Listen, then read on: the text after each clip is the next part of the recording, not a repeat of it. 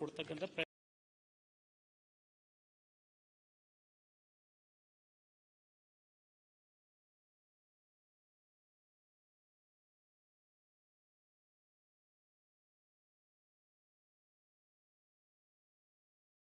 ಏನು ಉತ್ತರ ಕೊಟ್ಟರು.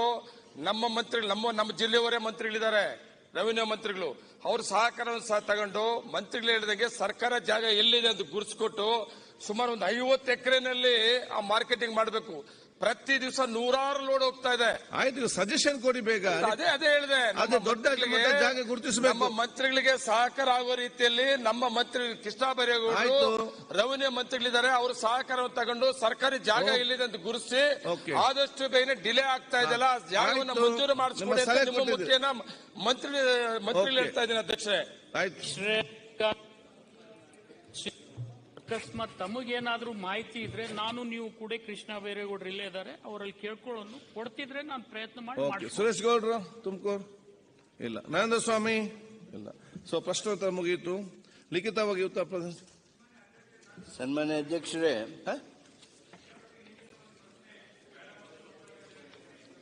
ಇವತ್ತು ಬಂದಿದೆಯಾ? ಇಲ್ಲ, ಇವತ್ತಿಲ್ಲ, ಅವತ್ತಿಂದು ಆಮೇಲೆ ಬಂದಾಗ ಬರ್ತದೆ. ಸನ್ಮಾನ್ಯ ಅಧ್ಯಕ್ಷರೇ, ದಿನಾಂಕ 14/7/2023 8ನೇ ಪಟ್ಟಿಯಿಂದ ಸದನದಲ್ಲಿ ಲಿಖಿತ ಮೂಲಕ ಉತ್ತರಿಸುವ 146 ಪ್ರಶ್ನೆಗಳ ಪೈಕಿ 74 ಪ್ರಶ್ನೆಗಳ ಉತ್ತರಗಳನ್ನು ಮಂಡಿಸುತ್ತಿದ್ದೇವೆ. ಅದರ ಜೊತೆಗೆ ದಿನಾಂಕ 13/7/2023 7ನೇ ಪಟ್ಟಿಯಿಂದ ಸದನದಲ್ಲಿ ಉತ್ತರಿಸುವ 15 ಪ್ರಶ್ನೆಗಳ ಪೈಕಿ 15 ಉತ್ತರಗಳನ್ನು ಮತ್ತು ಸದನದಲ್ಲಿ ಲಿಖಿತ ಮೂಲಕ ಉತ್ತರಿಸುವ 133 ಪ್ರಶ್ನೆಗಳ ಪೈಕಿ 108 ಪ್ರಶ್ನೆಗಳ ಉತ್ತರಗಳನ್ನು ಸದನದಲ್ಲಿ ಮಂಡಿಸುತ್ತಿದ್ದೇನೆ. ಓಕೆ. ಶೂನ್ಯ ವೇಳೆ ಶ್ರೀ ಜಗದೀಶ್ ಗೋಡಗಂಟಿ. ಸಭಾಧ್ಯಕ್ಷ, ಒಂದು ಪ್ರಶ್ನೆಗೆ ನಮಗೆ ಉತ್ತರ ಇಲ್ಲ. ನನಗೆ 69 ಕನ್ವರ್ಟ್ ಮಾಡಿಕೊಡ್ಬೇಕು. ಆ ಹಿಂದಿನ ಇಲಾಖೆ ಕೇಳಿದ್ದೆ, ಭಾರಿ ಮುಖ್ಯವಾದದ್ದು. ದಯವಿಟ್ಟು ಸೋಮವಾರ ನನಗೆ ಕೊಟ್ಟರೆ ರೈಟಿಂಗ್ ಅಲ್ಲಿ ಕೊಡಿ, ಬರ್ಕೊಡ್ತೀನಿ. Thank you. ಮಾನ್ಯ ಸಭಾಧ್ಯಕ್ಷರೇ, ಜಮಖಂಡಿ ಶಿವಣ್ಣ ಸಾವಳಿಗೆ ಬೆಲ್ಟ್ ಏನಿದೆ ಅಲ್ಲಿ ಬರುವಂತಹ ಹಳ್ಳಿಗಳಾದಂತಹ ತುಂಗಳ, ಸಾವಳಗಿ, ಗೋಟೆ, ಕನ್ನೊಳ್ಳಿ, ಕಲಬುಳಗಿ, ಕಾಜಿಬಿಳಗಿ, ಗದ್ದಾಳ, ಅಡಿಹುಡಿ, ತೊಲದವಾಗಿ ಮತ್ತು ಕುರುಗೋಡ ಅಂತ ಇತ್ಯಾದಿ ಹಳ್ಳಿಗಳ ರೈತರು ಇವತ್ತು ತುಂಗಳ ಒಂದು ಪರಿಸರದಲ್ಲಿ ದೊಡ್ಡ ಪ್ರಮಾಣದಲ್ಲಿ ಸೇರಿಕೊಂಡು ಬಹಳ ಹೋರಾಟ ಮತ್ತು ಪ್ರತಿಭಟನೆ ಮಾಡ್ತಾ ಇದ್ದಾರೆ. ಅದು ಉದ್ರೇಕಗೊಳ್ತಾ ಇದ್ದಾರೆ. ಸಮಸ್ಯೆ ತಮ್ಮ ತರಲಿಕ್ಕೆ ಬಯಸ್ತಾ ಇದ್ದೇನೆ. ಇವತ್ತು 2-3 ತಿಂಗಳಿಂದ ಮಳೆನೇ ಇಲ್ಲ. ಕೃಷ್ಣಾ ನದಿಯಲ್ಲಿ ಕೂಡ ಪೂರ್ತಿ ಬತ್ತಿ ಹೋಗಿತ್ತು. ಇಂಥದ್ರಲ್ಲಿ ಕೆಲವು ದಿನಗಳ ಹಿಂದೆ ಕೃಷ್ಣಾ ನದಿಗೆ ಮೇಲಿನಿಂದ ನೀರು ಹರಿದು ಬಂದಿದ್ದು ಇವತ್ತು ಶೂನ್ಯ ವೇಳೆಯಲ್ಲಿ ಈ ತರ ಒಂದೇ ಮುಗಿಸ್ತಾರೆ. ಅಲ್ಲ ಜಗದೀಶ್ ಅವರೇ, ತೊಂದರೆ ಇಲ್ಲ. ಫಸ್ಟ್ ಟೈಮ್ ಇದ್ದೆ ನಾನು ಹೇಳಿದೆ ಅಂತ ಹೇಳಿದ್ರೆ, ಶೂನ್ಯ ವೇಳೆ ನಿಮ್ಮ ಸಮಸ್ಯೆ ಏನಂತ ಹೇಳಿದ್ರೆ, ಅಲ್ಲಿ ಬೇರೆ ಕಡೆಗೆ ನೀರು ಬಿಟ್ಟು ನಿಮ್ಮ ಪ್ರದೇಶದಲ್ಲಿ ಬೆರೆದಿದ್ದ ಕಾರಣ ರೈತರು ಪ್ರತಿಭಟಿಸುತ್ತಿದ್ದಾರೆ. ಏನಾಗಿದೆ ಅಂದ್ರೆ ಮ್ಯಾಗಿಂದ ನೀರು ಬರ್ತಾ ಇದೆ ಅಥಣಿ ತಾಲೂಕಿನಿಂದ. ಅದು ಅಥಣಿ ತಾಲೂಕು ಏತ್ ನೀರಾವರಿ ಬಂದಂತ ನೀರು ಈ ಒಂದು ಸಾವಳಿಗೆ ತುಂಗಳದ ಒಂದು ಏತ್ ನೀರಾವರಿಗೆ ಇಂಟೇಕ್ ಆಗ್ತಾ ಇದೆ. ಶೂನ್ಯ ವೇಳೆಯಲ್ಲಿ ನೀವು ಇಷ್ಟು ಆಗುದಿಲ್ಲ ಸರ್. ಬಹಳ ಅಲ್ಲಿ ಬಹಳ ಸಮಸ್ಯೆ ನನಗೆ ಬಹಳ ರೈತರು ಪ್ರತಿಭಟನೆ ಮಾಡಬೇಕಂತ ಸಚಿವರಿಗೆ ಹೇಳ್ತೀರಲ್ಲ. ಆಮೇಲೆ ನನಗೆ ಹೇಳ್ತಾರೆ, ಸದನಕ್ಕೆ ಗಮನ ತರಗತಿಯಿಂದ ಬಹಳಷ್ಟು ಫೋನ್ ಬಂದಿದ್ದಾವೆ ಸರ್. ಉಗ್ರೆ ತಗೊಂಡಿದ್ದಾರೆ ರೈತರೆಲ್ಲರೂ. ಸಮಸ್ಯೆ ಏನಾಗಿದೆ ಅಂದ್ರೆ ಅಲ್ಲಿ ಬರುವಂತಹ ನೀರನ್ನು ಅಥಣಿ ತಾಲೂಕದಲ್ಲಿ ಸಿರಹಟ್ಟಿ ಎಂಬ ಒಂದು ಗ್ರಾಮ, ಅಲ್ಲಿ ಕೆನಾಲ್ಗೆ ಅಡ್ಡ ಹಾಕಿ ಗರಸು ಮತ್ತು ಕಲ್ಲುಗಳು ಹಾಕಿ ಬಂದ್ ಮಾಡಿಬಿಟ್ಟಾರ. ಆ ನೀರು ಹಳ್ಳಕ್ಕೆ ಒಯ್ತಾ ಇದ್ದಾರೆ. ಈ ಕಡೆ ಬರೋದು ಈ ಕಡೆ ರೈತರು ಪ್ರತಿಭಟನೆ ಮಾಡ್ತಾ ಇದ್ದಾರೆ. ಬರುವಂತ ನೀರು ಪೂರ್ತಿ ಬಂದ್ ಮಾಡಿಬಿಟ್ಟಾರ ಅಲ್ಲಿ. ಅದಕ್ಕೆ ಅಲ್ಲಿ ರೈತರು ಪ್ರತಿಭಟನೆ ಮಾಡ್ತಾ ಇದ್ದಾರೆ, ಜೋರಾಗಿದೆ. ಅದಕ್ಕೆ ಬೇಗನೆ ಅದನ್ನು ಎಲ್ಲ ಗರಸು ಮತ್ತು ಕಲ್ಲುಗಳನ್ನು ಕಿತ್ತು ಇಲ್ಲೇನ ಸಾವಳಿಗೆ ತುಂಗಳದಲ್ಲಿ ಇರುವಂತ ಒಂದು ಏತ್ ನೀರಾವರಿಯಲ್ಲಿ 3 ಪಂಪ್ ಸೆಟ್ ಅದಾವು. ಕನಿಷ್ಠ ಒಂದು 2 ಪಂಪ್ ಸೆಟ್ ಪ್ರಾರಂಭ ಮಾಡಬೇಕು. ಕುಡಿಲಿಕ್ಕೆ ನೀರಿಲ್ಲ, ಬೆಳೆಗಳು ಕೂಡ ಒಣಗ್ತಾ ಇದ್ದಾವೆ ಸರ್. ಬಹಳ ದೊಡ್ಡ ಭಯಾನಕದ ವಾತಾವರಣ ನಿರ್ಮಾಣ ಆಗಿದ್ರಿ. ದಯವಿಟ್ಟು ತಮ್ಗೆ ಕೈ ಮುಗಿ ಕೇಳ್ಕೋತೀವಿ ಮತ್ತು ಮಂತ್ರಿ ಮಹೋದಯರು ಕೇಳ್ಕೋತೀವಿ, ತಕ್ಷಣ ಅವರು ಅಲ್ಲಿ ನಿರ್ದೇಶನ ಕೊಡಬೇಕು, ನೀರು ಪ್ರಾರಂಭ ಮಾಡಬೇಕು ಅಂತ ನಾ ಕೇಳ್ಕೊತಾ ಇದ್ದೇನೆ ನಾನು. ಮತ್ತಷ್ಟೇ ಅಲ್ಲ, ಮತ್ತು ಬಬಲೇಶ್ವರ ತುರ್ಜಿ ಬಬಲೇಶ್ವರ ಮತ್ತು ಹಿರೇಪಡಸಲಿಗೆ ಜಾಕ್ವೆಲ್ನಿಂದ ಕೆರೆ ನೀರನ್ನು ಕೂಡ ಅದು ಅವಶ್ಯ ಇದೆ. ಅದು ತುಂಬ್ತಾ ಇಲ್ಲ. ದಯವಿಟ್ಟು ಮಾಡಿ. ಬಹಳಷ್ಟು ಹಾನಿ ಆಗ್ತಾ ಇದೆ ಅಲ್ಲಿ. ಜನರ ಪ್ರತಿನಿಧಿ ಬಹಳದ, ನನಗೆ ಒತ್ತಾಯನೂ ಬಹಳದ. ದಯವಿಟ್ಟು ಇದನ್ನು ಆದಷ್ಟು ಬೇಗ ಇದನ್ನು ನೀರು ಪ್ರಾರಂಭ ಮಾಡಿಕೊಡ್ಬೇಕಂತ ನಾನು ಕೇಳ್ಕೊತಾ ಇದ್ದೇನೆ. ಅಧ್ಯಕ್ಷರೇ, ಜಗದೀಶ್ ಗುಡಗಂಟಿ ಅವರು ಶಾಸಕರು ಅವರ ಕ್ಷೇತ್ರದಲ್ಲಿ ತುಳಸಿ ಬಬಲೇಶ್ವರ 2ನೇ ಹಂತ ಯೋಜನೆ ಅಡಿಯಲ್ಲಿ ನೀರು ಹರಿಸುವ ಕೆಲಸ ತುರ್ತಾಗಿ ಮಾಡಬೇಕೆಂದು ಕೇಳ್ಕೊಂಡಿದ್ದಾರೆ. ಕುಡಿಯೋ ನೀರಿಗೆ ಬೇಕು ಅಂತ ಹೇಳಿದ್ದಾರೆ. ನೀವು ಬರ್ಕೊಟ್ಟಿರೋದು ಹೇಳ್ತಾ ಇದೀನಪ್ಪ. ನೀವೇನ್ ಬರ್ಕೊಟ್ಟಿದ್ದೀರಿ ಅದನ್ನ ಹೇಳ್ತಾ ಇದೀನಿ. ನನಗೇನ್ ಗೊತ್ತು, ಬೇಕಾದ್ರೆ ಓದು ಅಂದ್ರೆ ಫುಲ್ ಓದ್ತೀನಿ. ಹೇಳಿದ್ದಾರೆ. ಸೊ ಎಮರ್ಜೆನ್ಸಿ ಕುಡಿಯೋ ನೀರಿಗೆ ಏನಾದ್ರು ಇತ್ತು ಅಂತಂದ್ರೆ ನಾನು ಕೂಡಲೇ ನಮ್ಮ ಅಧಿಕಾರಿಗಳ ಹತ್ರ ಮಾತಾಡಿ ಅದಕ್ಕೇನ್ ಸೂಕ್ತ ಕ್ರಮ ಕೈಗೊಳ್ಳಬೇಕು ಮಾಡ್ತೀನಿ. ಬೇರೆ ನೀರಿಗೆ ಸಂಬಂಧಪಟ್ಟಂತೆ ಜಮೀನು ವಿಚಾರಕ್ಕೆ ಏನಾದ್ರು ಇತ್ತು ಅಂತಂದ್ರೆ ಖಂಡಿತ ಕಬ್ಬಿಗೆ ನೀರು ಮತ್ತೊಂದಕ್ಕೆ ಏನಾದ್ರು ಇತ್ತು ಅಂದ್ರೆ ಅದಕ್ಕೂ ಏನಾದ್ರು ನೀರು ಅವಕಾಶ ಇತ್ತು ಅಂತಂದ್ರೆ, ಯಾಕೆಂದ್ರೆ ನೀವು ಅರ್ಧ TMC ಕೇಳ್ತಾ ಇದ್ದೀರಿ. ಸೊ ಕುಡಿಯೋ ನೀರು ವಿಚಾರನೇ ಬೇರೆ ಇರ್ತದೆ, ವ್ಯವಸಾಯಕ್ಕೆ ನೀರೇ ಬೇರೆ ಇರ್ತದೆ. ನಾನು ಶೂನ್ಯ ವೇಳೆ ಪ್ರಸ್ತಾವನೆ ಮಾಡಿದ್ದೀನಿ. ಸರ್ಕಾರಕ್ಕೆ ಏನೋ ಎಮರ್ಜೆನ್ಸಿ ಕಾಣ್ತಾ ಇದೆ, ಇದು ನಾನು ಖಂಡಿತ ಪರಿಶೀಲನೆ ಮಾಡ್ತೀನಿ. ಅಧ್ಯಕ್ಷರೇ, ಮಾನ್ಯ ಅಧ್ಯಕ್ಷರೇ, ಹಾಗಿಲ್ಲ ರೀ. ಅದು ಕರಿಮಸೂತಿ ಲಿಫ್ಟ್ ಇರಿಗೇಷನ್ ನೀರ ಬನ್ನಿ, ಅವ್ರಿಗೆ ಸಹಾಯಕ ಬರ್ತಾ ಇದೆ ರೀ. ಓಕೆ, ಬಿಲ್ ಈಗ ಶಾಸನ ರಚನೆ. ಮೊದಲಿಗೆ ಮಾನ್ಯ ಮುಖ್ಯಮಂತ್ರಿ, ಸನ್ಮಾನ್ಯ ಅಧ್ಯಕ್ಷರೇ, ಅವರ ಪರ ಕಾನೂನು ಸಚಿವರು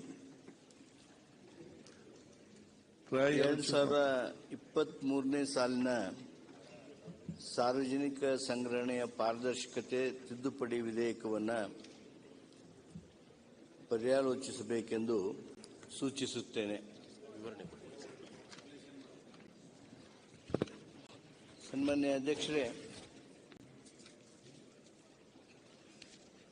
ನಮ್ಮ ದೇಶದಲ್ಲಿ GST ಲಾಗು ಆದಮೇಲೆ, GST ಕಾನೂನು ಬಂದ ಮೇಲೆ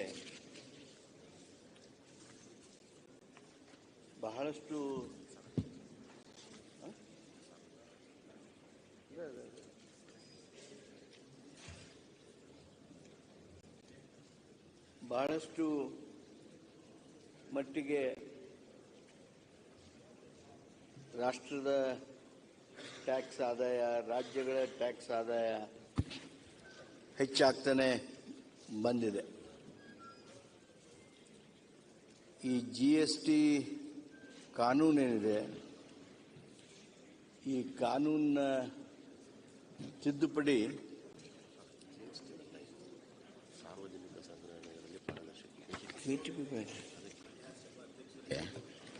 ಅವರು ಹೇಳಿದ್ದ ಬಿಲ್ಲು ಕರ್ನಾಟಕ ಸಾರ್ವಜನಿಕ ಸಂಗ್ರಹಾಲಯ ಪಾರದರ್ಶಕತೆ ಬಿಲ್ಲು ಅಂತ ಹೇಳಿ ಅವರು ಓದ್ತಿರುವಂತಹ ಬಿಲ್ಲು GST ಬಿಲ್ಲು ಓದ್ತಾ ಇದ್ದಾರೆ. ಇಲ್ಲ, ಸರಕು ಸೇವೆಗಳು. ಹೌದು, ಇದು ಮೊದಲೇದು ನಾನು ಹೇಳಿದ್ ಸರಿ ಇದೆ. ಎರಡು ಕೂಡ ಇವೆ. ಎರಡು ಕೂಡ ಹೆಂಗಿರ್ತದೆ ಬಿಲ್ಲು? ಎರಡು ಸೆಪರೇಟ್ ಬಿಲ್. ಎರಡು ಕೂಡ ಹೆಂಗಿರ್ತದೆ? ದೃಷ್ಟಿ ನಿಮ್ ಕಡೆನೇ ಹೋಗ್ಬಿಟ್ಟಿದೆ. ದೃಷ್ಟಿ ಅಲ್ಲ. ಸನ್ಮಾನ್ಯ ಅಧ್ಯಕ್ಷರೇ, ಈ ಕರ್ನಾಟಕ ಸಾರ್ವಜನಿಕ ಸಂಗ್ರಹಣೆಗಳಲ್ಲಿ ಪಾರದರ್ಶಕತೆ ಅಧಿನಿಯಮಗಳನ್ನು ಮತ್ತಷ್ಟು ಮಟ್ಟಿಗೆ ಹೆಚ್ಚಿಸಬೇಕು, ಅದನ್ನು ಪರಿಣಾಮಕಾರಿಯಾಗಿ ಮಾಡಬೇಕು ಅನ್ನುವಂಥ ಉದ್ದೇಶದಿಂದ ತಮಗೆಲ್ಲರಿಗೂ ಗೊತ್ತಿದ್ದಾರೆ, 2016ರಲ್ಲಿ ನಾವು ಇದರ ಬಗ್ಗೆ ತಿದ್ದುಪಡಿ ಮಾಡಿದ ಮೇಲೆ 18ರಲ್ಲೂ ಘೋಷಣೆ ಮಾಡಿದ್ವಿ. ಸನ್ಮಾನ್ಯ ಬೊಮ್ಮಾಯಿ ಅವರು ಮುಖ್ಯಮಂತ್ರಿಗಳಾಗಿದ್ದಾಗೂ ಈ ಹಣವನ್ನು ಹೆಚ್ಚಿಸಬೇಕು ಅಂತ ಚಿಂತನೆ ಮಾಡಿದ್ರು. ಅನುಸೂಚಿತ ಜಾತಿಗಳು ಮತ್ತು ಅನುಸೂಚಿತ ಬುಡಕಟ್ಟುಗಳಿಗೆ ಸೇರಿದ ವ್ಯಕ್ತಿಗಳಿಗೆ ಕೈಗೊಳ್ಳಲಾದ ನಿರ್ಮಾಣ ಕಾಮಗಾರಿಗಳನ್ನ ಮೊತ್ತ 50 ಲಕ್ಷ ರೂಪಾಯಿಗಳು ಅಂತ ಹೇಳಿ ಇದ್ದದ್ದನ್ನ 1 ಕೋಟಿ ರೂಪಾಯಿ ಹೆಚ್ಚಿಸಬೇಕು ಅಂತ ಹೇಳಿ ನಾವು ಈ ಸಂದರ್ಭದಲ್ಲಿ ಈ ತಿದ್ದುಪಡಿಯನ್ನ ತಂದಿರುವ ಉದ್ದೇಶ. ತಮ್ಮೆಲ್ಲರಿಗೂ ಗೊತ್ತಿದ್ದಾಗೆ ಇದು ಇವತ್ತಿನ ಧಾರಣಿ, SR ರೇಟ್ಸ್ ಹಾಗೂ ಕಾಂಟ್ರಾಕ್ಟ್ ವ್ಯಾಲ್ಯೂ ಇವೆಲ್ಲಗಳನ್ನ ಗಮನದಲ್ಲಿಟ್ಕೊಂಡು SC ST ವರ್ಗಗಳಿಗೆ ಅದೇನು 50 ಲಕ್ಷ ರೂಪಾಯಿವರೆಗೆ ಅನ್ನುವಂಥ ಪದಗಳಿದ್ದು ಅದರದ 50 ಲಕ್ಷ ರೂಪಾಯಿಗಳಿಗೆ ಬದಲಾಗಿ 1 ಕೋಟಿ ರೂಪಾಯಿ ಅಂತ ಹೇಳಿ ಪದಗಳನ್ನು ಬದಲಾವಣೆ ಮಾಡ್ತಾ ಇದ್ದೇವೆ. ಇದರಿಂದ ಬಹಳಷ್ಟು ಮಟ್ಟಿಗೆ ಉಪಯೋಗ ಆಗ್ತದೆ. ಯಾಕಂದ್ರೆ ಇಲ್ಲಿವರೆಗೆ ನಾವು ಈ ರಿಸರ್ವೇಶನ್ ತಂದ ಮೇಲೆ, ಈ ತಿದ್ದುಪಡಿಯನ್ನ ತಂದ ಮೇಲೆ 62% ಟೆಂಡರ್ಗಳಲ್ಲಿ SC STs ಪಾರ್ಟಿಸಿಪೇಟ್ ಮಾಡಿದ್ದಾರೆ. ಆದ್ದರಿಂದ ಅದು ಇನ್ನೂ ಹೆಚ್ಚಾಗ್ತಾ ಹೋಗಿದೆ. ಕಳೆದ ವರ್ಷ 82ರ ಮಟ್ಟಕ್ಕೆ ಅದು ಏರಿರೋದ್ರಿಂದ ಈ ಒಂದು ತಿದ್ದುಪಡಿಯನ್ನು ತಂದಿದ್ದೀವಿ. ಇದು ಒಂದು ರೀತಿ ಸಾಮಾಜಿಕ ನ್ಯಾಯ ನೀಡೋದಕ್ಕೆ ಒಂದು ದೊಡ್ಡ ಅಸ್ತ್ರವಾಗಿ ಬರ್ತದೆ. ಇದನ್ನು ದಯಮಾಡಿ ಒಪ್ಪಬೇಕು ಅಂತ ಹೇಳಿ ನಾನು ಸದನದಲ್ಲಿ ವಿನಂತಿ ಮಾಡ್ತೀನಿ. ಮಾನ್ಯ ಅಧ್ಯಕ್ಷರೇ, ಕರ್ನಾಟಕ ಸಾರ್ವಜನಿಕ ಸಂಗ್ರಹಗಳಲ್ಲಿನ ಪಾರದರ್ಶಕತೆ KTTP ಆಕ್ಟ್ಗೆ ಅಮೆಂಡ್ಮೆಂಟ್ ಅಂತ ತಂದಿದ್ದಾರೆ. ಬಹಳ ಸಿಂಪಲ್ ಆಗಿರುವಂಥ ಒಂದು ಅಮೆಂಡ್ಮೆಂಟು ಮತ್ತು ಅತ್ಯಂತ ಅವಶ್ಯಕತೆ ಇರುವಂಥ ಅಮೆಂಡ್ಮೆಂಟ್ ಇದು. ಇದನ್ನು ನಾನು ಸ್ವಾಗತವನ್ನು ಮಾಡ್ತಾ ಇದ್ದೇನೆ. ಇದನ್ನು ನಮ್ಮ ಸರ್ಕಾರದಲ್ಲಿ ಬಜೆಟಲ್ಲೂ ಕೂಡ ನಾವು ಅನೌನ್ಸ್ ಮಾಡಿದ್ವಿ. 50 ಲಕ್ಷ ರೂಪಾಯಿವರೆಗೂ ಇರುವಂಥ ಕಾಮಗಾರಿಗಳಲ್ಲಿ SC STಗೆ ಏನು ಮೀಸಲಾತಿಯಾಗಿತ್ತು ಅದನ್ನು 1 ಕೋಟಿಗೆ ಹೆಚ್ಚಿಸುವಂಥದ್ದು. 50 ಲಕ್ಷ ಪ್ರಾರಂಭದಿಂದ ನಾವು ನೋಡಿದಾಗ ಭಾಳಷ್ಟು ಜನ ಹೊಸದಾಗಿ ಪರಿಶಿಷ್ಟ ಜಾತಿ, ಪರಿಶಿಷ್ಟ ಪಂಗಡದ ಜನ ಕೆಲಸ ಮಾಡೋದಕ್ಕೆ ಮುಂದೆ ಬಂದಿದ್ದಾರೆ, ರಿಜಿಸ್ಟ್ರೇಷನ್ ಮಾಡಿದ್ದಾರೆ ಕಾಂಟ್ರಾಕ್ಟಲ್ಲಿ ಮತ್ತು ಸಮರ್ಪಕವಾಗಿ ಕೂಡ ಕೆಲಸವನ್ನು ಮಾಡ್ತಾ ಇದ್ದಾರೆ. ಅದಕ್ಕೆ ಪೂರಕವಾಗಿ ಈ ಆ್ಯಕ್ಟ್ ಇರೋದರಿಂದ ಹಣಕಾಸಿನ ಸಂಸ್ಥೆಗಳು ಕೂಡ ಭಾಳಷ್ಟು ಅವರಿಗೆ ಹಣಕಾಸಿನ ನೆರವು ಕೊಡಲು ಮುಂದೆ ಬರ್ತವೆ. ನಮ್ಮ ಅಂಬೇಡ್ಕರ್ ಅಭಿವೃದ್ಧಿ ನಿಗಮ, ವಾಲ್ಮೀಕಿ ಅಭಿವೃದ್ಧಿ ನಿಗಮ ಕೂಡ ಇದಕ್ಕೆ ಭಾಳ ಪ್ರೋತ್ಸಾಹವನ್ನು ಕೊಡೋದಕ್ಕೆ ಸಾಧ್ಯ ಆಗ್ತದೆ. ಸನ್ಮಾನ್ಯ HK ಪಾಟೀಲ್ ಸಚಿವರು ಹೇಳಿದಂತೆ ಎಲ್ಲ SR ರೇಟ್ಗಳೆಲ್ಲ ಹೆಚ್ಚಾಗಿದ್ದರಿಂದ ಈಗ ಅದರ ಮಿತಿಯನ್ನು 1 ಕೋಟಿಗೆ ಹೆಚ್ಚಿಸುವಂಥದ್ದು ಭಾಳ ಅವಶ್ಯಕತೆ ಇದೆ. ಇದು ನಮ್ಮ ನಿಲುವು ಕೂಡ ಇದೆ, ನಮ್ಮ ಪಕ್ಷದ ನಿಲುವು ಕೂಡ ಇದೆ. ಹೀಗಾಗಿ ಇದನ್ನು ನಾನು ಸ್ವಾಗತವನ್ನು ಮಾಡ್ತೇನೆ.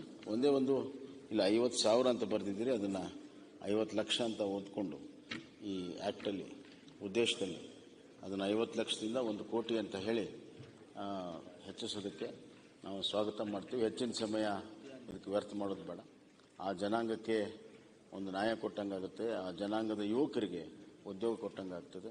ಮಾನ್ಯ ಸಭಾಧ್ಯಕ್ಷರೇ, ನಾವು ಏನೆಲ್ಲವೂ ಕೂಡ ಮಾಡಿದರೂ ಆ ತೆಳ ಸಮುದಾಯಗಳ ಶ್ರೇಯಾಭಿವೃದ್ಧಿ ಆಗಬೇಕಾದ್ರೆ 3 Eಗಳು ಬಹಳ important: education, employment and empowerment. ಈ 3 Eಗಳ ಆಧಾರದ ಮೇಲೆ ಮಾಡಬೇಕು. ಅದರಲ್ಲಿ ಎಂಪ್ಲಾಯ್ಮೆಂಟ್ ದೃಷ್ಟಿಯಿಂದ ಇದು ಬಹಳ ಪ್ರಮುಖವಾಗಿರೋದ್ರಿಂದ ಇದನ್ನು ನಾವೆಲ್ಲ ಸ್ವಾಗತ ಮಾಡ್ತೀವಿ. ಅಧ್ಯಕ್ಷರೇ, ಈ ಅಮೆಂಡ್ಮೆಂಟನ್ನು ನಾನು ಸ್ವಾಗತಿಸ್ತೇನೆ.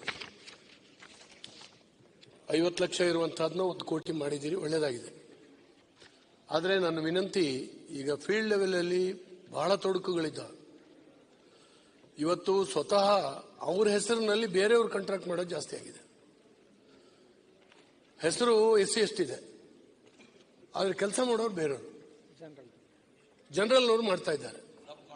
ಸಬ್ ಕಾಂಟ್ರಾಕ್ಟ್ ಆಗ್ತಾ ಇದೆ. ಅವರಿಗೆ ಒಂದು 2% 3% ಕಮಿಷನ್ ಹೋಗ್ಬೋದು.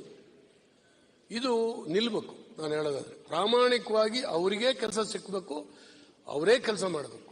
ಇದಕ್ಕೆ ಬೇಕಾಗಿ ಈ ಕಾಂಕ್ರೀಟ್ ಮಿಕ್ಸರ್ ಇರ್ಬೋದು, ರೋಡ್ ರೋಲರ್ ಇರ್ಬೋದು, ಈ ಮೆಷಿನರಿಗಳನ್ನು ಅವರಿಗೆ ಕೊಡಿಸ್ಬೇಕು ನಾವು. ಅವರು ಸ್ವತಃ ಮೆಷಿನರಿಗಳನ್ನು ಹೊಂದಿ ಅಲ್ಲಿರ್ತಕ್ಕಂಥ ಧೈರ್ಯಸ್ಥ ಯುವಕರು ಇವತ್ತು ಮುಂದೆ ಬರ್ತಾ ಇದ್ದಾರೆ. ಅದರಲ್ಲಿ ಏನು ತೊಂದರೆ ಇಲ್ಲ. ಇವತ್ತು ವಿದ್ಯಾಭ್ಯಾಸನೂ ಕೂಡ ಆಗಿದೆ, ಇಂಜಿನಿಯರಿಂಗ್ ಗ್ರಾಜ್ಯುಯೇಟ್ಸ್ ಬರ್ತಾ ಇದ್ದಾರೆ.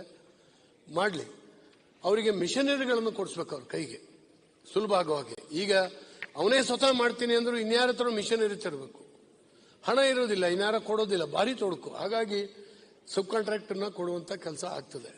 ಇದರ ಜೊತೆಗೆ ಅದರಲ್ಲಿ ಇರುವಂತಹ ಕೆಲವು ಯಾರು ಗ್ರಾಜ್ಯುಯೇಟ್ಸ್ ಇದ್ದಾರೆ, ಇಂಜಿನಿಯರಿಂಗ್ ಗ್ರಾಜ್ಯುಯೇಟ್ಸ್ ಇದ್ದಾರೆ, ಸರ್ಕಾರದಿಂದ ಅವ್ರನ್ನ ಕರೆದು ಒಂದು ಒಳ್ಳೆ ತರಬೇತಿ ಕೊಡಿ. ಅವ್ರಿಗೊಂದು ಆತ್ಮವಿಶ್ವಾಸ ಬರುತ್ತೆ. ಒಂದು ಒಳ್ಳೆ ತರಬೇತಿ ಕೊಟ್ಟು ಯಾರು ದೊಡ್ಡ ದೊಡ್ಡ ಕಾಂಟ್ರಾಕ್ಟರ್ಗಳ ಜೊತೆಗೆ ಒಂದು ಸ್ವಲ್ಪ ಅವರಿಗೆ ತರಬೇತಿ ಕೊಡಿಸೋ ಹಾಗೆ, ಒಂದು 5-6 ತಿಂಗಳು ಅವ್ರಿಗೆ ಕೊಡಿಸೋ ಹಾಗೆ, ಹೀಗೇನಾದ್ರು ಮಾಡಿ.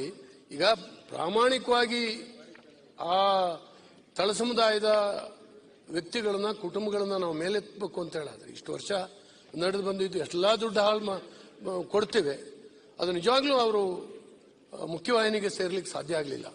ಇನ್ನೂ ಗ್ರಾಮಾಂತರ ಪ್ರದೇಶದ ಆ ಕಾಲೋನಿಗಳಲ್ಲಿ ಹೆಂಗಿದ್ದಾರೋ ಹಂಗೆ ಇದ್ದಾರೆ. ಅದನ್ನ ಪ್ರಾಮಾಣಿಕವಾಗಿ ಒಂದಷ್ಟು ಏನಾದರೂ ಕೆಲಸ ಮಾಡದೇ ಇದ್ರೆ ಪ್ರಯೋಜನ ಆಗೋದಿಲ್ಲ. ನಾವು ರಾಜಕೀಯವಾಗಿ ಇದು ಬಹಳ ಒಳ್ಳೇದು ಅಂತ ಕಾಣಬಹುದು, ಆದ್ರೆ ಪ್ರಾಕ್ಟಿಕಲಿ ಏನು ತೊಡಕುಗಳಿದ್ದಾವೆ ಅದನ್ನ ನಿವಾರಣೆ ಮಾಡಿ ಅವರು ಮುಂದೆ ಬರೋ ಹಾಗೆ, ಅವರು ಪ್ರಾಮಾಣಿಕವಾಗಿ ಕೆಲಸ ಮಾಡೋ ಹಾಗೆ ಸರ್ಕಾರ ಮಾಡಬೇಕು ಅಂತ ಹೇಳಿ ನಾನು ವಿನಂತಿ ಮಾಡ್ಕೊಂಡು ಇದನ್ನು ಸ್ವಾಗತ ಮಾಡ್ತೇನೆ. ಸರ್ಕಾರ ಉತ್ತರ ಶಿವಲಿಂಗ ಅವರು. ಸನ್ಮಾನ್ಯ ಅಧ್ಯಕ್ಷರೇ, ಈ ವಿಧೇಯಕವನ್ನು ತಂದಿರತಕ್ಕಂಥದ್ದು ನಿಜವಾಗ್ಲೂ ಒಳ್ಳೆಯದು. ಕಾರಣ ಯಾಕೆಂದ್ರೆ ಅನ್ಎಂಪ್ಲಾಯ್ಮೆಂಟ್ಸ್ ಗ್ರಾಜ್ಯುಯೇಟ್ಸ್ ಸಂಖ್ಯೆ SC/ST ಸಮಾಜದಲ್ಲೂ ಜಾಸ್ತಿ ಆಗ್ತಾ ಇದೆ.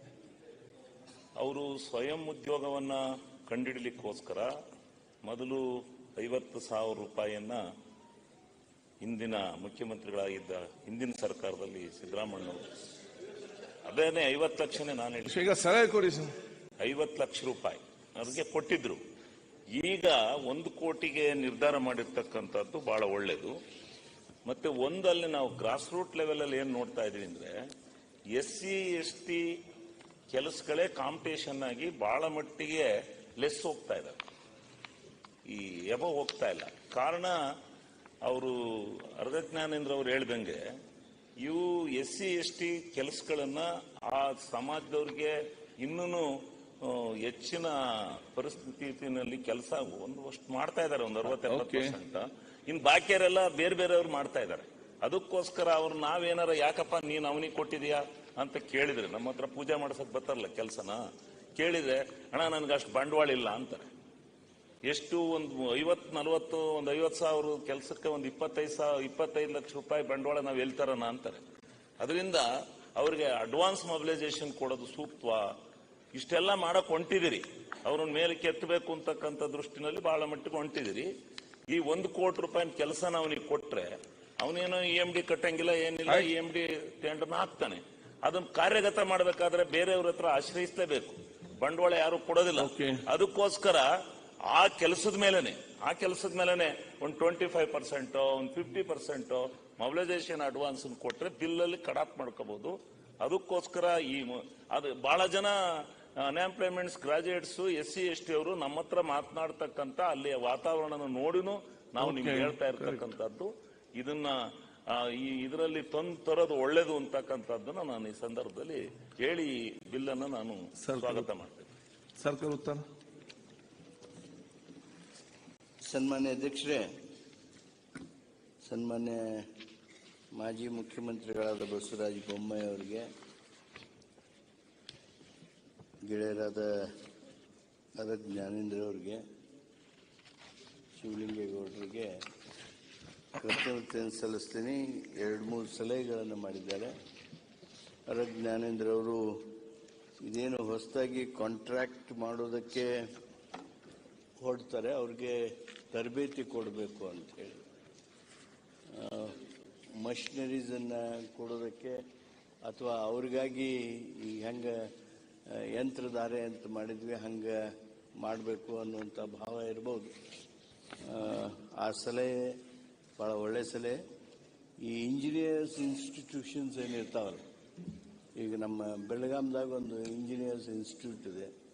ನಾವು ಅದನ್ನು ನಮ್ಮ ಬೇರೆ ಬೇರೆ ನೀರಾವರಿ ಇಲಾಖೆಯವರು, PWD ಇಲಾಖೆಯವರು ಉಪಯೋಗ ಮಾಡ್ತಿದ್ವಿ. ಬಾಳೆಕುಂದ್ರಿಯವರು ಸ್ಥಾಪನೆ ಮಾಡಿರ್ತಕ್ಕಂಥದ್ದು.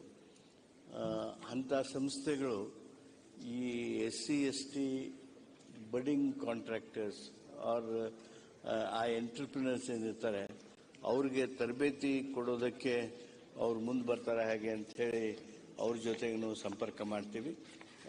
ಸಲಹೆಯನ್ನು ಭಾಳ ಗಂಭೀರವಾಗಿ ಸ್ವೀಕಾರ ಮಾಡಿದ್ದೇವೆ. ಸನ್ಮಾನ್ಯ ಶಿವಲಿಂಗೇಗೌಡರು ಈ ಒಂದು SC/ST ಕಾಂಟ್ರಾಕ್ಟರ್ಸ್ಗೆ ಈ ಪರ್ಫಾರ್ಮೆನ್ಸ್ ಸೆಕ್ಯೂರಿಟಿ ತಗೊಳ್ಳುವಂಥ ಸಂದರ್ಭ ಆಗಲಿ ಅದನ್ನು ಮನ್ನಾ ಮಾಡಬೇಕು. ಇನ್ನು ಅದರ ಬದಲಾಗಿ ನಾವು ಅವ್ರಿಗೆ ಅಡ್ವಾನ್ಸ್ ಮನಿ ಕೊಡಬೇಕು ಅನ್ನೋದನ್ನು ತಾವು ಹೇಳಿದ್ರಿ.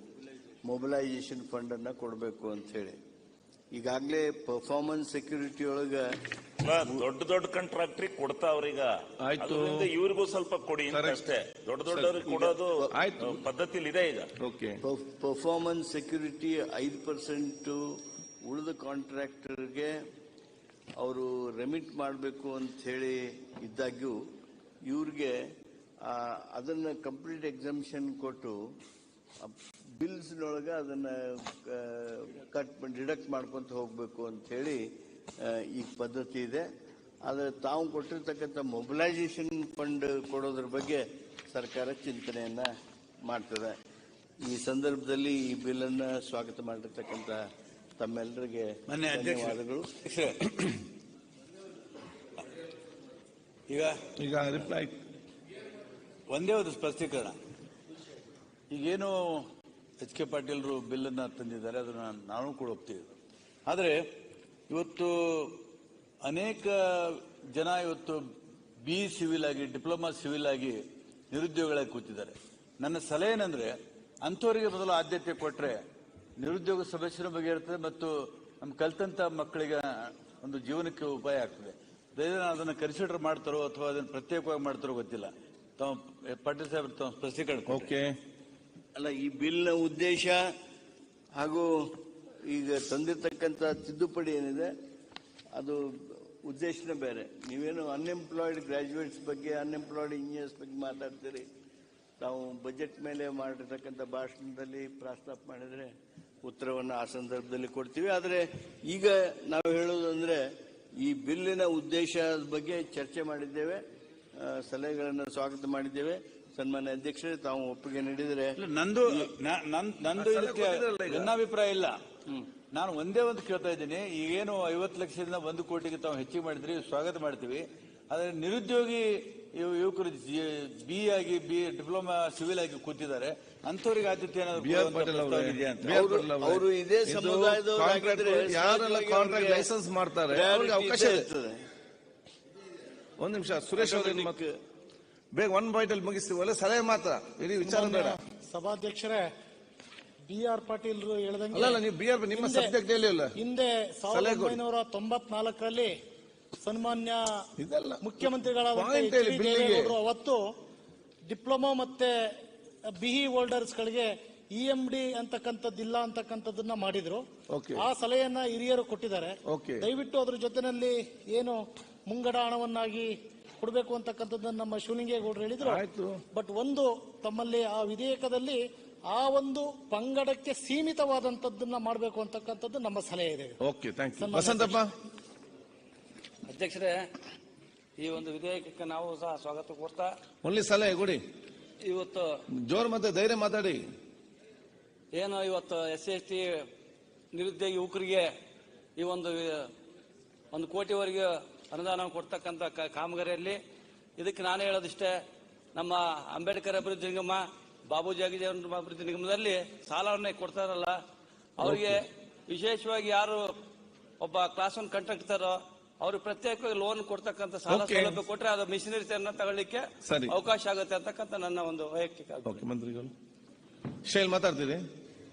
ಸಭಾಧ್ಯಕ್ಷರೇ, ಈ ಒಂದು ಬಿಲ್ ನಲ್ಲಿ ಮೈಕ್ ಸರಿ ಹೇಳಿ, ಜೋರಾಗಿ ಮಾತಾಡಿ, ಮೇಲೆ ಜೋರಾಗಿ ಮಾತಾಡಿ. ಬಿಲ್ ಅನ್ನ ಸ್ವಾಗತಿಸ್ತೇವೆ. ಆದ್ರೆ ಒಂದು ಇದ್ರೊಳಗೆ ನ್ಯೂನತೆ ಏನಂತ ಹೇಳಿದ್ರೆ, ಯಾರು ಬಿಲ್ಡರು ಈ ನಮ್ಮ ರೇಟ್ಗಿಂತ ಎಸ್ಟಿಮೇಟೆಡ್ ರೇಟ್ಗಿಂತ ಕಡಿಮೆ ಹಾಕಿದ್ಮೇಲೆ SR ರೇಟ್ಗಿಂತ ಅದು ಕೆಲಸನೇ ಕಳಪೆ ಕಾಮಗಾರಿ ಆಗ್ತದೆ. ಆದ್ರಿಂದ ಅದಕ್ಕೂ ಒಂದು ಕಡಿವಾಣ ಹಾಕುವಂತ ಒಂದು ವ್ಯವಸ್ಥೆ ಮಾಡಬೇಕು. ಸರ್ಕಾರ ಅಲ್ಲ ಅಧ್ಯಕ್ಷ, ಒಂದು ನಿಮಿಷ ಅಧ್ಯಕ್ಷ, ಇಲ್ಲಿ ಏನಾಗುತ್ತೆ, ಇವತ್ತು ಸರ್ಕಾರ ಏನೋ ಮಾಡಿದೆ, ಆದ್ರೆ ಬಹಳಷ್ಟು ಕಡೆ ಉದ್ದೇಶಪೂರ್ವಕವಾಗಿ ಈ ಟೆಂಡರ್ ಮಾಡಿದ್ಮೇಲೆ, ಉದಾಹರಣೆಗೆ ನಿಮ್ಮ ಮಂಗಳೂರಿಗೆ ಕೆಲಸ ಆದ್ರೆ ಯಾರೋ ಬಾಂಬೆ ಟೆಂಡರ್ ಹಾಕ್ತಾರೆ. ಆ ಪ್ರೊಕ್ಯೂರ್ಮೆಂಟ್ ಟೆಂಡರ್ ಹಾಕಿದ್ಮೇಲೆ ಬಹಳ ಲೋಯೆಸ್ಟ್ ಹೋಗಿರ್ತಾನೆ ಅವನು 15%, 20% ಬಿಲೋ ಹೋಗ್ತಾನೆ ಅಧ್ಯಕ್ಷರೇ. ಅವನ ಕೆಲಸಕ್ಕೂ ಬರೋದಿಲ್ಲ, ಮಾರ್ಜಿನ್ ಕೊಟ್ಟೋದಿಲ್ಲ. ಆ ರೀತಿಯಾಗಿ ನನಗೆ ಗೊತ್ತಿರೋ ಮಟ್ಟಿಗೆ ಇವತ್ತು ಕೋಟ್ಯಾಂತರ ರೂಪಾಯಿ ಕೆಲಸ ಆಗದೆ ಕಾಮಗಾರಿ ಬಾಕಿ ಉಳಿದಿದೆ. ಇವ್ರಿಗೆ ಏನಾದ್ರೂ ಕೂಡ ಲೋಯೆಸ್ಟ್ ಈ ಕಾಲದಲ್ಲಂತೂ ಕೂಡ ಕಡಿಮೆ ಆಗಿದ್ರೆ ಕೆಲಸ ಮಾಡಲಿಕ್ಕೆ ಸಾಧ್ಯ ಇಲ್ಲ. ಯಾಕಂದ್ರೆ ಇವತ್ತು ಸಿಮೆಂಟು, ಸ್ಟೀಲು, ಮೆಟೀರಿಯಲ್ಸ್ ಯಾವುದೂ ಕಡಿಮೆ ಇಲ್ಲ. ಆದ್ರೆ ಇವತ್ತು ನಾವು ಎಕ್ಸ್ಪೆಕ್ಟ್ ಮಾಡಬೇಕಾದ್ರೆ ಮಾರ್ಕೆಟ್ ಬೆಲೆಗಿಂತ ಅದೇ ರೇಟ್ ಎಕ್ಸ್ಪೆಕ್ಟ್ ಮಾಡಿರ್ತೀವಿ. ಕಡಿಮೆ ಹೇಗೆ ಕೆಲಸ ಮಾಡ್ಲಿಕ್ಕೆ ಸಾಧ್ಯ? ಅವರು ಜೊತೆಗೆ GST ಕಟ್ಟಬೇಕು 18%. ದಯಮಾಡಿ ಈ ವಿಚಾರವಾಗಿ ತಾವು ಯಾರೇ ಟೆಂಡರ್ ಮಾಡೋ ವಿಚಾರ ಬೇರೆ, ಆದ್ರೆ ನೀವು ಮುಕ್ತವಾಗಿ ಯಾರು ಬೇಕಾದ್ರೂ ಹಾಕ್ಬೋದು ಕೊಟ್ಟಿರ್ತಕ್ಕಂಥ ಸರಿ. ಆದ್ರೆ ಇದಕ್ಕೆ ಕಡಿವಾಣ ಬೇಕಾಗ್ತೀರಾ? ಹೋಟೆಲ್ ಕೆಲಸ ಆಗಿಲ್ಲ. ಈಗ ನೀವು ಈ ಟೈಮ್ ಸಮಸ್ಯೆ ಆಗ್ತಾ ಗಮನಕ್ಕೆ ತಂದಿದ್ದೀರಿ, ಅದನ್ನು ಸರಿಪಡಿಸಬೇಕಂತ ಕೇಳಿದ್ದೀರಿ. ದಯಮಾಡಿ ಪ್ಲೀಸ್. ಅಧ್ಯಕ್ಷರೇ, ಮಾನ್ಯ ನಾರಾಯಣ ಸ್ವಾಮಿ ಅವರು ತಂದಿರತಕ್ಕಂಥ ವಿಚಾರ, ಪ್ರಸ್ತಾಪ ಮಾಡಿರ್ತಕ್ಕಂಥ ವಿಚಾರ ಅದು ಲಾರ್ಜರ್ ಇದಕ್ಕೆ ಬರ್ತದೆ. ಆದರೆ ನಾನು ಇಲ್ಲಿ ಮಾಹಿತಿಗಿರಲಿ ಅಂತ ಹೇಳ್ತೀನಿ. ಈ ಫಸ್ಟ್ ಟೆಂಡರ್ನಲ್ಲಿ SC ST ಏನು ನಾವು ರಿಸರ್ವ್ ಮಾಡಿದ್ವಿ, ಅದರಲ್ಲಿ 62% ಟೆಂಡರ್ಸ್ ಬಂದಿವೆ, ಕೆಲಸ ಪ್ರಾರಂಭ ಆಗಿವೆ. ಸೆಕೆಂಡ್ ಟೆಂಡರ್ನ ನಾವು ಹಿಡ್ಕೊಂಡ್ರೆ, ಅಂದ್ರೆ ಒಂದು ಟೆಂಡರ್ನಲ್ಲಿ ಬರೆದಿದ್ರೆ ಸೆಕೆಂಡ್ ಟೆಂಡರ್ ಮಾಡಬೇಕಂತಿದೆ. ಅವಾಗ ಒಟ್ಟು 82% ವರೆಗೆ ಬಂದಿರೋದ್ರಿಂದ ನಾರಾಯಣ ಸ್ವಾಮಿ ಅವರು ಏನು ಅಪರೆಂಡ್ ಮಾಡ್ತಾ ಇದ್ದಾರೆ, ಆತಂಕ ವ್ಯಕ್ತ ಮಾಡ್ತಾ ಇದ್ದಾರೆ, ಅದು ಇದಕ್ಕೆ ಸಂಬಂಧಿಸೋದಿಲ್ಲ. ಈಗ ಇನ್ನೂ ಹೆಚ್ಚು ಸುಧಾರಣೆ ಆಗಿದೆ ಅಂತ ಹೇಳಿ ನಾನು ಭಾವಿಸ್ತೀನಿ.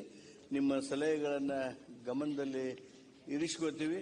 ಅದರ ಜೊತೆಗೇನೆ ಈ ಒಂದು 1 ಕೋಟಿ ರೂಪಾಯಿಗೆ ಏರಿಸಿರ್ತಕ್ಕಂಥದ್ದನ್ನ ತಾವೇನು ಸ್ವಾಗತ ಮಾಡಿದಿರಿ, ಅದಕ್ಕಾಗಿ ನನ್ನ ಕೃತಜ್ಞತೆಗಳು. ಈಗ ಪರ್ಯಾಲೋಚನಾ ಪ್ರಸ್ತಾವನೆ ಈಗ ಸಭೆಯ ಮತಕ್ಕೆ ಹಾಕುತ್ತೇನೆ.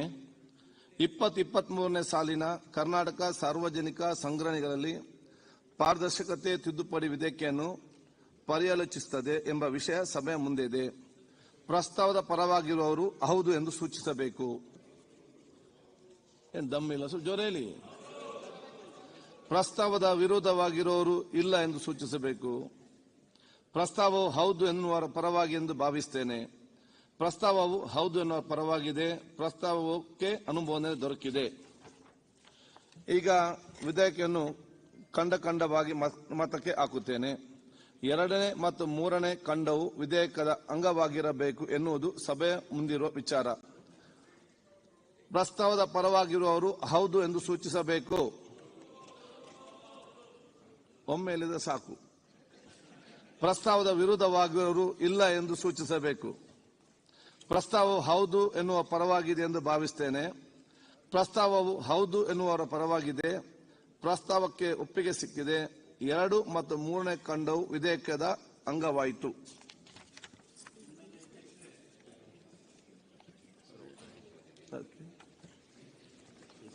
ಹೆಸರು ಅವತರಣಿಕೆ. 1ನೇ ಖಂಡ ಹೆಸರು ಮತ್ತು ಅವರ ತನಿಖೆ. ಸನ್ಮಾನ್ಯ ಅಧ್ಯಕ್ಷರೇ, 1ನೇ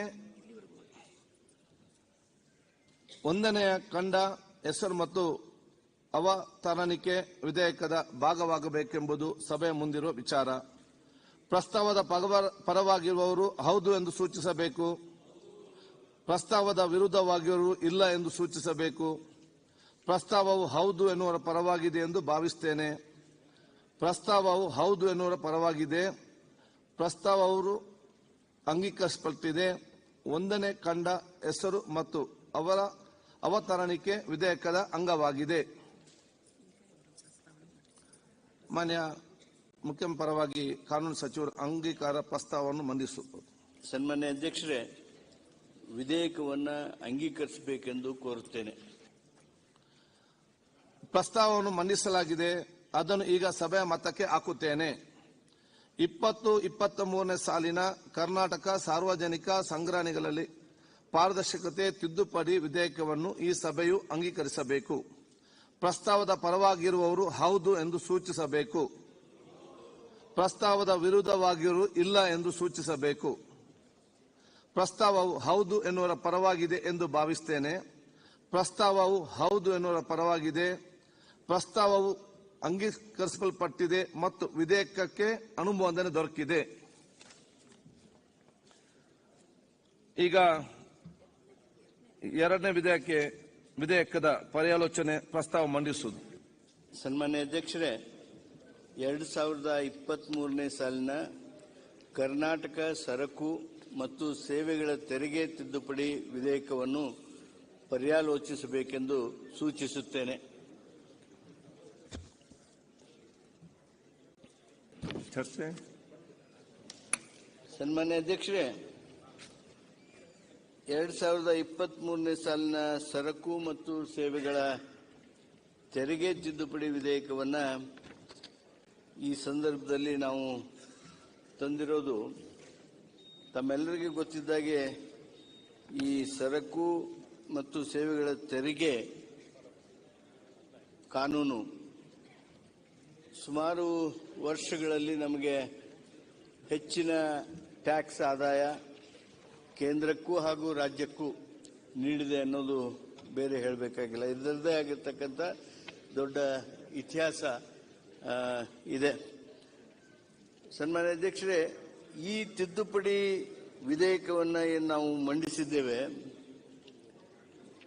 ಇದರದು 1/7/2017ರಿಂದ ದೇಶಾದ್ಯಂತ ಏಕರೂಪ ತೆರಿಗೆ ವ್ಯವಸ್ಥೆ ಏನು ಜಾರಿಗೆ ತಂದಿದ್ದೇವೆ, ಆ ಜಾರಿಗೆ ತಂದಿರತಕ್ಕಂಥ ಏಕರೂಪ ತೆರಿಗೆ ವ್ಯವಸ್ಥೆಗೆ ಬದಲಾವಣೆಗಳನ್ನು, ಮಾರ್ಪಾಡುಗಳನ್ನು, ಸುಧಾರಣೆಗಳನ್ನು ಮಾಡುವ ದೃಷ್ಟಿಯಿಂದ ಕೇಂದ್ರ ಸರಕು ಮತ್ತು ಸೇವೆಗಳ ತೆರಿಗೆ ಕಾಯ್ದೆ ಮತ್ತು ಕರ್ನಾಟಕವೂ ಸೇರಿದಂತೆ ಎಲ್ಲ ರಾಜ್ಯಗಳ ಸರಕು ಮತ್ತು ಸೇವೆಗಳ ತೆರಿಗೆ ಕಾಯ್ದೆಯು ಒಂದೇ ಸಮಾನವಾಗಿದೆ. ಇವತ್ತು ಈ ತಿದ್ದುಪಡಿಯ ಮೂಲಕ ನಾವು ಒಟ್ಟು 22 ತಿದ್ದುಪಡಿಗಳನ್ನು ಉದ್ದೇಶಿತ ಮಸೂದೆಯಲ್ಲಿ ನಾವು ತಂದಿದ್ದೇವೆ. ಅದರಲ್ಲಿ 6 ವರ್ತಕರ ಸ್ನೇಹಿ ಉಪಕ್ರಮಗಳಿವೆ, ಡೀಲರ್ ಫ್ರೆಂಡ್ಲಿ ಮೆಜರ್ಸ್. 16 ಸುಗಮ ತೆರಿಗೆ ಅನುಸರಣ ಅಂದರೆ is of tax compliance and administrative measures, ಅವುಗಳಿಗೆ ಸಂಬಂಧಿಸಿರ್ತಕ್ಕಂಥ ಅಂಶಗಳಿವೆ. ಈ ಡೀಲರ್ಸ್ ಫ್ರೆಂಡ್ಲಿ ಅಂದರೆ ನಮ್ಮ ವರ್ತಕ ಸ್ನೇಹಿ ಉಪಕ್ರಮಗಳೊಳಗೆ ನಾವು to enable composition dealers to make supply through e-commerce operators, that is ರಾಜಿ ತೆರಿಗೆ ಪದ್ಧತಿಯಲ್ಲಿರುವ ವರ್ತಕರು ಇ-ಕಾಮರ್ಸ್ ಆಪರೇಟರ್ಸ್ ಮೂಲಕ ಸರಕು ಪೂರೈಸಲು ಅವಕಾಶ ಮಾಡಿಕೊಡ್ತಕ್ಕಂಥದ್ದು. ವಿನಾಯಿತಿ ಪೂರೈಕೆದಾರರ ಅನಗತ್ಯವಾಗಿ ನೋಂದಣಿ ಪಡೆಯದೇ ಇರುವ ಅವಕಾಶ, option for dealers in exempt supplies not to take registration. ನೋಂದಣಿ ರದ್ದತಿ ಹಿಂಪಡೆಯುವ ಪ್ರಕ್ರಿಯೆಯಲ್ಲಿ ಸರಳೀಕರಣ, simplification of revocation process of cancelled registration. ವರ್ತಕರು ಮರುಪಾವತಿ ಕ್ಲೇಮ್ ಮಾಡಲು ನಿಖರತೆ ಮತ್ತು ತರ್ಕಬದ್ಧತೆ, to bring certainty and rationalisation for refund claims.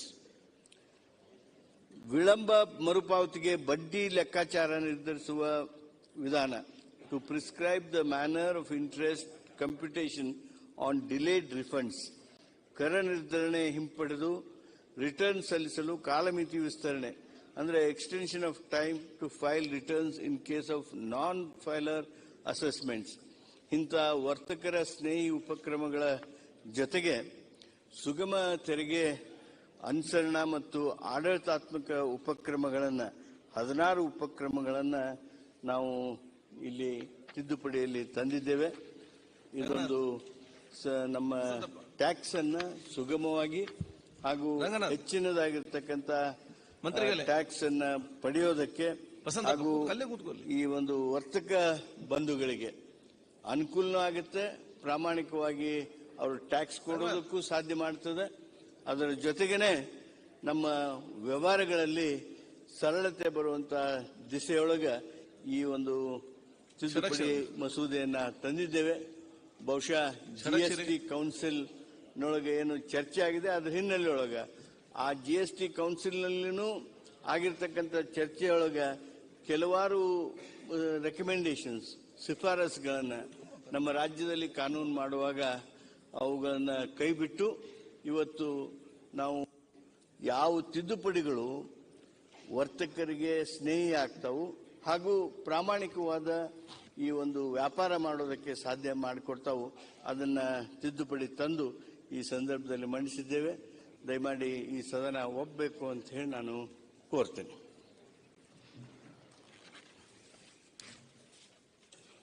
ಮಾನ್ಯ ಸಭಾಧ್ಯಕ್ಷರೇ,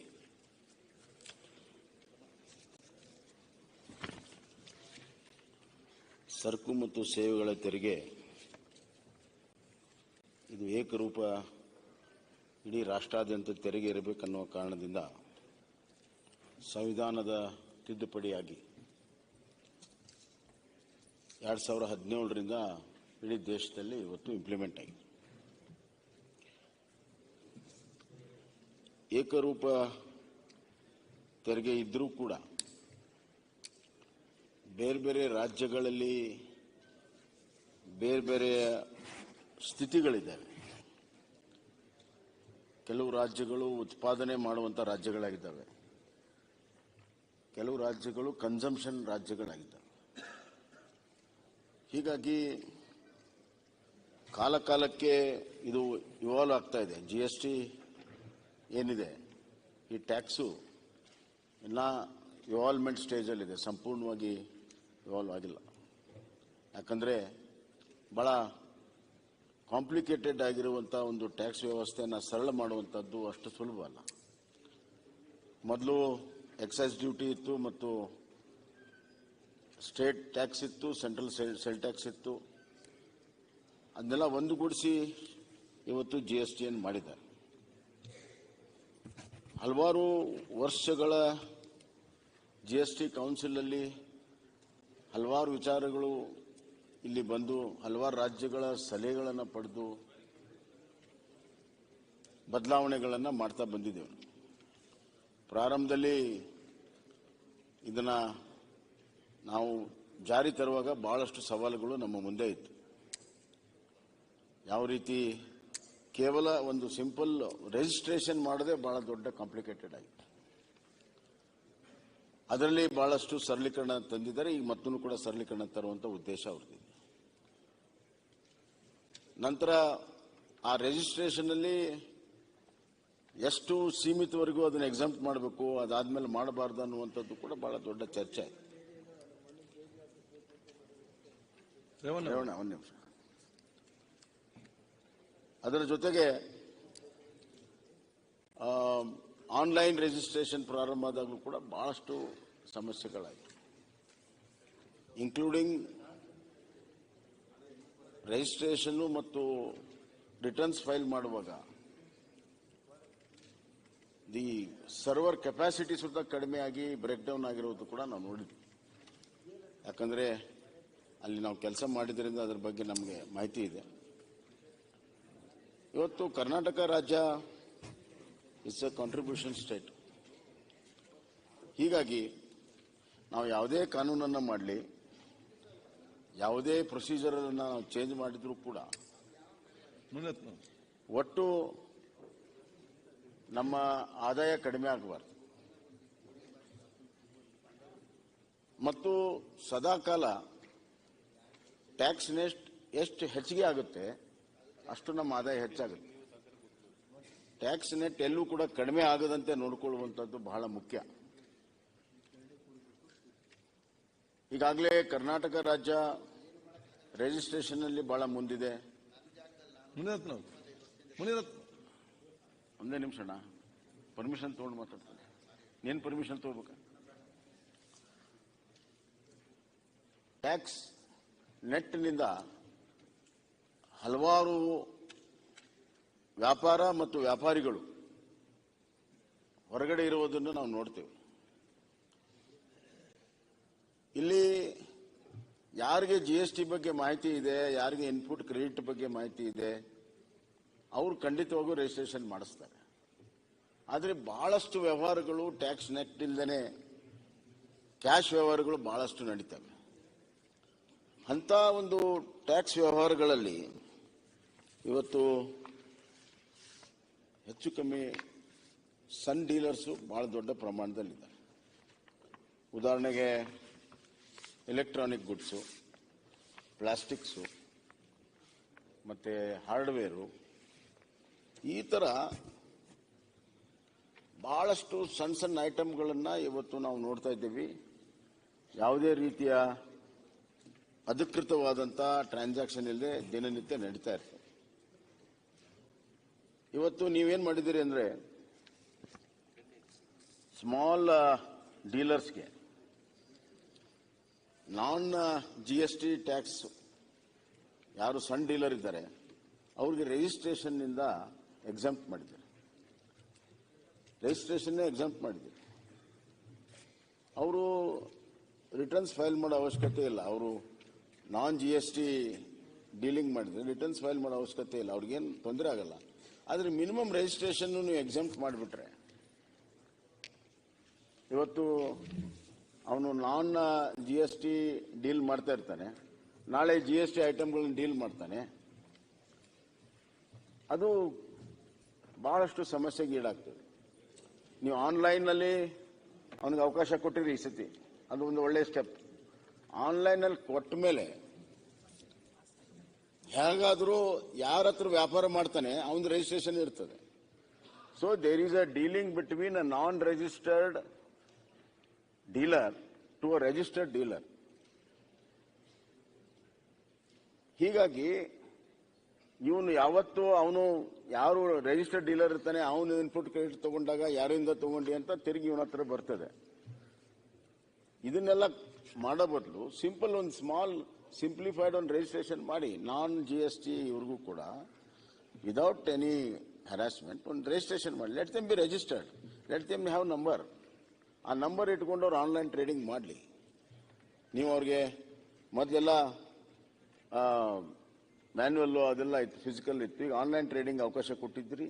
ಆನ್ಲೈನ್ ಟ್ರೇಡಿಂಗ್ ಆಗ್ತದೆ, ಆನ್ಲೈನ್ ರಿಜಿಸ್ಟ್ರೇಷನ್ ಆಗುತ್ತೆ, ಆನ್ಲೈನ್ ಇದು ರಿಟರ್ನ್ಸ್ ಎಲ್ಲ ಫೈಲ್ ಆಗುತ್ತೆ. That's okay. But simple registration ಯಾಕೆ ಎಕ್ಸಾಮ್ಟ್ ಮಾಡಿದಿರಿ, ವಿನಾಯಿತಿ ಮಾಡಿದಿರಿ ಅನ್ನುವಂಥ ಎಕ್ಸ್ಪ್ಲನೇಷನ್ನು ನಾವು ಕೊಡಬೇಕಾಗ್ತದೆ. ಮತ್ತೆ ಎರಡನೇದಾಗಿ ಇದು ಬಹಳ ದೊಡ್ಡ ಅಮೆಂಡ್ಮೆಂಟನ್ನು ತಂದಿದ್ದೀರಿ. 22 ಪ್ರಕರಣಗಳ ಅಮೆಂಡ್ಮೆಂಟನ್ನು ಬಹಳ ದೊಡ್ಡದು ತಂದಿದ್ದೀರಿ. ಇದರಲ್ಲಿ ಈಗ ಅದೇ ಫಸ್ಟು ಎಕ್ಸಾಮ್ಷನ್ನು ಪ್ರಕರಣ 23 ತಿದ್ದುಪಡಿ, ಆಮೇಲೆ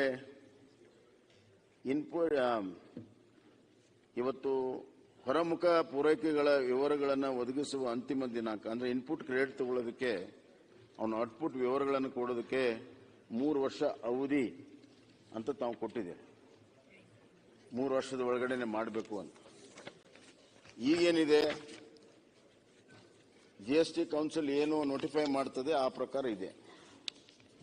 ಒಂದು ನಿಗದಿತ ಸಮಯ ಮಾಡೋದು ಸರಿ ಇದೆ, ಆದರೆ 3 ವರ್ಷ ಕೊಡುವಂತ ಅವಶ್ಯಕತೆ ಇದೆ ಅವನಿಗೆ. ನನ್ನ ಪ್ರಕಾರ 3 ವರ್ಷದ ಹಿಂದಿನ ಟ್ರಾನ್ಸಾಕ್ಷನ್ ಅನ್ನ ನೀವು ಟ್ರ್ಯಾಕ್ ಇಡಬೇಕಾಗುತ್ತೆ. ಅವನು ಕೂಡ 3 ವರ್ಷದ ನಂತರ ಎಷ್ಟು ಸರಿ ಕೊಡ್ತಾನೋ, ಎಷ್ಟು ತಪ್ಪು ಕೊಡ್ತಾನೋ, ಎಷ್ಟು ಮ್ಯಾನಿಪುಲೇಟ್ ಮಾಡ್ತಾನೋ, ಅದನ್ನ ಯಾವ ರೀತಿ ಟ್ರ್ಯಾಕ್ ಇಡಕ್ಕೆ ಸಾಧ್ಯ? ನೋಟಿಫಿಕೇಶನ್ ಈಗಾಗಲೇ 1 ವರ್ಷ 2 ವರ್ಷ ಕಾಲಕ್ಕೆ ನೋಟಿಫಿಕೇಶನ್ಸ್ ಇದೆ. ಆ ನೋಟಿಫಿಕೇಶನ್ಸ್ ಪ್ರಕಾರ ನೀವು ಅವ್ರು ಕ್ಲೇಮ್ ಮಾಡ್ತೀರಿ. ಆಮೇಲೆ ಕೆಲವರೆಲ್ಲ ಕೋರ್ಟಿಗೆ ಹೋಗ್ತಾರೆ. ಕೋರ್ಟಿಗೆ ಹೋಗೋದು ತಪ್ಪಿಸೋ ಸಲುವಾಗಿ ಈ ಆಕ್ಟ್ ಅಲ್ಲಿ ಈ ಪ್ರೊವಿಷನ್ ತಂದಿದ್ದೀರಿ. ನಂಗೆ ಅರ್ಥ ಆಗ್ತದೆ. notification can be challenged in the court more effectively. ಅವಕ್ಕೆಲ್ಲ ಸ್ಟೇ ಸಿಗ್ತದೆ, 5 ವರ್ಷ 10 ವರ್ಷ ಟ್ಯಾಕ್ಸ್ ಬರಲ್ಲ. ಆದ್ದರಿಂದ ಆ್ಯಕ್ಟಲ್ಲಿ ಅದನ್ನು ಪೀರಿಯಡ್ ಮಾಡಿಬಿಟ್ರೆ ಕೋರ್ಟ್ ಸ್ಟೇ ಕೊಡೋದು ಕಷ್ಟ ಆಗುತ್ತೆ ಅನ್ನೋಂಥ ಕಾರಣಕ್ಕೆ ನಾವು ತಂದಿದ್ದೀರಿ. ಸದುದ್ದೇಶ ಇದೆ. ಅಂದರೆ 3 ವರ್ಷ ಕೊಡುವಂಥದ್ದು ಇಟ್ಸ್ ಎ ಲಾಂಗ್ ಪೀರಿಯಡ್ ಅಂತ ನನಗೆ ಅನಿಸ್ತಾ ಇದೆ. ಇವತ್ತಿನ ಟ್ರಾನ್ಸಾಕ್ಷನಲ್ಲಿ, ಇವತ್ತಿನ ಫಾಸ್ಟ್ ಟ್ರ್ಯಾಕ್ ಎಕಾನಮಿಯಲ್ಲಿ 3 ವರ್ಷ ಅವನಿಗೆ ಸಮಯ ಅವಕಾಶ ಕೊಡುವಂಥದ್ದು ಜಾಸ್ತಿ ಆಗ್ತದೆ. ಇದನ್ನು ಕಡಿಮೆಗೊಳಿಸಬೇಕು. ಮತ್ತು ರಿಜಿಸ್ಟ್ರೇಷನ್ ಮಾಡೋದ್ರಲ್ಲಿಯೂ ಕೂಡ ಹಲವಾರು ಪ್ರಕರಣಗಳು ಕರ್ನಾಟಕದಲ್ಲೇ ಬಂದಿದೆ. ಒಂದೇ ವ್ಯಕ್ತಿ ಅಥವಾ ಒಂದು ಗ್ರೂಪ್ ಆಫ್ ಪೀಪಲ್ಲು ಒಂದು ವ್ಯವಹಾರವನ್ನು ಮಾಡಿ ಇನ್ಪುಟ್ ಕ್ರೆಡಿಟನ್ನು ತಗೊಂಡು ಆ ಕಂಪನಿಯನ್ನು ಕ್ಲೋಸ್ ಮಾಡಿ ಇನ್ನೊಂದು ಕಂಪನಿಯನ್ನು ತೆಗೆದು ಅಲ್ಲಿ ಮತ್ತೆ ಇನ್ಪುಟ್ ಕ್ರೆಡಿಟ್ ತಗೊಳ್ಳುವಂಥದ್ದು, ಈ ಥರ ತೆರಿಗೆ ವಂಚನೆ GSTಯಲ್ಲಿಯೂ ಕೂಡ ಬುದ್ಧಿವಂತಿಕೆಯಿಂದ ಮಾಡುವಂಥ ಕೇಸುಗಳು ಕರ್ನಾಟಕದಲ್ಲಿ ಸಿಕ್ಕಿದ್ದಾವೆ. ಬಹಳ ದೊಡ್ಡ ಪ್ರಮಾಣದ ತೆರಿಗೆ ವಂಚನೆ ಆಗಿದೆ. ಇದರ ಬಗ್ಗೆ ತಾವೇನೋ ಬಿಗಿ ಕ್ರಮ ತೆಗೆದುಕೊಳ್ತೀವಿ ಅನ್ನುವಂಥದ್ದು ತಂದಿದ್ರೆ ನಾವು ಬಹಳ ಸ್ವಾಗತ ಮಾಡ್ತಿದ್ವಿ. ನಾನು ನೋಡಿದೆ ಅದನ್ನು ಯಾವುದೇ ರೀತಿಯ ಆ ಥರದ ವೈಲೇಷನ್ಸ್ಗಳಿಗೆ ಕಾನೂನಾತ್ಮಕವಾದಂಥ ಒಂದು ಶಕ್ತಿಯನ್ನು ಕೊಡೋದಕ್ಕೆ ಇದರಲ್ಲಿ ಎಲ್ಲೂ ಕೂಡ ತಾವು ಇದನ್ನು ಪ್ರಯತ್ನ ಮಾಡಿಲ್ಲ. ಆಮೇಲೆ ತಾವು ಹೇಳ್ತೀರಿ 3 ವರ್ಷ ನಂತರ ಅವನು ಕೊಡದೇ ಇದ್ರೆ ಅದಕ್ಕೆ ಮತ್ತೆ ಪೆನಾಲ್ಟಿ ಮುಖಾಂತರ ನಾವು ಪಡ್ಕೊಳ್ತೀವಿ ಅಂತ. ಅದಕ್ಕೆ ನಾವು ಮರುಚಿಂತನೆಯನ್ನು ಮಾಡಿ 3 years is a very big period ಅಂತ ನನಗನ್ನಿಸ್ತಾ ಇದೆ. ಆಮೇಲೆ ಈ ಬಹಳಷ್ಟು ಪ್ರಕರಣಗಳಲ್ಲಿ ಇಲಾಖೆಯವರು ಅಕೌಂಟ್ಸನ್ನೆಲ್ಲ ಫ್ರೀಸ್ ಮಾಡಿರ್ತಾರೆ. ಅವ್ಯವಹಾರ ಕಂಡು ಬಂದಲ್ಲಿ ಅಕೌಂಟ್ಸನ್ನೆಲ್ಲ ಫ್ರೀಸ್ ಮಾಡಿರ್ತಾರೆ. ಅವುಗಳನ್ನು ಬೇಗ ಓಪನ್ ಮಾಡಬೇಕು ಅಂತ ಹೇಳಿ ತಾವು ತಿದ್ದುಪಡಿ ತಂದಿದ್ರಿ. ಇಲ್ಲಿ 30 ದಿನಗಳಲ್ಲಿ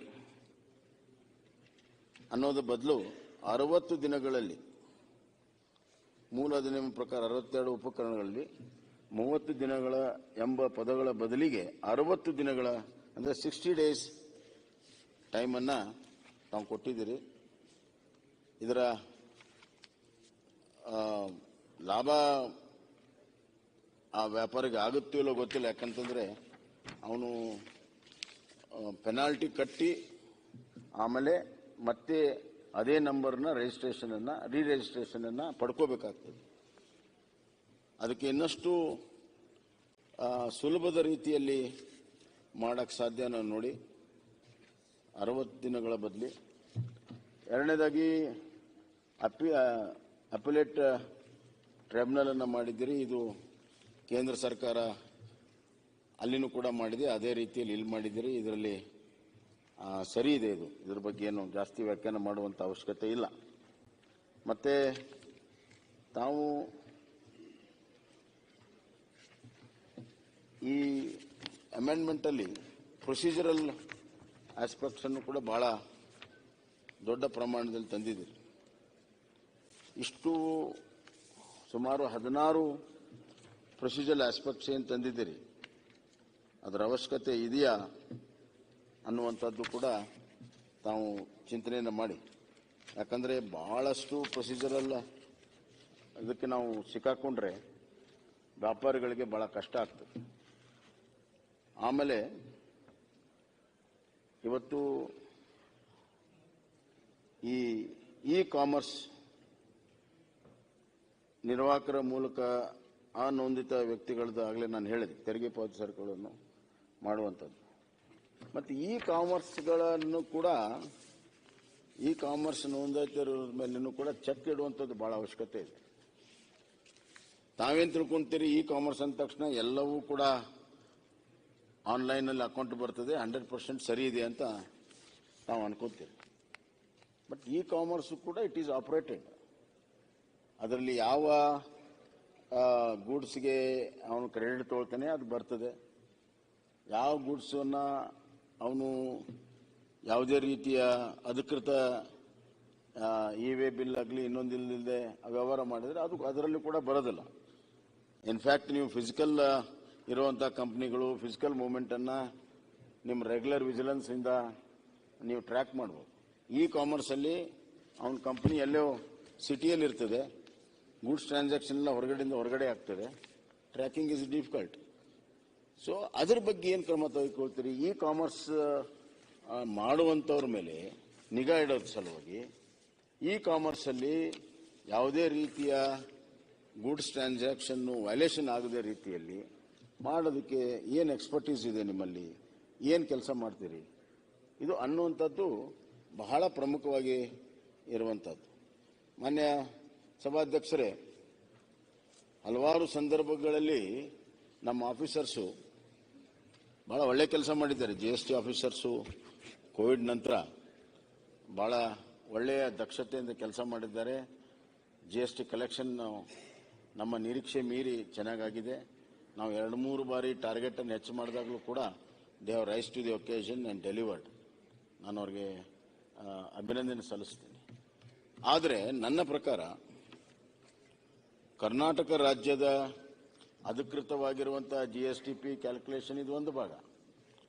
ಇನ್ನೂ ಕೂಡ ಭಾಳಷ್ಟು ಗೂಡ್ಸ್ಗಳು ನಮ್ಮ ಈ ವಿಜಿಲೆನ್ಸ್ಗಾಗಲಿ ಎನ್ಫೋರ್ಸ್ಮೆಂಟ್ಗಾಗಲಿ ಕಣ್ಣಿಗೆ ಬೀಳದಂಗೆ ನಡೀತದೆ. ಭಾಳಷ್ಟು ಗುಡ್ಸ್ಗಳು. ಇದ್ರ ಬಗ್ಗೆ ನೀವು ಎನ್ಫೋರ್ಸ್ಮೆಂಟ್ ಬಿಗಿ ಮಾಡದೇ ಇದ್ರೆ ಅವು ಮುಂದುವರಿತವೆ. ಇವತ್ತು ನಾವಿರುವಾಗಲೂ ಕೂಡ ಈ ಥರ ನಡೆಯೋದನ್ನ ನಿಯಂತ್ರಣ ಮಾಡೋದಕ್ಕೆ ಹಲವಾರು ಕ್ರಮಗಳನ್ನು ನಾವು ತಗೊಂಡ್ವಿ. ಅಡಿಕೆ ದೊಡ್ಡ ಪ್ರಮಾಣದಲ್ಲಿ ನಂಬರ್ 2 ಹೋಗ್ತದೆ. ಎಲ್ಲೆಲ್ಲಿ ಅನ್ನೋದಕ್ಕೆ ಚೆಕ್ ಪೋಸ್ಟ್ ಇಲ್ಲ. ಈಗ GST ಬಂದ ಮೇಲೆ ಯಾವುದೇ ರೀತಿ ಚೆಕ್ ಪೋಸ್ಟ್ ಇಲ್ಲ. ಆದರೆ ಎನ್ಫೋರ್ಸ್ಮೆಂಟ್ನವರು ಅಲ್ಲೇ ಬೇಕಲ್ಲಿ ನಿಲ್ಲಿಸ್ಬೋದು. ದೊಡ್ಡ ಪ್ರಮಾಣದಲ್ಲಿ ಉತ್ತರ ಭಾರತದ ನಾರ್ತ್ ಈಸ್ಟರ್ನ್ ಸ್ಟೇಟ್ಗೆ ದೊಡ್ಡ ಪ್ರಮಾಣದಲ್ಲಿ ಅಡಿಕೆ ನಂಬರ್ 2ದಲ್ಲಿ ಹೋಗ್ತದೆ. ಅದು ಲೆಕ್ಕ ಇಲ್ಲ. ಅದು ಬಹಳ ದೊಡ್ಡ ಪ್ರಮಾಣದಲ್ಲಿ ಹೋಗ್ತದೆ. ಅದನ್ನು ನಮ್ಮ ಅಧಿಕಾರಿಗೆ ಹಚ್ಚಿ ಅದನ್ನೆಲ್ಲ ನಿಯಂತ್ರಣ ಮಾಡಿದಾಗ ಸುಮಾರು 7ರಿಂದ 8 ಕೋಟಿ ರೂಪಾಯಿ ಪ್ರತಿ ದಿವಸ ವರ್ತು ಅಡಿಕೆ ಟ್ಯಾಕ್ಸ್ ಇಲ್ಲದೆ ಹೋಗ್ತಾ ಇತ್ತು. ಇದರ ಬಗ್ಗೆ ಕ್ರಮ ತೆಗೆದುಕೋಬೇಕು. ಸ್ಕ್ರ್ಯಾಪು ದೊಡ್ಡ ಪ್ರಮಾಣದಲ್ಲಿ ಸ್ಕ್ರ್ಯಾಪ್ ವ್ಯವಹಾರ ಆಗ್ತದೆ. ಆ ಲೆಕ್ಕಕ್ಕೆ ಬರೋದು, ಯಾವ ಲೆಕ್ಕಕ್ಕೂ ಬರೋದು. ಇಂಪೋರ್ಟೆಡ್ ಸ್ಕ್ರ್ಯಾಪು ಇದೆ, ಇಲ್ಲಿ ಜನರೇಟೆಡ್ ಸ್ಕ್ರ್ಯಾಪು ಇದೆ. ನಾನು ಹಂಗೆ ಸುಮ್ಮನೆ ಒಂದು 2 ಉದಾಹರಣೆ ಕೊಟ್ಟೆ. ಈ ಥರದ ಗೂಡ್ಸ್ ಇನ್ನೂ ಬೇಕಾದಷ್ಟಿದೆ, ಇನ್ನೂ ಸ್ಕೋಪ್ ಇದೆ. ಆದ್ದರಿಂದ ನಾನೇನು ಹೇಳ್ತಾ ಇದ್ದೀನಿ, ನೀವು ಸರಳವಾದಂಥ ರಿಜಿಸ್ಟ್ರೇಷನ್ ಮಾಡಿ. ನೆಟ್ಟಲ್ಲಿ ಬರಬೇಕು ಅಂದರೆ ಫಸ್ಟ್ ಸ್ಟೆಪ್ಪು ರಿಜಿಸ್ಟ್ರೇಷನ್ ಇಲ್ಲದೆ ವ್ಯವಹಾರ ನಡೆದ್ರೆ ಖಂಡಿತ ಅದಕ್ಕೆ ಬೇರೆ ಬೇರೆ ಅವ್ಯವಹಾರಕ್ಕೆ ದಾರಿ ಆಗ್ತದೆ. ಅದಾಗದಂತೆ ನೋಡ್ಕೋಬೇಕಾದ್ರೆ ರಿಜಿಸ್ಟ್ರೇಷನ್ ಭಾಳ ಮುಖ್ಯ. ತಾವೇನೋ ಕೆಲವು ಎಕ್ಸಾಮ್ಷನ್ ಕೊಟ್ಟಿದ್ದೀರಿ, ಅದು ಕಾಮರ್ಸಲ್ಲಿ ಇರ್ತದೆ ಸ್ಮಾಲ್ ಡೀಲರ್ಸ್ಗೆ ಅಂತ. ಸ್ಮಾಲ್ ಡೀಲರ್ಸ್ ಮುಖಾಂತರನೇ ದೊಡ್ಡ ಡೀಲರ್ಸು ಹಲವಾರು ಸ್ಮಾಲ್ ಡೀಲರ್ಸ್ ಇಟ್ಕೊಂಡೆ ಅವ್ಯವಹಾರ ಮಾಡೋದು. ನೀವು ರಂಗೋಲಿ ತೆಳಗೆ ನುಸುಳಿದ್ರೆ ಅವರು ಚಾಪಿ ತೆಳಗೆ ನುಸಿದ್ರೆ ಅವ್ರು ರಂಗೋಲಿ ತೆಳಗೆ ನುಸುಳ್ತಾರೆ. ಅದಕ್ಕೆ you have to be 1 step ahead. ಅದರಿಂದ ಈ ಅಮೆಂಡ್ಮೆಂಟಲ್ಲಿ ಕೆಲವನ್ನ ಪುನರ್ ವಿಚಾರವನ್ನು ಮಾಡಬೇಕು. ಇನ್ನು ಕೆಲವು ಪ್ರೊಸೀಜರ್ಸ್ ಇದೆ ಮತ್ತು ಕೆಲವೆಲ್ಲ GST ಕೌನ್ಸಿಲ್ ರೆಕಮೆಂಡೇಶನ್ಸ್ ಇದೆ, ಅವುಗಳನ್ನು ನಾವು ಮಾಡ್ಬೋದು. ಆದರೆ ನಾನು ಹೇಳಿದಂತೆ ಟ್ಯಾಕ್ಸನ್ನು ತಪ್ಪಿಸುವ ಹಿನ್ನೆಲೆಯಲ್ಲಿ ರಿಜಿಸ್ಟ್ರೇಷನನ್ನು ಹೆಚ್ಚಿಗೆ ಮಾಡೋ ರೀತಿಯಲ್ಲಿ, ನೆಟ್ಟನ್ನು ಹೆಚ್ಚಿಗೆ ಮಾಡೋ ರೀತಿಯಲ್ಲಿ, ಮತ್ತು ತಾವೇನು ಸಮಯ ಅವಕಾಶ ಕೊಡ್ತಾ ಇದ್ದೀರಿ ಇನ್ಪುಟ್ ಕ್ರೆಡಿಟ್ ತಗೊಳ್ಳೋದಕ್ಕೆ ಮಾಡೋದಕ್ಕೆ, ಅದಕ್ಕೆ ನಿಗದಿಪಡಿಸುವಂಥ ಅವಧಿ 3 ವರ್ಷಕ್ಕಿಂತ ಕಡಿಮೆ ಮಾಡೋದ್ರಲ್ಲಿ ಇನ್ನೂ ಹೆಚ್ಚಿನ ದಕ್ಷತೆ ಬರಬೇಕಾದ್ರೆ ಈ ಕಾನೂನಲ್ಲಿ ಇನ್ನಷ್ಟು ಅದಕ್ಕೆ ಬಲ ಕೊಡುವಂಥ ಕೆಲಸ ಆಗಬೇಕು ಅಂತ ನನ್ನ ಭಾವನೆ. ಅದಕ್ಕಾಗಿ ಇದರ ಬಗ್ಗೆ ಸ್ಪಷ್ಟೀಕರಣ ಕೊಡಬೇಕು ಅಂತ ನಾನು ಕೇಳ್ತೇನೆ. ಸನ್ಮಾನ್ಯ ಅಧ್ಯಕ್ಷರೇ, ಈಗ ಸರಕು ಮತ್ತು ಸೇವೆಗಳ ತೆರಿಗೆ ತಿದ್ದುಪಡಿ ವಿಧೇಯಕವನ್ನು ಏನು ತಂದಿದ್ದಾರೆ, GST ಕರ್ನಾಟಕ ರಾಜ್ಯಕ್ಕೆ ಸಂಪನ್ಮೂಲ ತರ್ತಕ್ಕಂಥ ಈ ತೆರಿಗೆನ ಹಿಂದೆ ಇದ್ದಂಥ ವ್ಯಾಟ್ ಪದ್ಧತಿ ಎಲ್ಲವನ್ನ ತೆಗೆದು ಏಕರೂಪದ ತೆರಿಗೆಯನ್ನು ತರಬೇಕು ಅಂತ ಕೇಂದ್ರ ಸರ್ಕಾರ ನಿರ್ಣಯ ತಗೊಂಡ್ಮೇಲೆ ಕೇಂದ್ರ ಸರ್ಕಾರ ಮತ್ತು ರಾಜ್ಯ ಸರ್ಕಾರಗಳು ಎರಡು ಸೇರಿ ಒಟ್ಟಿಗೆ ತಂದಿರತಕ್ಕಂಥ ಇದೊಂದು ಮಸೂದೆ. ಈಗ ಕೆಲವೊಂದು ಬದಲಾವಣೆಗಳನ್ನ ಮಾಡಿ ರಾಜ್ಯದ ಬೊಕ್ಕಸಕ್ಕೆ ಹೆಚ್ಚಿನ ಆದಾಯ ತರಬೇಕು ಅಂತಕ್ಕಂಥ ಹಿತದೃಷ್ಟಿಯಿಂದ ಈ ಒಂದು ಮಸೂದೆಯನ್ನು ಜಾರಿಗೆ, ತಿದ್ದುಪಡಿ ಮಸೂದೆಯನ್ನು ಜಾರಿಗೆ ತಂದಿದ್ದಾರೆ. ಇದರಲ್ಲಿ ನಾನು GST ಬಂದ ತಕ್ಷಣ ಇಲ್ಲಿ ಬಹಳ ಚರ್ಚೆ ಆಯ್ತು ಈ ಸದನದಲ್ಲಿ. ಅವತ್ತು ನಾನು ಹೇಳಿದೆ, ಇನ್ಪುಟ್ ಅಂತಕ್ಕಂಥ ಪದ ಏನ್ ನೀವು ಇಟ್ಕೊಂಡಿದ್ದೀರಿ, ಇದು ಮತ್ತೆ ತೆರಿಗೆಯ ಲೋಪಕ್ಕೆ ಕಾರಣ ಆಗತ್ತೆ ಅಂತಕ್ಕಂಥ ಪದನ ನಾನು ಅವತ್ತೇ ಹೇಳಿದ್ದೆ. ಇವತ್ತೂ ಕೂಡ ನಾನು ಪ್ರತಿಪಾದನೆ ಮಾಡ್ತೇನೆ. ಇನ್ಪುಟ್ ಇದು ಇವತ್ತೇನು ಬೇಡ, ಒಂದೇ ಒಂದು ಸಣ್ಣ ಉದಾಹರಣೆ ಕೊಡ್ತೀನಿ. ಎಲ್ಲಿ ಮ್ಯಾನುಫ್ಯಾಕ್ಚರಿಂಗ್ ಯೂನಿಟ್ ನಲ್ಲಿ ನೀವು GSTನ ಇಂಪೋಸ್ ಮಾಡೋದಿಲ್ವೋ, ಅಲ್ಲಿ ಮಾಡದೆ ಹೋದ್ರೆ ನೀವು ಡೀಲರ್ಸ್ ಹತ್ರ GSTನ ಇಂಪೋಸ್ ಮಾಡ್ಕೊಂಡು ನೀವು ಬಂದ್ರೆ ಏನ್ ಮಾಡ್ತಾರೆ? ಈಗ ಸಿಮೆಂಟ್ ಮ್ಯಾನುಫ್ಯಾಕ್ಚರಿಂಗ್ ಯೂನಿಟ್ ನಲ್ಲಿ ತರ್ತೀರಿ, ಅಲ್ಲಿ ಕ್ಲೋಸ್ ಮಾಡ್ಬೇಕು. ಆ ತೆರಿಗೆ ಏನ್ ನಿಮಗೆ ಬರುತ್ತೆ ಆ ತೆರಿಗೆಯನ್ನು ಇಷ್ಟು ಪ್ರಮಾಣದಲ್ಲಿ ನೀವು ತಗೊಂಡು ಕ್ಲೋಸ್ ಮಾಡಬೇಕು. ನೀವು ಅದನ್ನ ಇನ್ಪುಟ್ಟಿಗೆ ಕೊಡ್ತೀರಿ. ಅವನು ಮ್ಯಾನುಫ್ಯಾಕ್ಚರಿಂಗ್ ಯೂನಿಟ್ ನಲ್ಲಿ ತಗೊಂಡ್ಬರ್ತಾನೆ, ಇನ್ನು GST ಕಟ್ತಾನೆ. ಆ GSTಗೆ ಮತ್ತೆ ಇನ್ನೊಬ್ಬನಿಗೆ ಆ ಸರಕನ್ನ ಮಾರಾಟ ಮಾಡಿ ಇನ್ಪುಟ್ನ ತಗೋಬಹುದು. ಈ ಸಿಮೆಂಟ್ ನಲ್ಲಿ ಏನಾಗ್ತಾ ಇದೆ, ಇಡೀ ರಾಜ್ಯದಲ್ಲಿ ಅದೊಂದು ದಂಧೆ ಆಗಿದೆ. ಸಿಮೆಂಟ್ ತರ್ತಾರೆ, ಬಿಲ್ ಇಲ್ಲದೆ ಇರೋರಿಗೆಲ್ಲ ಸಿಮೆಂಟ್ ಅನ್ನ ಮಾರಾಟ ಮಾಡ್ತಾರೆ.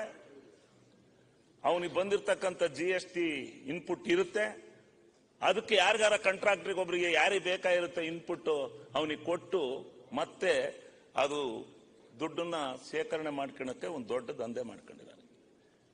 ಇದನ್ನು ಇನ್ಪುಟ್ ಏನಿದೆ, ಈ ಇನ್ಪುಟ್ ಬಹಳ ಮಟ್ಟಿಗೆ ಕಂಟ್ರೋಲ್ ಮಾಡದೇ ಇದ್ರೆ ಕೇಂದ್ರಕ್ಕೂ ನಷ್ಟನೇ, ರಾಜ್ಯಕ್ಕೂ ನಷ್ಟನೇ. ಇನ್ಪುಟ್ ವ್ಯವಸ್ಥೆ ಎಲ್ಲಿ ಯಾವ ಹಂತದಲ್ಲಿ ಬೇಕು, ಕೆಲವೊಂದು ಇದಕ್ಕೆ ಬೇಕಾಗಿಲ್ಲ. ನೀವು ಒಂದೇ ಹಂತದಲ್ಲಿ ಇನ್ಪುಟ್ ಕೊಡದಲ್ಲೇ ಮ್ಯಾನುಫ್ಯಾಕ್ಚರಿಂಗ್ ಯೂನಿಟ್ ನಲ್ಲಿ ನೀವು ಇಷ್ಟು GSTನ ಕೊಡಬೇಕು ಅಂತ ಕಡ್ಡಾಯ ಮಾಡಿದ್ರೆ ನೀವೇನ್ ತಿಳ್ಕೊಂಡಿದ್ದೀರಿ? ಅದು ಪರಿವರ್ತನೆ ಆಗ್ತಾ ಆಗ್ತಾ 2-3 ಹಂತದಲ್ಲಿ ಮತ್ತೆ GST ನಮಗೆ ಬಂದ್ಬಿಡುತ್ತೆ ಅಂತ, ಅದಕ್ಕೆ GST ನಮಗೆ ಬರುತ್ತೆ ಅಂತಕ್ಕಂಥ ಭಾವನೆನ ನೀವು ಇಟ್ಕೊಂಡಿದ್ದೀರಿ. ಅದು ಸಾಧ್ಯ ಇಲ್ಲ. ಅದರಿಂದ ಲಾಸೇ ಹೊರ್ತು ಇನ್ಪುಟ್ ಅಲ್ಲಿ. ಈಗ ಎಲ್ಲರೂ ಅಷ್ಟೇನೆ ಡೂಪ್ಲಿಕೇಟ್ ಬಿಲ್ಸು ಯಾರಿಗೆ ಅವಶ್ಯಕತೆ ಇರುತ್ತೆ ಅವ್ರಿಗೆ ಈ ಕಾಂಟ್ರಾಕ್ಟರ್ಗಳಿಗೆ ನೀವು 18% GST ಕೊಡ್ತಾ ಇದ್ದೀರಿ.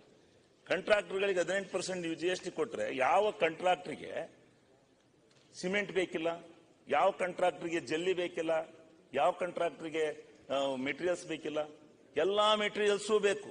ಎಲ್ಲನೂ GST ಕೊಟ್ಟು ತರ್ತಾರೆ. ಅವರು ತಗೊಂಡೋಗಿ ಅದು ಅಷ್ಟು ಕೆಲಸನೂ ಮಾಡಿಸೋದಿಲ್ಲ. ಕೆಲಸ ಮಾಡದೇ ಇರೋಂಥ ಹಣಕ್ಕೆ 18% ಹಣನ ನೀವು ತುಂಬಿಕೊಡ್ತಾ ಇದ್ದೀರಿ. ಇದು ಈ ಒಕ್ಕೂಟ ಇದರಲ್ಲಿ ಈಗ ನಾವು ಇಲ್ಲ ಅನ್ನಂಗಿಲ್ಲ. ಕೇಂದ್ರ ಸರ್ಕಾರ ತಂದಿರತಕ್ಕಂಥ ಕಾನೂನು ಅಲ್ಲಿ ಆಡಳಿತಾತ್ಮಕವಾಗಿ ಬಹಳಷ್ಟು ವ್ಯವಸ್ಥೆನ ಮಾಡಿದ್ದಾರೆ. ಅದನ್ನ ನೀವು ಮಾಡಿರ್ತಕ್ಕಂಥ ದೃಷ್ಟಿಯಿಂದ ಮತ್ತೆ ಇನ್ನೊಂದು ವಿಚಾರ, ಬೊಮ್ಮಾಯಿ ಅವರು ಹೇಳಿದಂಗೆ ನಿಜವಾಗ್ಲೂ 3 ವರ್ಷ ಇನ್ಪುಟ್ ನೀವು ಕೊಟ್ರೆ ಅವ್ರಿಗೆ ಆಟ ಆಡಕ್ಕೆ ಬಹಳ ಚೆನ್ನಾಗುತ್ತೆ. ಅದನ್ನ ಕರಗಿಸ್ತಾರೆ. ಕರಗಿಸಿ ಯಾವ ರೀತಿ ಅದರಲ್ಲಿ ನಾವು ಪರಿಣಿತರಾಗ್ಬೋದು, ಮತ್ತೆ ಸರ್ಕಾರಕ್ಕೆ ವಂಚನೆ ಮಾಡ್ಬೋದು ಅದನ್ನ ಬಹಳ ಮಟ್ಟಿಗೆ ಇದು ಮಾಡ್ತಾ ಇದ್ದಾರೆ. ಈಗ ಕೆಲವೊಂದು ಪದಾರ್ಥಗಳು, ಎಲೆಕ್ಟ್ರಿಕಲ್ ಗೂಡ್ಸ್ ಬೆಲೆ ನಿಗದಿನಲ್ಲಿ ಆಗ್ತಾ ಇರ್ತಕ್ಕಂಥ ಅನ್ಯಾಯ ಎಲ್ಲ ದೃಷ್ಟಿಯಿಂದ ಈ ಯಾವ ರೀತಿಯ ಒಂದು ರೂಪಾಯಿಂದು 5 ರೂಪಾಯಿನ ಗೂಡ್ಸನ್ನು 1 ರೂಪಾಯಿ ಅಂತ ಹೇಳಿ ತಗೊಂಡು ಹೋಗ್ತಾರೆ ಬಿಲ್ನ. ಆದ್ರೆ ಅಲ್ಲಿ 5 ರೂಪಾಯಿಗೆ ಮಾರಿರ್ತಾರೆ. ಬಿಲ್ನ ಯಾರಿಗಾದ್ರೂ ಅದು ಆಡಿಟ್ ಆದ್ರೆ ಮಾತ್ರ ಕರೆಕ್ಟ್ ಬಿಲ್ ಕೊಡ್ತಾರೆ. ಇಲ್ಲ ಅವನು ಆಡಿಟ್ ಮಾಡ್ಸಕ್ಕಲ್ಲ, ಎಲ್ಲೂ ಇನ್ಪುಟ್ ತಗೊಳೋದಿಲ್ಲ, ಎಲ್ಲೂ ಇದು ತಗೊಳೋದಿಲ್ಲ ಅಂತಂದ್ರೆ ಅದು ಹಂಗೆ ಹೋಯ್ತು. ಇವತ್ತು 50% ಆಫ್ ದಿ ಗೂಡ್ಸ್ ನನ್ನ ಒಂದು ಅನುಭವದಲ್ಲಿ ಇವತ್ತು ವಿತೌಟ್ GST ಹೋಗ್ತಾ ಇದೆ. ಇಲ್ಲ ಕಡಿಮೆ ದರ್ಜೆಯ GST ನಲ್ಲಿ ಅದ್ರ ಬೆಲೆನೇ ಏನೇ ಇದ್ರು ಆ ಬೆಲೆಗೆ ಕಡಿಮೆ ಬೆಲೆಗೆ ಹಾಕೊಡ್ತಕ್ಕಂಥ ಪದ್ಧತಿನ ಇದು ಮಾಡಿದ್ದಾರೆ. ಇದನ್ನೆಲ್ಲ ಅಳವಡಿಸ್ತಲೇ ನಮ್ಮ ರಾಜ್ಯಕ್ಕೆ ಇನ್ನೂ ಈಗ ಇದೇ GST ಇಟ್ಕೊಂಡು ಕೂತಿದ್ದೀವಿ. ಎಷ್ಟು ವಾಯುವಾಟ ಆಗ್ತಾ ಇದೆ ರಾಜ್ಯದಲ್ಲಿ, ಎಷ್ಟೊಂದು ದ್ವಿಗುಣ ಆಗ್ತಾ ಇದೆ ಇವತ್ತಿನ ನಮ್ಮ ವ್ಯಾವಹಾರಿಕ ಜೀವನ. ಆದ್ರೆ ನಾವು ತಗೋತಾ ಇರತಕ್ಕಂಥ ಟ್ಯಾಕ್ಸ್ ಅನ್ನೇನಾದ್ರೂ ಸರಿಯಾದ ರೀತಿ ನಾವು ವರ್ಗೀಕರಣ ಮಾಡಿ ಅದನ್ನ ಸ್ಟ್ರಿಕ್ಟ್ ಆಗಿ ನಾವೆಲ್ಲ ಇದನ್ನ ಪಡೆದದ್ದೇ ಆದ್ರೆ ನಿಜವಾಗ್ಲೂ ನಮ್ಮ ಈ ಬರ್ತಕ್ಕಂಥ ಟ್ಯಾಕ್ಸ್ ನಲ್ಲೇ ನಮ್ಮದು ಸಾಮ್ರಾಜ್ಯ ಮಾಡ್ಬೋದು, ಕಲ್ಯಾಣ ರಾಜ್ಯ ಮಾಡ್ಬೋದು ಕರ್ನಾಟಕದ. ಆದ್ರೆ ಈಗ ನಾವು ವ್ಯಾಟನ್ನು ಹಾಕಂಗಿಲ್ಲ, ಯಾವುದೇ ಟ್ಯಾಕ್ಸ್ ಹಾಕಂಗಿಲ್ಲ. ಕೇಂದ್ರ ಸರ್ಕಾರದ ಇದಕ್ಕೆ ನಾವು ಇದಾಗಿದ್ದೀವಿ, ಒಪ್ಪಂದ ಕೊಟ್ಟಿದ್ದೀವಿ. GST ಅನುದಾನ ಇದಕ್ಕೆ ಬಂದು ಇವತ್ತು ಏನ್ ಮಾಡಬೇಕು ಅಂತಕ್ಕಂಥದ್ದು ಯಾರ ನಾವು MLAಗಳೆಲ್ಲ ಕೇಳ್ತೀವಿ, ಎಲ್ಲಿ ನಮಗೆ ದುಡ್ಡಿಲ್ಲ, ಕೆಲಸಕ್ಕೆ ದುಡ್ಡಿಲ್ಲ ಅಂತೀವಿ. ದುಡ್ಡು ಎಲ್ಲಿದೆ? ಟ್ಯಾಕ್ಸ್ ನಿಂದಲೇ ಬರಬೇಕು. ಎಲ್ಲಿಂದಲ್ಲ ಬೇರೆ ರೂಪದಲ್ಲಿ ತರಕಾಗತ್ತಾ? ಟ್ಯಾಕ್ಸ್ ನಿಂದ ಬರಬೇಕು ಅಂದ್ರೆ ಟ್ಯಾಕ್ಸ್ ಅನ್ನ ನಾವು ಕಟ್ಟುನಿಟ್ಟಾಗಿ ಅದನ್ನ ವಸೂಲಿ ಮಾಡ್ತಕ್ಕಂಥ ಪದ್ಧತಿನ ನಾವು ಇಟ್ಕೋಬೇಕು. ಅದರೊಳಗೆ ನೀವು ಬೇಕಾದ್ರೆ ಒಂದು ದಿವಸ ಈಗ ನೀವೇನು ಒಂದು ಅಧಿಕಾರಿಗಳು ಮತ್ತೆ ಎಲ್ಲ ಚರ್ಚೆ ಮಾಡಿ ಈ ಮೂಲಗಳಿಂದ ಮಾತ್ರ ನಾವು ಸ್ವಲ್ಪ ಇದು ಮಾಡಬಹುದು. ನೀವು 20 ಮಾಹಿತಿಗಳನ್ನ ಕೊಟ್ಟು ನೀವೇನ್ ತಂದಿದ್ದೀರಿ, ಬಹುಶಃ ಇದರಲ್ಲಿ 4-5 ಸ್ಟ್ರಿಕ್ಟ್ ಆಗಿ ಟ್ಯಾಕ್ಸ್ ಅನ್ನು ವಸೂಲು ಮಾಡ್ತಾ ಇಲ್ಲ. ನಮ್ಮಲ್ಲಿ ನೋಡ್ತೀನಿ ನಾನು, ಯಾವ ಗೂಡ್ಸ್ಗೆ ಜಾಸ್ತಿ GST ಇರುತ್ತೆ ಆ ಗೂಡ್ಸ್ ಅನ್ನ ಕಡಿಮೆ GST ಇರುವಂತ ಗೂಡ್ಸ್ನೊಳಗೆ ಹಾಕ್ಬಿಟ್ಟು ಮ್ಯಾನಿಪ್ಯುಲೇಟ್ ಮಾಡಿ ಲೋಡ್ ಕಳಿಸ್ತಾರೆ. ಯಾರಿ ಲಾಸು? ಇದನ್ನ ಎಲ್ಲಿ ಪಾರದರ್ಶಕತೆ ಬರಬೇಕು, ಎಲ್ಲಿ ಈ ವ್ಯಾವಹಾರಿಕವಾಗಿರ್ತಕ್ಕಂಥ ರೀತಿಯಲ್ಲಿ ಟ್ಯಾಕ್ಸ್ ಅನ್ನು ವಸೂಲಿ ಮಾಡತಕ್ಕಂಥ ಪದ್ಧತಿ ಬರಬೇಕು? ಇನ್ನೂ ನೀವು GST ತಂದ್ರು ಏನ್ ಈ ದೇಶದಲ್ಲಿ ಪೂರ್ಣ ಪ್ರಮಾಣದಲ್ಲಿ ಟ್ಯಾಕ್ಸ್ ವಸೂಲಿ ಮಾಡ್ತಾ ಇಲ್ಲ. 50 ಭಾಗ ಬರ್ತಿತೆ ಅಂತ ಅಂದ್ರೂ ನನಗೆ ಅನುಮಾನ ಇದೆ. ಆ ರೀತಿ ಮತ್ತೆ ಬೆಲೆ, ಯಾವುದೇ ಒಂದು ಪದಾರ್ಥದ ಬೆಲೆನ ಡೂಪ್ಲಿಕೇಟ್, ಒರಿಜಿನಲ್ 3 ತರ ಇಟ್ಟಿರ್ತಾರೆ. ಆ 3 ತರದಲ್ಲಿ ಯಾವ್ಯಾವ ವ್ಯಕ್ತಿಗೆ ಏನೇನು ರೀತಿಯ ದರವನ್ನ ಮೆನ್ಷನ್ ಮಾಡಬೇಕು ಅಂತಕ್ಕಂಥದ್ದನ್ನು ಮೆನ್ಷನ್ ಮಾಡಿ ಬಹಳ ಮಟ್ಟಿಗೆ ಈ GST ನಲ್ಲಿ ಅನ್ಯಾಯ ಆಗ್ತಾ ಇದೆ.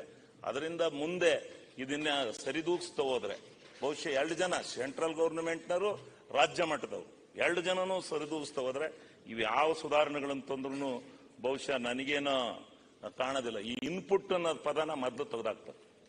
ಈ ವರ್ಡ್ನಿಂದ ಈ ಇನ್ಪುಟ್ ಅಂತಕ್ಕಂಥ ವ್ಯವಸ್ಥೆ ಏನಿದೆ ಆ GST ಒಳಗಡೆ ಅದನ್ನ ತೆಗೆದಾಕ್ಬೇಕು ಅಂತಕ್ಕಂಥದ್ದು ನಾನು ಬಹಳ ಸಾರಿ ಸಂದರ್ಭದಲ್ಲಿ ಮಾತನಾಡಿದ್ದೀನಿ. ಇನ್ನೂ ಬೇಕಾದಷ್ಟು ವಿಚಾರಗಳಿದೆ. ಅದನ್ನ ಒಂದು ದಿವಸ ಒಳ್ಳೆ ರೀತಿಯಲ್ಲಿ ಮಾಡಿ ಅದನ್ನ ತಂದ್ರೆ ನಮ್ಮ ರಾಜ್ಯ ಕಲ್ಯಾಣ ರಾಜ್ಯ ಆಗುತ್ತೆ ಅಂತಕ್ಕಂಥದ್ದನ್ನ ಹೇಳಿ, ಇವತ್ತು ಈ GST ಕೆಲವಷ್ಟು ಚೆನ್ನಾಗಿದ್ದಾವೆ, ಕೆಲವಷ್ಟು ಇದು ಸರಿಯಿಲ್ಲ. ಇದನ್ನೇನಾದ್ರೂ ಮತ್ತೆ ಮರುಪರಿಶೀಲನೆ ಮಾಡೋದಾದ್ರೆ ಸರ್ಕಾರ ಮರುಪರಿಶೀಲನೆ ಮಾಡಬಹುದು ಅಂತಕ್ಕಂಥ ಮಾತನ್ನು ನಾನು ಈ ಸಂದರ್ಭದಲ್ಲಿ ಹೇಳಿ, ಸರ್ಕಾರದ ಇಚ್ಛಾಶಕ್ತಿಗೆ ಬಿಟ್ಟಿದ್ದು ಅಂತಕ್ಕಂಥ ಮಾತನ್ನು ಹೇಳಿ ನಾನು ಮಾತು ಮುಗಿಸ್ತೇನೆ.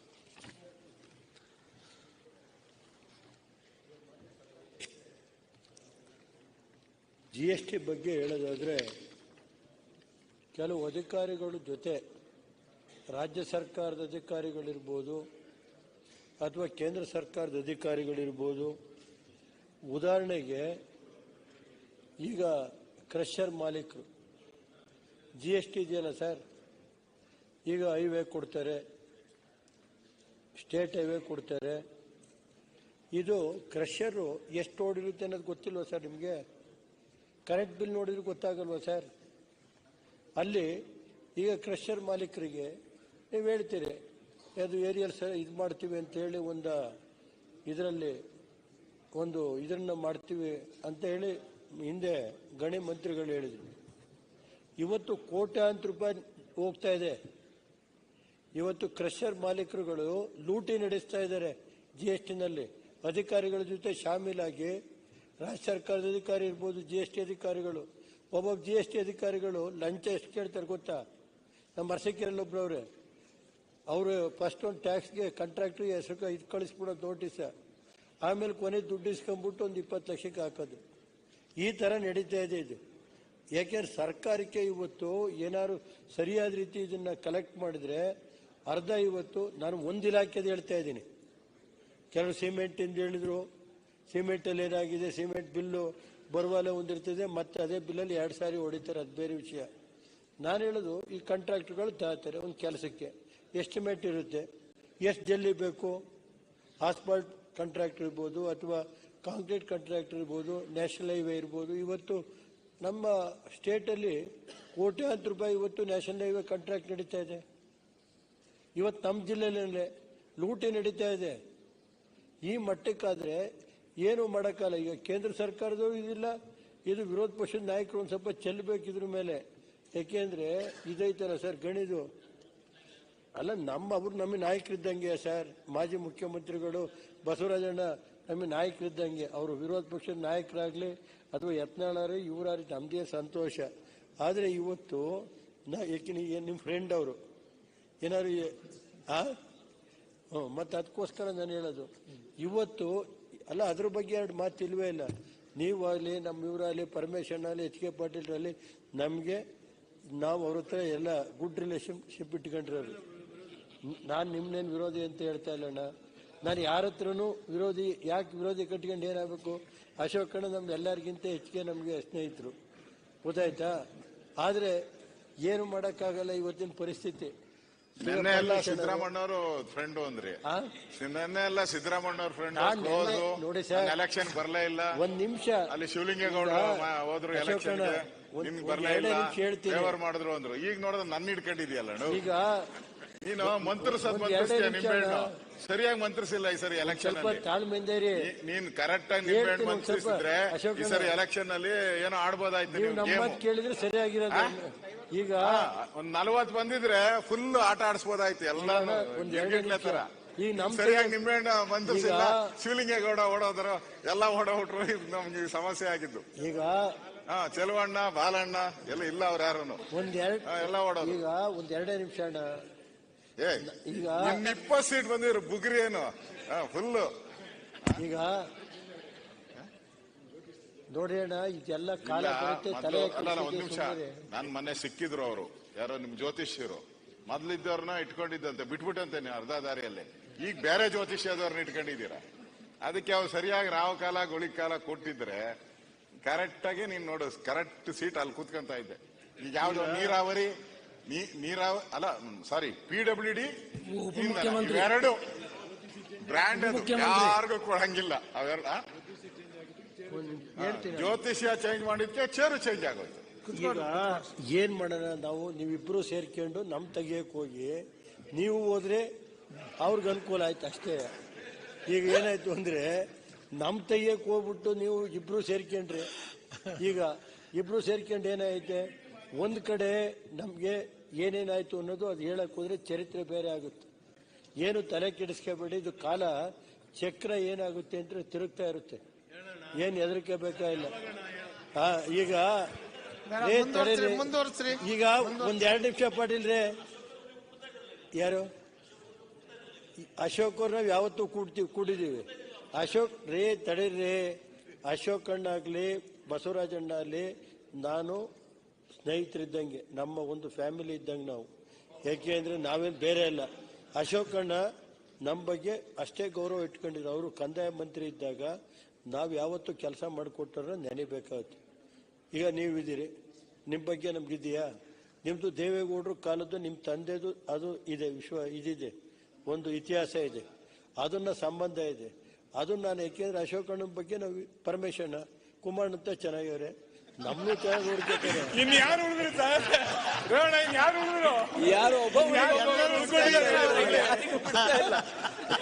ಈಗ ಎಲ್ಲ ಯಾರನ್ನು ಬಿಡ್ತಾ ಇಲ್ಲ. HK ಪಾಟೀಲ್ ಒಬ್ಬರ ವಿರೋಧಿ ನಿನ್ಗೆ. ಇಲ್ಲ HK ಪಾಟೀಲ್ ಒಬ್ಬರ ವಿರೋಧಿ ಯಾರು ಇಲ್ಲ. ಅವರ ಬಿಟ್ಟಿದ್ರೆ ನಮ್ಮನ್ನ ನೀವ್ಯಾಕೆ ಮತ್ತೆ ಹಿಡಿದ್ರಾಗ ಕೂಡ್ಸಾಕತ್ತೀರಿ? ಈಗ HK ಪಾಟೀಲ್ ನಿಮ್ಮ ನೇತೃತ್ವದಲ್ಲಿ ಒಂದು ರಾಷ್ಟ್ರೀಯ ಸರ್ಕಾರ ಮಾಡಿಬಿಡೋಣ.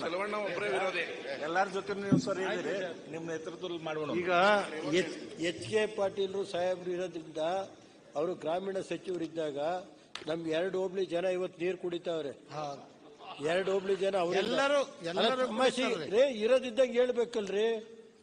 ಈಗ ಬಸವರಾಜಣ್ಣವ್ರು ಬಂದಿದ್ರಪ್ಪ, ಒಂದು ಲಿಫ್ಟ್ ಅವರು ಅಷ್ಟೇ. ಈಗ ಬಸ್ ಬಿಡಿಸ್ಬೇಕಷ್ಟೇ ಅವರಿದ್ದ. ಈಗ ನಮಗೆ ಈಗ ಬಸ್ ಇರಲಿಲ್ಲ. ನಿಮ್ಮ ಕಾಲದಲ್ಲಿ ಏನಾಯ್ತು, ಎಲ್ಲ ಹಾಸ್ನಿಗೆ ತಗೊಂಡು ಹೋಗಿದ್ರಿ. ಈಗ ನಮಗೆ ಒಂದು ಡಕೋಟಾ ಬಸ್ ಕೊಟ್ಟಿದ್ರು. ಈಗ ಅದನ್ನು ಬಿಡಿ ಸ್ವಾಮಿ ಒಳ್ಳೆಯವನ ಅಂತ ಹೇಳಿದ್ವಿ. 4,000ದಲ್ಲಿ ನಮ್ಗೊಂದು 20 ಬಸ್ ಕೊಡಿ ಮಕ್ಕಳಿಗೆ ಅಂತ ಕೇಳಿದೀನಿ. ಅಲ್ಲಿಗೆ ಹೋಗಿ ಅರ್ಜಿ ಕೊಟ್ಟು ಬಂದಿದ್ದೆ. ಅದೇ ನಾನು ರಾಮಲಿಂಗಾರೆಡ್ಡಿಯರಾಗ್ಲಿ ಯಾರ ಹತ್ರ ವಿರೋಧ ಕಟ್ಟಿಗಳಕ್ಕೆ ಹೋಗಿಲ್ಲ.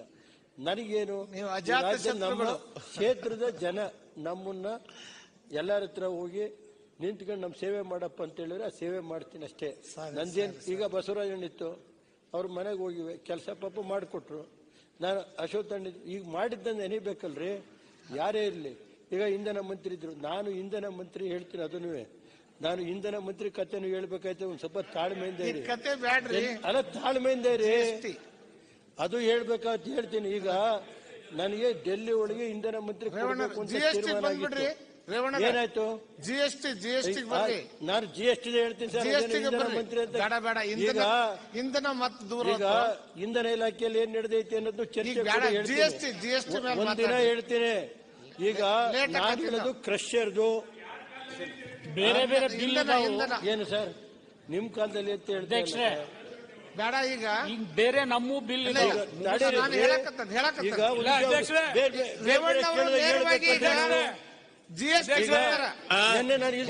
ಬಹಳ ಗಂಭೀರವಾಗಿ ಹೋಗ್ತಾ ಇತ್ತು ಸಭೆ. ಲೋಕೆ ಬರಬೇಕು. ರೇವಣ್ಣ ಮಾತಾಡ್ಲಿ ಜಿಎಸ್ಟಿ ಮೇಲೆ ಮಾತಾಡ್ರಿ. ಒಂದೇ ನಿಮಿಷ ಆಯ್ತಪ್ಪ ಅಧ್ಯಕ್ಷರೇ. ನಮ್ ರೇವಣ್ಣ ಯಾರು ಬೇಕಾದ್ರೂ ಹೇಳ್ಬೋದು. ನಾವೇನಾರು ಅವ್ರಿಗೆ ಹೇಳಕ್ ಹೋದ್ರೆ ಹುಷಾರ್, ನನ್ ಬಗ್ಗೆ ಏನಾರು ನಿಮ್ ಮೇಲೂ ಪ್ರೀತಿ ಅದಾರ ಬಿಡ್ರಿ. ಯಾಕೆ ಹಂಗಂತೀರಿ ನೀವು? ಕುತ್ಕೊಳ್ರಿ. ನಿಮ್ ಮೇಲೂ ಪ್ರೀತಿ ಅದಾರ ಬಾಳ. ರೇವಣ್ಣ ಅವ್ರ ಪ್ರೀತಿ ಹೇಳ್ತಾ ಇರೋದು. ಇವ್ರು ಯಾರು ಬೇಕಾದ್ರೂ ಎಚ್ ಕೆ ಪಾಟೀಲ್ ಹೇಳ್ಬೋದು, ರಾಮಲಿಂಗಾರೆಡ್ಡಿ ಹೇಳ್ಬೋದು, ಇವ್ರು ಹೇಳ್ಬೋದು, ಬಸವರಾಜ ಬೊಮ್ಮಾಯಿ ಯಾರು ಹೇಳ್ಬೋದು. ನಾವ್ಯಾರೊಬ್ರು ಹೇಳಕ್ ಹೋದ್ರೆ ಹುಷಾರ್, ನನ್ ಬಗ್ಗೆ ಮಾತಾಡಿದ್ರೆ ಇಲ್ಲ ಹಂಗೆ ಹೇಳೋದು. ಸತ್ತ ಐತಿ ಹಾಗೂ ಕಂಟ್ರೋಲ್ ಐತಿ, ಅದಕ್ಕೆ ಅವ್ರು ಹಂಗ ಹೇಳ್ತಾರ್ರಿ. ನಮ್ಮನ್ನ ದೂರದವ್ರಂತ ಬಿಟ್ಬಿಟ್ಟಿರ್ತಾರೆ. ಈಗ ಸೋಮಶೇಖರ್ ಬಗ್ಗೆ ನಾವು ಯಾವುದೇ ಹುಷಾರಂತ ಹೇಳಕ್ ಹೋಗಿಲ್ಲ. ಸೋಮಶೇಖರ್ ಬಾಬು ಅವ್ರು ಇದಾರೆ, ಅವ್ರು ಕೆಲಸ ಮಾಡಿದ್ದಾರೆ, ಕೋಪರೇಷನ್ ಮಿನಿಸ್ಟರ್. ಅದ್ರ ಬಗ್ಗೆ ನಾನು ಮಾತಾಡಕ್ ಹೋಗಲ್ಲ. ಈಗ ಮೊನ್ನೆ ಸಭಾಧ್ಯಕ್ಷ ಇಷ್ಟೇ ಜಿಎಸ್ಟಿ ಬಗ್ಗೆ ನಾನು ಹೇಳೋದು, ಕ್ರಷರ್ದು ಬಿಗಿಯ ಮಾಡಿದ್ರೆ ಜಿಎಸ್ಟಿನ ಸರ್ಕಾರಕ್ಕೆ ಕೋಟ್ಯಾಂತರ ರೂಪಾಯಿ ಮಾಡಬಹುದು. ನಮ್ಮ ಜಿಲ್ಲೆ ಒಂದರಲ್ಲೇ ಬೇಕಾದ್ರೆ ಸರಿಯಾದ ರೀತಿ ನೀವು ಮೊನ್ನೆ ಇಲ್ಲೆಲ್ಲ ಮಂಜಣ್ಣ ಕೂತವನೋ ಇಲ್ಲ, ಅವಂದೇ ಒಂದು ಕ್ರಷರ್ ಇತ್ತು. ಸುಮಾರು 50 ಕೋಟಿ ಕಲೆಕ್ಷನ್ಗೆ ಇದಾಕಿದ್ರು, ಅವನ ಮೇಲೆ ಪೆನಾಲ್ಟಿ ಹಾಕಿದ್ರು. ಗೊತ್ತಾಯ್ತಾ ಸರ್? ಒಂದೊಂದು ಕ್ರಷರಲ್ಲಿ ಸರಿಯಾದ ರೀತಿ ನೋಡ್ಬಿಟ್ರೆ ನೀವು ಇವತ್ತು 50 ಕೋಟಿ 60 ಕೋಟಿ ಜಿಎಸ್ಟಿ ಕದ್ದವ್ರಿ. ರಾಯಲ್ಟಿನೂ ಜಿಎಸ್ಟಿ ಎರಡೂ ಐತೆ ಸರ್. ಜಿಎಸ್ಟಿ ಈಗ ನ್ಯಾಷನಲ್ ಹೈವೇ ಕೊಡ್ತೀರಿ, ಬಿಲ್ ಕೊಡ್ಬೇಕಲ್ವ ಸರ್? ನೀವು ಬಿಲ್ಲೇ ಕೊಡಲ್ಲ. ಸ್ಟೇಟ್ ಹೈವೇ ಕೊಡ್ತೀರಾ ಬಿಲ್ಲ? ಯಾವ ಕೆಲಸ ತಗೊಂಡಿದ್ದಕ್ಕೆ ಬಿಲ್ ಕೊಡ್ತಾವ್ರೆ? ಯಾವ ಕೆಲಸಕ್ಕೆ ಜಿಎಸ್ಟಿ ಬಿಲ್ ಕೊಡ್ತಾವ್ರೆ? ಹಂಗಾರೆ ಕ್ರಷರಲ್ಲಿ ಜಲ್ಲಿ ಹೋಗುತ್ತಲ್ಲ, ಅದಕ್ಕೆ ಬಿಲ್ ಕೊಡ್ಬೇಕೋ ಬೇಡವೋ? ಕೊಡ್ತಾ ಇಲ್ಲ. ಎಷ್ಟು ಕರೆಂಟ್ ಹೋಗಿರುತ್ತೆ, ಏನಾಗಿದೆ ಹೇಳಿ ದಯಮಾಡಿ ಸ್ವಾಮಿ. ಇದನ್ನ ಕಟ್ಟುನಿಟ್ಟಾಗಿ ನಮ್ಮ ಕಮರ್ಷಿಯಲ್ ಟ್ಯಾಕ್ಸ್ ಅಧಿಕಾರಿಗಳಿಗೆ ಜಿಎಸ್ಟಿ ಅದನ್ನ ಕ್ರಷರ್ ಮಾಲೀಕರನ್ನ ಬಿಗಿ ಮಾಡಿದ್ರೆ ನಿಮಗೆ ಕೋಟ್ಯಾಂತರ ರೂಪಾಯಿ ಹಣ ಬರುತ್ತೆ ಅಂತ ನನ್ನ ಭಾವನೆ. ಇಲ್ಲ ಬೇಡ ಸ್ವಾಮಿ, ಲೂಟಿ ಹೊಡ್ಕೊಳ್ಳಿ ಸ್ವಾಮಿ, ಒಂದು ಎಲೆಕ್ಷನ್ 50 ಕೋಟಿ 60 ಕೋಟಿ ಖರ್ಚು ಮಾಡಲಿ ಅಂದ್ರೆ ನಮ್ದೇನು ಅಭ್ಯಂತರ ಇಲ್ಲ ಸ್ವಾಮಿ. ಇದನ್ನ ಬಿಗಿ ಮಾಡಿ ಅಂತ ಹೇಳಿ ನಾನು ಯಾರ ಬಗ್ಗೆ ಅವ್ರ ಬಗ್ಗೆ ಸರ್ಕಾರಕ್ಕೆ ಹಣ ಬರಬೇಕು ನಿಮ್ಗೆ. ಯಾಕೆಂದ್ರೆ ಈಗ 5 ಇನ್ನೊಂದು ಗ್ಯಾರಂಟಿಯ ಶಿವನಂದ್ ಇನ್ನೂ ಆ ಗ್ಯಾರಂಟಿನೇ ನಮ್ಗೆ. ನಾನು ಇಲ್ದು ಹೋದ ಬೆಳಗ್ಗೆಲ್ಲ ಬಂದ್ಬಿಟ್ಟು ಆ ತೆಂಗಿನಕಾಯ್ದು ಹೇಳಲಿಲ್ಲ, ಇದು ಹೇಳಲಿಲ್ಲ. ನಾನು ರೂಲ್ 69 ಕೊಟ್ಟು ನಾನು 69 ಕೊಟ್ಟು 69 ಕನ್ವರ್ಟ್ ಆಗಿದ್ದು ನಂದು. ನನಗೆ ಉತ್ತರ ಕೊಡ್ಬೇಕು ಹೊರತು ಇಲ್ಲ. ನಾನು ಇಲ್ದು ಹೋದಾಗ ಅರೆ ಯಾರಿಗಾರ ಕೊಟ್ಕೊಳ್ಳಿ ಸರ್. ನನಗೆ ಹೇಳೋದು ನಮ್ಮ ಜನ ಉಳಿಸ್ಕೊಳ್ಳಿ. ಸರ್ಕಾರಕ್ಕೆ ಬರೋ ಹಣನ ನಿಮಗೆ ಗ್ಯಾರಂಟಿಗೆ ದುಡ್ಬೇಕು. ದುಡ್ಡಿಲ್ಲ ಅನ್ನಿದ್ರೆ ಇಂಥವು ಮಾಡಿಕೊಡಿ ಅಂತ ಹೇಳ್ತೀವಿ. ಜಿಎಸ್ಟಿನ ಎಲ್ಲ ಕಟ್ಟುನಿಟ್ಟ ಕ್ರಮ ತಗೊಂಡ್ರೆ ಸರ್ಕಾರಕ್ಕೆ ಇನ್ನೂ ಬೇಕಾದ್ರೆ ಯಾವ್ಯಾವ ಗ್ಯಾರಂಟಿ ನಿಮ್ಮವು. ಯಾಕೆ ನಾನು ಹೇಳೋದು, ಸರಿ 156 ಗ್ಯಾರಂಟಿ ಕೊಟ್ಟು 80 ಸೀಟಿ ಬಂದಿದ್ದೀರಿ. ಅದರಿಂದ ಅದಾಗಬಾರ್ದು ಮುಂದೆ. ಈಗ 6 ಗ್ಯಾರಂಟಿ ನೀವು ಕೊಟ್ಟಿರೋದು ಫಸ್ಟು. ಸರಿ 156 ಕೊಟ್ಟೆ 80ಕ್ಕೆ ಬಂದ್ಬಿಟ್ರಿ ಹಿಂದೆ. ಅದರಿಂದ ಇದಾಗಬಾರ್ದು ಅಂತ ನಾನು ಅಶೋಕಣ್ಣ ಹೇಳ್ತಾ ಇರೋದು. ದಯಮಾಡಿ ಇವತ್ತು 5 ಗ್ಯಾರಂಟಿನ ಕ್ಲೀನಾಗಿ ಮಾಡಿಸಿ, ಅದನ್ನ ಮಾಡಿ ಜಿಎಸ್ಟಿ ಎಲ್ಲ ಕಲೆಕ್ಟ್ ಮಾಡಬೇಕು. ಕೆಲವು ಕಮರ್ಷಿಯಲ್ ಟ್ಯಾಕ್ಸ್ ಅಧಿಕಾರಿಗಳವರಲ್ಲ ಸರ್, ಅವ್ರ ಮನೆ ಬಂಗ್ಲೆ ನೋಡಿದ್ರೆ ಒಬ್ಬೊಬ್ರು 50 ಕೋಟಿ 100 ಕೋಟಿ ಬೇಕಾದ್ರೆ ತೆಗೆದು ನೋಡಿ. ನಾನು ಹೇಳೋದು, ಕಮರ್ಷಿಯಲ್ ಟ್ಯಾಕ್ಸ್ ಅಧಿಕಾರಿಗಳವರಲ್ಲ, ಬೇನಾಮಿ ಆಸ್ತಿ ಎಷ್ಟು ಮಾಡ್ಯವ್ರೆ ತನಿಖೆ ನಡೆಸಿ ನಿಮ್ಮ ಲೋಕಾಯುಕ್ತ ಕೈಲಿ. ನಮ್ಮ ಶಾಸಕರುಗಳವಲ್ಲ ಶಾಸಕರುಗಳು 180 ಜನ, ಕೆಲವರು ಅವ್ರ ಪರಿಸ್ಥಿತಿ ಏನೈತಿ ಅನ್ನೋದನ್ನ ಚರಿತ್ರೆ ಮುಂದೆ ಅವ್ರು ರಿಟೈರ್ಡ್ ಆದ್ಮೇಲೆ ಗೊತ್ತಾಯ್ತದೆ. ಅದರಿಂದ ದಯಮಾಡಿ ಬಿಗಿ ಮಾಡಬೇಕು ಅಂತ ನಾನು GST ನಾನೇ ಬೇಡ ಅಂತ ಅನ್ನಲ್ಲ ಸರ್. ಯಾವ ಸರಕುಗಳಿಗೆ ಮಾಡಿ, ಆದರೆ ಯಾವುದ್ರಲ್ಲಿ ಆದಾಯ ಬರುತ್ತೆ ಅದನ್ನು ಕಟ್ಟುನಿಟ್ಟಾಗಿ ಅಧಿಕಾರಿಗಳಿಂದ ಸರ್ಕಾರಕ್ಕೆ ವಸೂಲು ಮಾಡಬೇಕು ಅಂತ ಯಾಕೆಂದರೆ ಕಾನೂನು ಮಂತ್ರಿಗಳದು ಪ್ರಾಮಾಣಿಕವಾದಂಥ ಮಂತ್ರಿಗಳಿದ್ದಾರೆ. ಅವರಿಗೆ ಇರಿಗೇಷನ್ನು ಕೊಡಲಿಲ್ಲ. ಇರಿಗೇಷನ್ ಅಥವಾ ಇಲ್ಲಿ MB ಪಾಟೀಲ್ ನಾವು ಇರಿಗೇಷನ್ ಅವ್ರಿಗೆ ಕೊಡ್ತಾರೆ ಅಂದಿದ್ದು, ಒಂದು 4 ಕೆಲಸನಾದ್ರು ಮಾಡಿಸ್ಕೊಳ್ಳೋದಂದ್ರೆ ಅದು ಇಲ್ಲ. ಈಗ ನಮ್ಮ ಪರಿಸ್ಥಿತಿ ಇವ್ರತೆ ಯಾವ ಭೂಮಿ ಹುಡಿ ಕೇಳಕ್ಕೆ ಹೋಲಿ ಸ್ವಾಮಿ, ನಮ್ಗೇನು ಇಂಡಸ್ಟ್ರಿ ಮಾಡಬೇಕಾದಿಲ್ಲ, ಅವ್ರಿಗೆ ಕಾನೂನು ಯಾವುದು ಫೈಲ್ ತಗೊಂಡು ಹೋಗಿಲ್ಲ. ನಮ್ಮ ಪರಿಸ್ಥಿತಿ ಹಿಂಗಾಯ್ತು, ಅನಾಥರಾಗಿದ್ದೀವಿ ನಾವು. ಅದರಿಂದ ದಯಮಾಡಿ ಇದರಲ್ಲಾರು ವಸೂಲು ಮಾಡಿ ಕೇಳಿ ಸ್ವಾಮಿ ಅಂತ ಹೇಳಿ ದಯಮಾಡಿ ಕೈ ಮುಂಚೆ ಹೇಳಿ. ಮಾನ್ಯ ಅಧ್ಯಕ್ಷರೇ, GST ಬಗ್ಗೆ ಒಂದು ಸಣ್ಣ ಇನ್ಪುಟ್. ಮೊದಲು ನಮ್ಮ ಸರ್ಕಾರಿ ಕಾಂಟ್ರಾಕ್ಟರ್ಗಳಿಗೆ ನಾವು 12% GST ಇನ್ಪುಟ್ ಕೊಡ್ತಿದ್ವಿ ಅವ್ರಿಗೆ ಕ್ಲೇಮ್ ಮಾಡಕ್ಕೆ. ಆಮೇಲೆ ಈಗ ಅವ್ರಿಗೆ 18% ನಾವು ಕೊಡಾಕ್ತೇವೆ. ಅವ್ರಿಗೆ there is a disincentive for them to take any input credit. ಯಾಕಂದ್ರೆ 18% ಅವ್ರಿಗೆ ಸಿಕ್ಬಿಡ್ತೈತಿ ಸರ್ಕಾರದಿಂದ. ಮೊದಲಿನಂಗೆ 12% ಅವ್ರಿಗೆ ನಾವು ಕೊಟ್ಟಿದ್ವಿ ಅಂತಂದ್ರೆ ಸರ್ಕಾರದ 6% ಅಲ್ಲಿ ಉಳಿತಿತ್ತು. ಅವರು ಎಲ್ಲರ ಕಡೆಯಿಂದ ಬಿಲ್ನಲ್ಲಿ ನಮ್ಮ GST ಬಿಲ್ ಕೊಡ್ರಿಪ್ಪ ಅಂತೇಳಿ ಇನ್ಪುಟ್ ತೊಗೊಂಡು ಅವರು ಅದನ್ನ ನಮ್ಗೆ ತುಂಬ್ತಿದ್ರು. ಈಗೇನ ಮಟ್ಟ ನಾವು ಸರ್ಕಾರದಿಂದ 18% ಕೊಡಕತ್ಕೊಳ್ಳೆ ಅವ್ರಿಗೆ ಯಾರ ಕಡೆಯಿಂದ GST ಬಿಲ್ ತಗೊಳ್ಳೋದು ಅವಶ್ಯಕತೆನೇ ಇಲ್ಲ ಅವ್ರು. ಹಾಗಾಗಿ ಅದೊಂದು ದೊಡ್ಡ ಲೆಕ್ಕನ ಐತಿ, ಸರ್ಕಾರಕ್ಕೆ ದೊಡ್ಡ ಪ್ರಮಾಣದಾಗ ನುಕ್ಸಾನ ಆಗ್ತೈತಿ. ಅದ್ರ ಬಗ್ಗೆ ಕೂಡ ಗಮನ ಹರಿಸ್ಬೇಕು. ಮಾನ್ಯ ಅಧ್ಯಕ್ಷರೇ, ಇವತ್ತು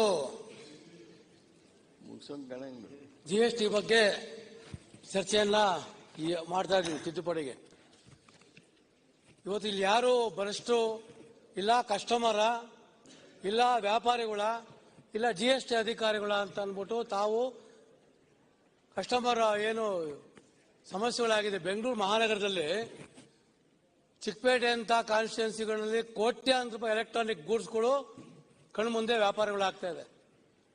ಯಾವುದೇ ಒಂದು ಬೆಂಗಳೂರು ನಗರದ ಹಾಟ್ ಭಾಗದಲ್ಲಿರುವಂತ ಯಾವುದೇ ಎಲೆಕ್ಟ್ರಿಕ್ ಸಾಮಾನು ತಗೋಬೇಕಾದ್ರೆ ಅಧಿಕಾರಿಗಳು ಅಲ್ಲೇ ಇರ್ತಾರೆ, ಜೀಪ್ ಹಾಕೊಂಡಿರ್ತಾರೆ GST ಅಧಿಕಾರಿಗಳು.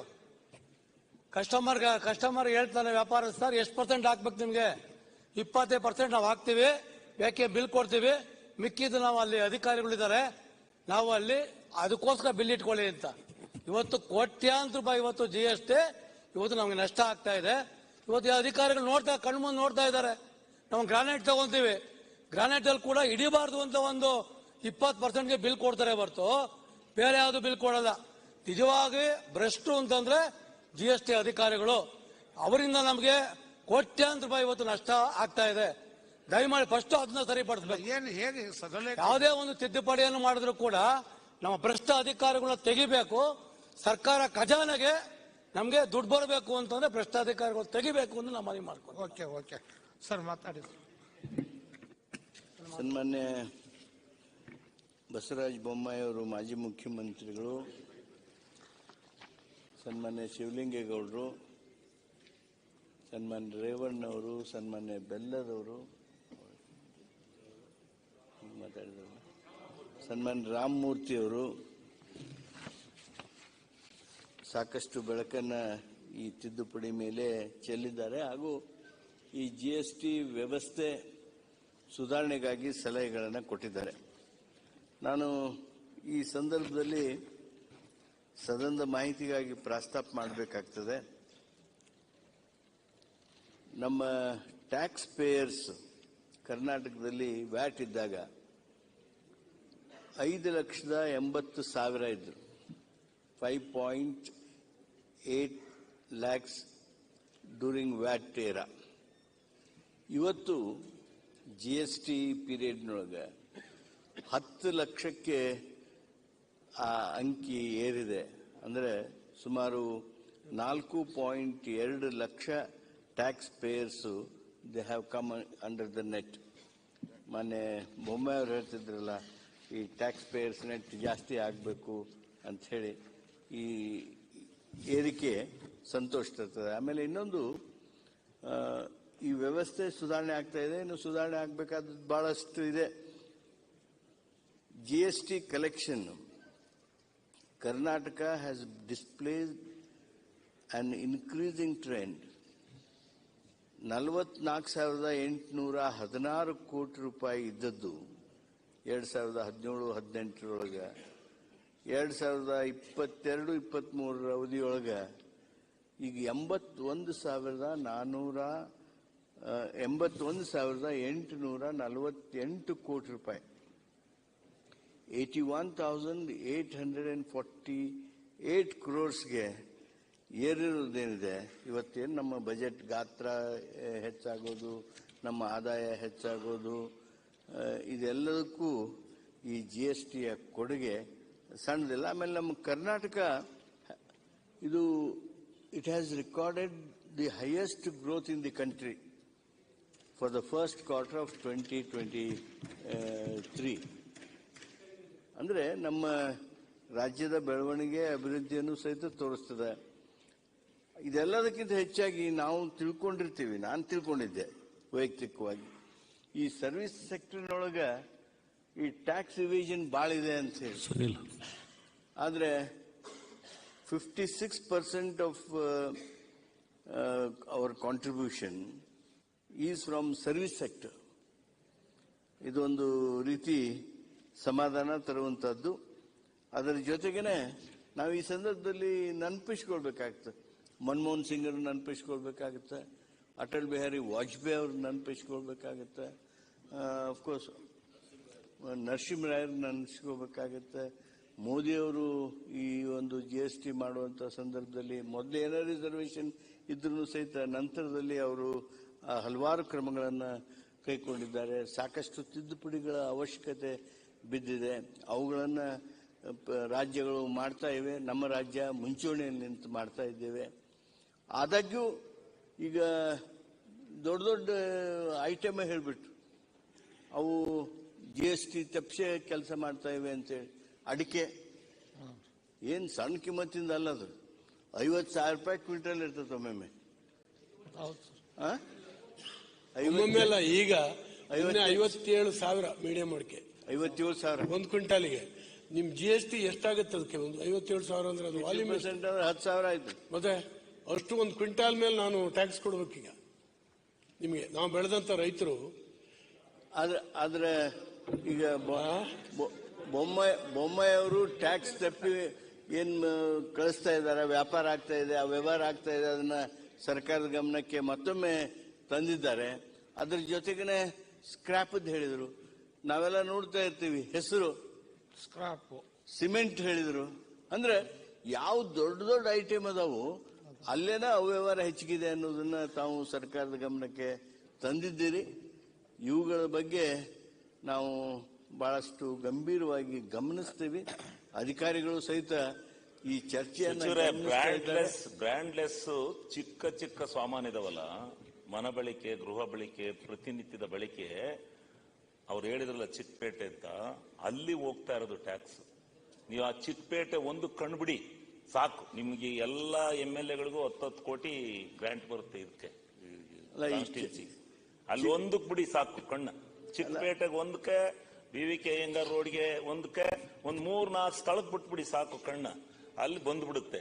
ಬ್ರ್ಯಾಂಡ್ಲೆಸ್ ಆಚೆ ಕಡೆ ಮೊದ್ಲು ಚೆಕ್ ಪೋಸ್ಟರ್ ಯಾವನಾರು ಹಿಡಿದನು ಅಂತ ಹೇಳ್ಬಿಟ್ಟು ಶೀಲ್ ಇದೊಡ್ಕೊಂಡಿರ್ತಾನೆ ಬ್ರ್ಯಾಂಡ, ಆಚೆ ಕಡೆಗೆ ಹೋದ್ಮೇಲೆ ಕಿತ್ತೆಸಿತಾರೆ. ಇದು ಬಹಳ ನಡೀತಾ ಇದೆ. ಚಿಕ್ಕಪೇಟೆಗೆ ಹಾಕಿ ಒಂದು ಕಾವಲ, ಅಷ್ಟ್ರಲ್ಲಿ ಸಾಕು, ಎಲ್ಲ ಬಹಳ ಮೋಸ ನಡೀತಾ ಇದೆ. ತಾವೇನು ಗಂಭೀರವಾಗಿ ಈ ಚರ್ಚೆ ಮಾಡಿದ್ದೀರಿ, ಇವುಗಳನ್ನ ನಾವು ಸರ್ಕಾರ ಬಹಳ ಗಂಭೀರವಾಗಿ ಗಮನಿಸ್ತದೆ. ಒಂದ್ ಮಾತು ನಾನು ನಿಮಗೆ, ಕೋಟ್ಯಾಂತರ ರೂಪಾಯಿ ದುಡ್ಡು ಬರುತ್ತೆ ನೋಡಿ ಸರ್. ಈ ಕಳೆದ ಕೆಲವು ಅಂದ್ರೆ ಒಂದು ವರ್ಷದ ಬೊಮ್ಮಾಯಿ ಮುಖ್ಯಮಂತ್ರಿಗಳಾಗಿದ್ದಾಗ ಕೇಳ್ತಾವ್ರೆ, ಆ ಕ್ರಷರ್ಗೆ 5% ಇರೋದು ಟ್ಯಾಕ್ಸ್, GST ಇರೋದು ಏನಾರ ಮಾಡಿ ಒಂದು 15-20% ಮಾಡಿಸಿ, ಅದಕ್ಕಿರೋದೇ 5%. ಒಂದು ಹಂಗ ಹೊಡ್ಕೊಂಡು ಹೋಗ್ತಾರೆ ಅಂತಾರೆ. ಅಲ್ಲಿ PWD ಇಲಾಖೆನಲ್ಲಿ ಇಂಜಿನಿಯರ್ ಬಿಲ್ ಪಾಸ್ ಮಾಡ್ಬೇಕಾರೆ royalty and GST, without GST, without royalty, ಏನಾರ ಮನೆಗಳಿಗೆ ಅಲ್ಲಿ ಇಲ್ಲಿ ಸಣ್ಣ ಪುಟ್ಟರ್ ತಗೊಂಡು ಇದಕ್ಕೆ ಮಾತ್ರ GST ರಾಯಲ್ಟಿ ಬರೋದಿಲ್ಲ ಹೊರತು ಕ್ರಷರ್ ಅಲ್ಲಿ ಯಾವುದೇ ಕಾರಣದಿಂದ ₹1 ಏನಾದ್ರು ಲಾಸ್ ಆಗದಲ್ಲೇ ಬರುವಂತದ್ದು ಹಂಗೆ ಅಕ್ರಮವಾಗಿ ಹೊಡೆಯೋದು, ಬಂಡೆ ಇಳಾಕೋದು, ಅದನ್ನು ಕಂಟ್ರೋಲ್ ಮಾಡಿದರೆ ಈಗ ಡ್ರೋನ್ ಸರ್ವೆ ತಂದು ಅದು ಆಗ್ತಾ ಇಲ್ಲ. ಕ್ರಷರ್ನಲ್ಲಷ್ಟು ಆದಾಯ ತೆಗೆದಿಡಿ. ಕ್ರಷರ್ನಲ್ಲಷ್ಟು ಬರುವಂತ ಆದಾಯ ಏನಾದ್ರು ಕಡಿಮೆ ಇದ್ರೆ ನಾನು ನೀವು ಕೇಳಿ ಶಿಕ್ಷೆ ಗುರಿ ಆಗ್ತೇನೆ. ಇಡಿ ಇಲ್ಲಿ ಹೊಡ್ಕೊಂಡು ಹೋಗ್ತಾರೆ ಅಂದ್ರೆ ಅಲ್ಲಿ PWD ಕಾಂಟ್ರಾಕ್ಟರ್ ಅಲ್ಲಿ ಬಿಲ್ ವಿತೌಟ್ ಇದು ಯಾವನು ರಾಯಲ್ಟಿ ಇಲ್ದಲೇ ಯಾವನು ಬಿಲ್ ಚೆಕ್ ಕೊಡೋದಿಲ್ಲ ಅವನಿಗೆ, ಅಲ್ಲಿ ಹಿಡ್ದಾಕ್ತಾರೆ. ಅಲ್ಲಿಂದ PWD ಇಂದ ಎಷ್ಟು ರಾಯಲ್ಟಿ ಎಷ್ಟು GST ಬರುತ್ತೆ ವಾಪಸ್ ಅಂತ ಅನ್ನೋದನ್ನು ಮಾಹಿತಿ ತರಿಸಿ. ಅಧ್ಯಕ್ಷರೇ, ಈಗ ಮಾನ್ಯ ಶಿವಲಿಂಗೇಗೌಡರು ಅಲ್ಲ ನಿಮ್ಗೆ ಸರ್ಕಾರಕ್ಕೆ ದುಡ್ಡು ಬರೋದು ಹೇಳ್ತೀನಿ ಸರ್. ಒಂದು ನಿಮಿಷ ಈಲ್ಡ್ ಆಗಿ ಸರ್. ನನಗೆ ಯಾರು ಕ್ರಷರ್ ಇಟ್ಟವ್ರೆ ಅದೆಲ್ಲ ಇಲ್ಲ, ನಾನೇ ಕ್ರಷರ್ ಮಾಲೀಕರಲ್ಲ. ನಾನು ಸರ್ ಒಂದು ನಿಮಿಷ ಇದ್ರೆ ಒಂದು ನಿಮಿಷ ಗೌಡ್ರೆ, ನೀವು ಎಲ್ಲ ಏಕೆ ನಿಮ್ಗೆ ಏನಿದೆ ಅಂದ್ರೆ ಅನುಭವ ಇದೆ ನಿಮ್ಗೆ, ನನಗೆ ಅನುಭವ ಇಲ್ಲ. ನನಗೆ ಬೆಳಿಗ್ಗೆ ಇದ್ರೆ ನಮ್ಮ ತೆಂಗಿನಕಾಯಿ ದುಡ್ಡು ಬರ್ತದೋ ಕೊಬ್ಬರಿ ದುಡ್ಡು ಬರ್ತದೋ ಅದ್ ನೋಡ್ಬೇಕಾಯ್ತು. ನಾನು ಬೆಳಿಗ್ಗೆ ಇದ್ರೆ ನನಗೆ ಅಲ್ಲ ಒಂದು ನಿಮಿಷ ತಡೀರಿ ಸರ್, ನೀವು ಹೇಳೋವರೆಗೆ ಸುಮ್ಮನಿದ್ದೀನಿ. ಈಗ ನಿಮ್ ಗಮನಕ್ಕೆ ತರ್ತೀನಿ. ಒಬ್ಬ ಕ್ರಷರ್ ಮಾಲೀಕರು ಅವರಿಗೆ ಗೊತ್ತಿದೆ ಎಷ್ಟು ಖರ್ಚು ಮಾಡಿದ್ರು, ಎಷ್ಟು ಖರ್ಚು ಮಾಡಿದ್ದಾರೆ ಹೇಳಿ. ಈಗ ನಾನು ಹೇಳೋದು ಈಗ ಡ್ರೋನ್ ಸರ್ವೆ ಮಾಡಿದ್ರೆ ನೀವು ಎಷ್ಟು ಖರ್ಚು ಮಾಡಿದ್ರಿ, ನನಗೆ ನೀವು ಎಷ್ಟು ಖರ್ಚು ಮಾಡಿದ್ರಿ ಫಸ್ಟ್, ಆಮೇಲೆ ನಾನು ಎಷ್ಟು ಖರ್ಚು ಮಾಡಿದೆ ಅಂತ ಹೇಳ್ತೀನಿ. ನಾನು ನಿನ್ ಬಗ್ಗೆ ಹೇಳ್ತಾ ಇಲ್ಲಪ್ಪ, ಮತ್ತೆ ನೀವ್ ಹೇಳ್ತಾ ಇದ್ರೆ ಎಷ್ಟು ಖರ್ಚು ಮಾಡಿದ್ರು ಅವ್ರಿಗೆ ಏನಾಯ್ತು ಹೇಳಿ. ನಾನು ಹೇಳೋದು ವೈಯಕ್ತಿಕವಾಗಿ ಹೊಂಟ್ರೆ ಯಾರು ಒಬ್ಬನ ಖರ್ಚು ಅವ್ರಿಗೆ ತಡೀರಿ, ಅವ್ರ ವೈಯಕ್ತಿಕ ಹೇಳಿಲ್ಲ ಸರ್. ಒಂದ್ 2 ನಿಮಿಷ ಸರ್. H.K. ಪಾಟೀಲ್ ಸಾಹೇಬ್ರೆ ಇರಿ ಸರ್. ನಾನು ಅವ್ರ ಬಗ್ಗೆ ಯಾವತ್ತು ಪಾಪ ಅವರು ದೊಡ್ಡವರಿದ್ದಾರೆ, ಅವ್ರ ಲೆವೆಲಿಂದ ನಾವು ಮಾತಾಡೋ ಶಕ್ತಿ ನನಗಿಲ್ಲ. ಯಾಕೆಂದ್ರೆ ಸರ್ ಒಂದು ನಿಮಿಷ ಹೇಳ್ತೀನಿ. ನಾನು ಹೇಳ್ತಾ ಇರೋದು ಅವ್ರ ವಿಷಯ ಕೇಳಿಲ್ಲ. ನಾನು GST ಬಗ್ಗೆ ಈಗ ಡ್ರೋನ್ ಸರ್ವೆ ಯಾಕೆ ಮಾಡಬಾರ್ದು? ಕೆಲವು H.K. ಪಾಟೀಲ್ ರಿಪೋರ್ಟ್ ಕೊಟ್ಟವ್ರೆ, ಬೇಕಾದ್ರೆ 13 ರೂಲ್ 16 H.K. ಪಾಟೀಲ್ ಆದಾಯ ಯಾವ್ಯಾವ್ರಲ್ಲಿ ಬರುತ್ತೆ ಅವ್ರ ಅಧ್ಯಕ್ಷತೆಯಲ್ಲಿ ನಡೆದಿರುವಂತ ಒಂದು ರಿಪೋರ್ಟ್ ಇದೆ. ಅದನ್ನ ಚೆಲ್ತೀನಿ ಬೇಕಾದ್ರೆ ಟೈಮ್ ಎಲ್ಲಿತ್ತು ಯಾವ ಮೂಲೆಯಲ್ಲಿ ಬಿದ್ದೈತಿ ಅಂತ, ಅದನ್ನ ಈಗ ಹೇಳಕ್ ಹೋಗಲ್ಲ ಸರ್. ನಾನು ಹೇಳೋದು ಇಷ್ಟೇ, ಇವತ್ತು ಕ್ರಷರ್ನಲ್ಲಿ ಆಯ್ತು ಕರೆಂಟ್ ಬಿಲ್ ಎಷ್ಟು ಬರುತ್ತೆ ಡ್ರೋನ್ ಸರ್ವೆ ಮಾಡಿ.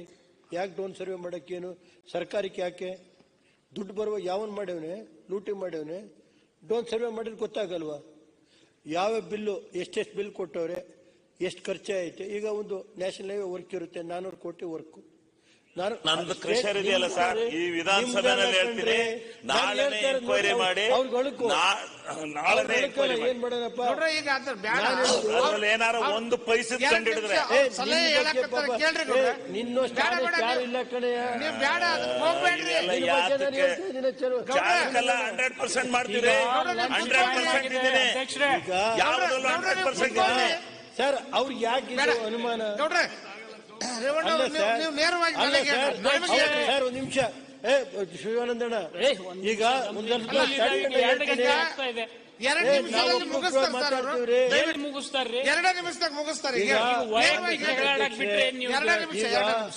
ನಾನು ಹೇಳೋದು ಒಂದು ಬಿಲ್ ತಂದಾಗ ನಮ್ಮ ಸಲಹೆ ಕೊಡೋದು ನನ್ನ ಧರ್ಮ ಆಯ್ತು. ಅಲ್ಲ ವೈಯಕ್ತಿಕವಾಗಿ ನನಗೇನಿಲ್ಲ, ನಮ್ಮ ಜಿಲ್ಲೆಯಲ್ಲಿ ನಡೀತಾ ಇರೋದನ್ನ ಹೇಳ್ಬೇಕು ಅಂದ್ರೆ ಹೇಳ್ತೀನಿ. ಇಲ್ಲಪ್ಪ ನಾನು ಯಾರ ಬಗ್ಗೆ ಬೆಂಗಳೂರಲ್ಲಿ ಈ ಕಡೆ ಕೊಯ್ಬಲ್ಲಿ ಈ ಕಡೆಗೆ ಬಿಡದಿ ಕಡೆ ಕೊಯ್ ಬನ್ನಿ, ಬಿಡದಿ ಕಡೆಗೆ ಅದ್ಬಿಟ್ಟು ಹಂಗೆ ಒಂಚೂರು ಮುಂದೆ ಹೋಗಿ ಅವರು ನಾವು ಇಡೀ ವರ್ಷ ಎಲ್ಲ ಒಂದಿನ ಹೊಡಿತೀವಲ್ಲ, ಅದು ಇಡೀ ವರ್ಷ ಎಲ್ಲ ಹೊಡಿಯಲ್ಲ ನಾವು. ಅವ್ರು ಒಂದಿನ ಹೊಡಿಯೋದ ಯಾಕೆ ಅಸೂಯೆ ಪಡ್ಕೊಂಡು ಸಾಯ್ತಿಲ್ಲ? ತಡೆಯಪ್ಪ ರೇವಣ್ಣವರು ಒಂದ್ ನಿಮಿಷ ಮುಗಿಸ್ರಿ. ಶಿವಲಿಂಗೇಗೌಡರು ಈ ಕಡೆ ತೋರಿಸ್ತಾರೆ, ನನಗೇನಿಲ್ಲ. ಅವ್ರಿಗೆ ಸರ್ ಈಗ ಎಲ್ಲ ವಿಷಯದಲ್ಲಿ ನಿಮ್ ಕಾಂಗ್ರೆಸ್ನಲ್ಲಿ ಯಾರು ಇಲ್ಲ, ಮಾತಾಡೋ ಶಕ್ತಿ ಇಲ್ಲ, ಶಕ್ತಿ ಕಳ್ಕೊಂಡ್ಬಿಟ್ಟವ್ರು ನಿಮ್ಮ ಮೆಂಬರ್ಸು. ಯಾರಿಗೆ ಕೊಡ್ತೀರಿ ಡೈಲಿ ಬೆಳಗ್ಗೆ ಎದ್ದು ಸ್ಪೀಕರ್ ಅವ್ರು ಕೇಳ್ತೀನಿ, ಕೆಲವು ವಿಷಯಗಳನ್ನ ತಿಳ್ಕೊಂಡು ಏನೇನು ಲೂಪ್ ನಾನು ಸದಸ್ಯ ಬಂದಲ್ವ ಇಲ್ಲಿ ಮಾತಾಡ್ತಾರೆ. ನಾನು ಬೇಡ ನಿಮ್ಮ ಆ ಕಡೆ JDS ಅಲ್ಲಿ ಇದ್ದಲ್ಲೂ ಮಾತಾಡ್ತಿರ್ಲೋ ನಾನು. ಅಯ್ಯೋ ಯಾರನ್ನ ಕಂಟ್ರೋಲ್ ಮಾಡ್ತಿದ್ರಿ ನೀವು. ಈಗ ಅದ್ರ ಬಗ್ಗೆ ಗೌಡ್ರೆ 15 ನಿಮಿಷ ಕೊಡು, 3 ನಿಮಿಷ ಕೊಡು ಅಂತಿದ್ರೆ ನಾನು ಯಾವತ್ತೂ ಹೇಳಿಲ್ಲ. ಇಲ್ಲ. ಜಾಸ್ತಿ ಮತ್ ಮಾಡ್ತಾರೆ. ನಾನು ಅವ್ರ ಬಗ್ಗೆ ಚರ್ಚೆ ಮಾಡಕ್ ಹೋಗಲ್ಲ. ಪಾಪ ಏನಿದು ಚರ್ಚೆ ನಡೀತಿರೋದು ವೈಯಕ್ತಿಕವಾಗಿರ್ತಕ್ಕಂಥ ಚರ್ಚೆಗಳ ಈಗ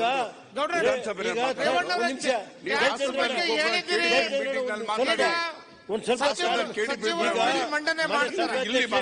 ದಯಮಾಡಿ ಹೇಳ್ಬೇಕಾಯ್ತು. ಈಗ ಒಂದ್ ನಿಮಿಷ ಕೆಲವು ವಿಷಯ ಹೇಳ್ಬೇಕಾಗತ್ತೆ ಸರ್.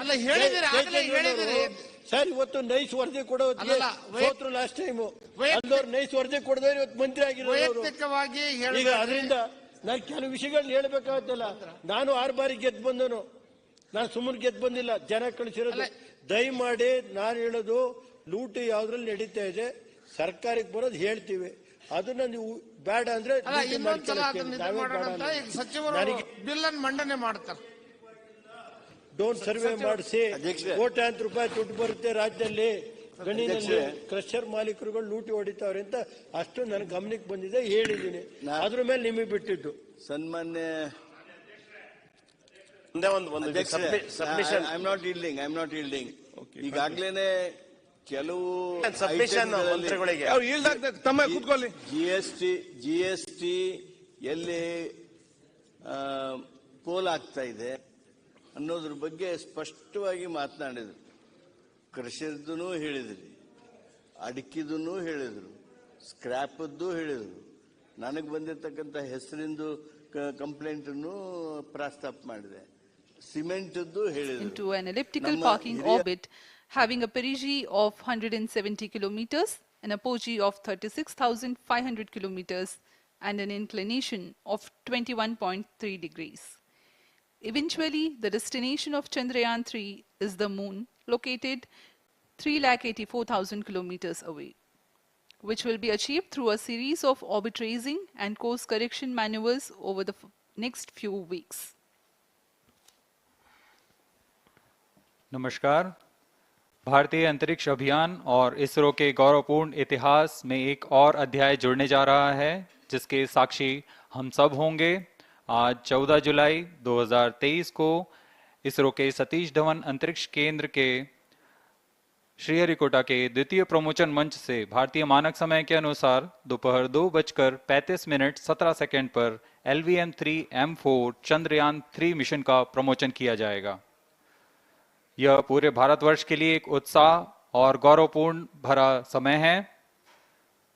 हम मिशन नियंत्रण कक्ष से मैं विकास स्वर्णकार, अपने साथी कमेंटेटर मिस माधुरी पी के साथ आप सभी दर्शकों का हार्दिक स्वागत करते हैं। हम आपको मिशन से जुड़ी सारी जानकारियां तथा आंखों देखा हाल सुनाते रहेंगे, तो बने रहिए हमारे साथ और साक्षी बनिए इस ऐतिहासिक मिशन के लिए। इस मिशन को कुल 4 मुख्य भागों में बांटा गया है। पहला, चंद्रयान 3 अंतरिक्ष यान को LVM-3 द्वारा 170 बाई 36,500 किलोमीटर की इलिप्टिकल पार्किंग ऑर्बिट में 21 डिग्री के झुकाव के साथ अंतक्षेपित किया जाना। दूसरा, पृथ्वी की कक्षा को छोड़ चंद्रमा की कक्षा में जाना। तीसरा, चंद्रमा की सतह पर लैंडर का सुरक्षित लैंड करना। और अंत में रोवर का चंद्रमा की सतह पर विचरण करके तात्विक तथा रासायनिक विश्लेषण कर वैज्ञानिक आंकड़े जुटाना।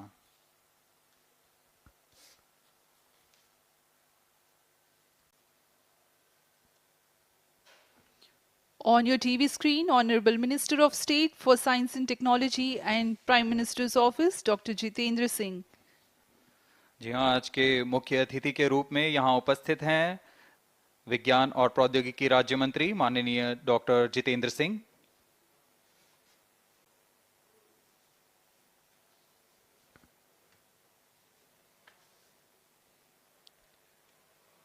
We are about 31 minutes from the scheduled launch time. You're watching this live from the Mission Control Center.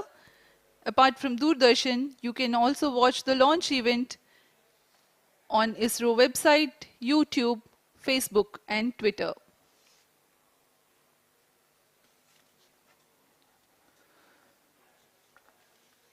आपको ज्ञात हो, चंद्रयान 1 22 अक्टूबर 2008 को PSLV C-11 द्वारा प्रक्षेपित किया गया था और 8 नवंबर 2008 को वह चंद्रमा की कक्षा में जाने में सफल रहा था और अपने मिशन का उद्देश्य पूरा किया, जिसमें चंद्रमा पर पानी की खोज भी शामिल है। फिर 29 अगस्त 2009 में चंद्रयान 1 से हमारा संपर्क किसी कारणवश टूट गया, लेकिन इसमें मील के पत्थर ने चंद्रयान 2 का मार्ग प्रशस्त किया था।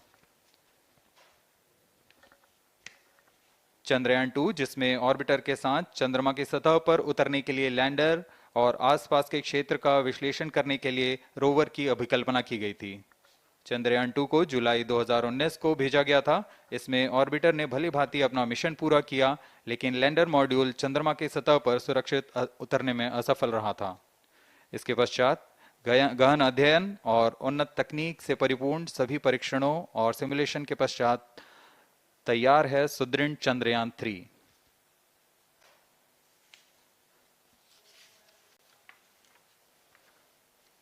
आपको संक्षिप्त में LVM-3 M4 प्रमोचक यान की जानकारी देते हैं। LVM-3 प्रमोचक यान अन्य सभी यानों की तुलना में सबसे अधिक विकसित तथा उन्नत अभिकल्पित किया गया है। इसकी ऊंचाई 43.5 मीटर तथा व्यास 4 मीटर का होता है। इसका कुल उत्थापन भार 640 टन का होता है। यह 3 चरणीय यान है, जिसकी क्षमता 4 टन के नितभार को भूतुल्यकालीन अंतरण कक्षा में यानी 180 बाई 36,000 किलोमीटर में ले जाने की क्षमता है तथा 8 टन के नितभार को निम्न कक्षा में स्थापित करने की क्षमता है। इस यान में प्रथम चरण में 2 S-200 स्टेप-ऑन बूस्टर्स लगे होते हैं, जो कि ठोस नोदक पर आधारित चरण हैं, जिन्हें सतीश धवन अंतरिक्ष केंद्र में उन्नत और परिपक्व उत्पादन प्रणाली द्वारा निर्मित किया जाता है। दोनों S-200 के मध्य में L-110 चरण है, जो कि तरल नोदक पर आधारित चरण है, और इसके ऊपर की ओर 28 टन के क्रायोजेनिक ईंधन वाले C-20 इंजन का प्रयोग करते हुए C-25 चरण है, जो कि भारत का सबसे बड़ा क्रायोजेनिक इंजन है। इसे इसरो के liquid propulsion system centre IPRC द्वारा विकसित किया गया है।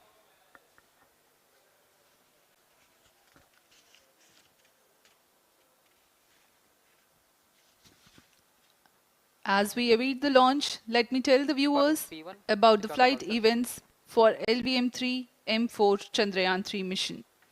At T0, the twin S-200s will be ignited and the mighty LVM-3 rocket lifts off.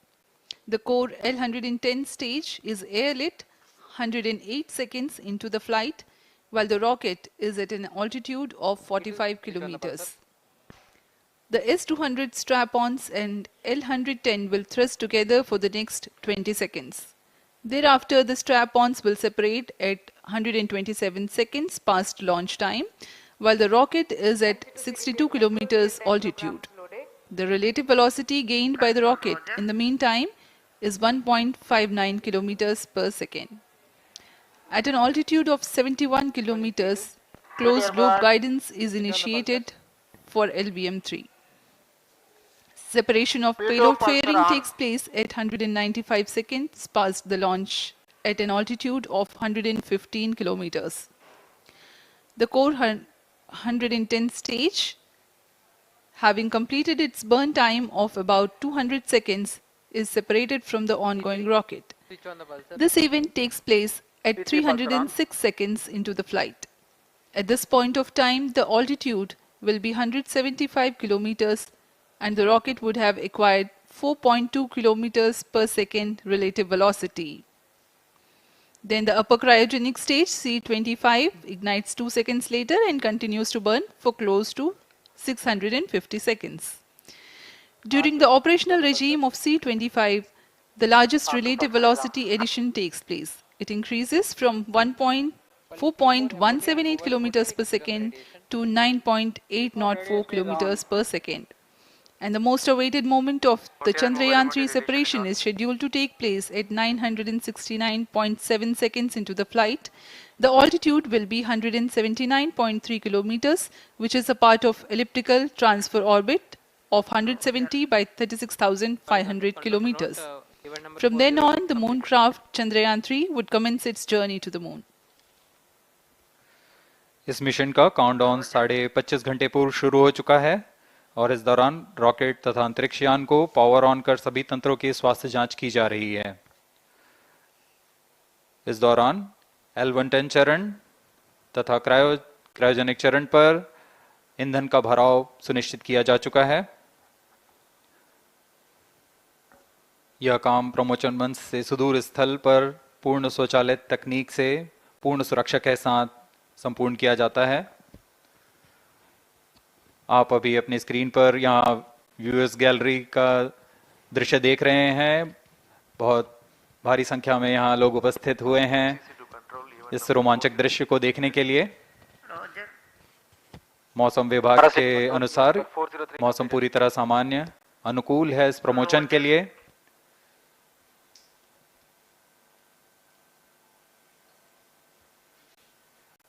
अब आपके सामने प्रस्तुत है LVM-3 का integration video.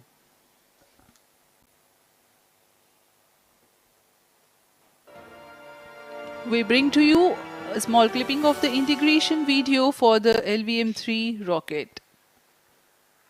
Minus 25 minutes.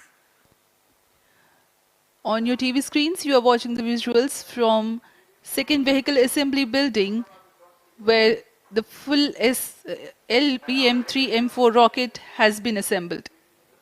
These are the strap-on boosters getting assembled segment by segment. Roger. Each S200 has got 3 segments called nozzle end segment, middle segment and head end segment, to which the nozzle is assembled, and one after the other the segments are joined together.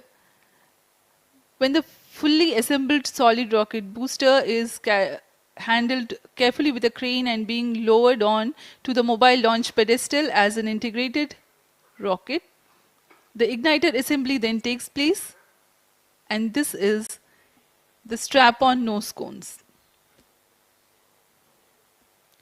On your TV screens, it is the core L110 stage being brought to the second vehicle assembly building for tilting and assembly between the S200 boosters. जी हाँ, अभी आपने देखा दोनों S200 स्टप-ऑन boosters के साथ L110 को भी संलग्न कर दिया गया है और यह है क्रायोजेनिक अपर स्टेज, CH-25 कहा जाता है इसे। बहुत ही जटिल इंजन है ये C-20 इंजन। बहुत ही सावधानी पूर्वक पूरी दक्षता के साथ यह कार्य संपन्न किया जाता है। यह है इक्विपमेंट बे जो कि दिमाग है इस रॉकेट का, और यह है हमारा प्रोपल्शन मॉड्यूल, चंद्रयान 3 का प्रोपल्शन मॉड्यूल है ये।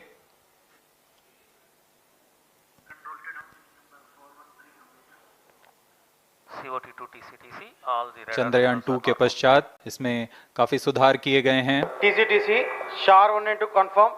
758 वॉट के सोलर पैनल्स लगे हुए हैं, 440 न्यूटन के थ्रस्टर्स हैं,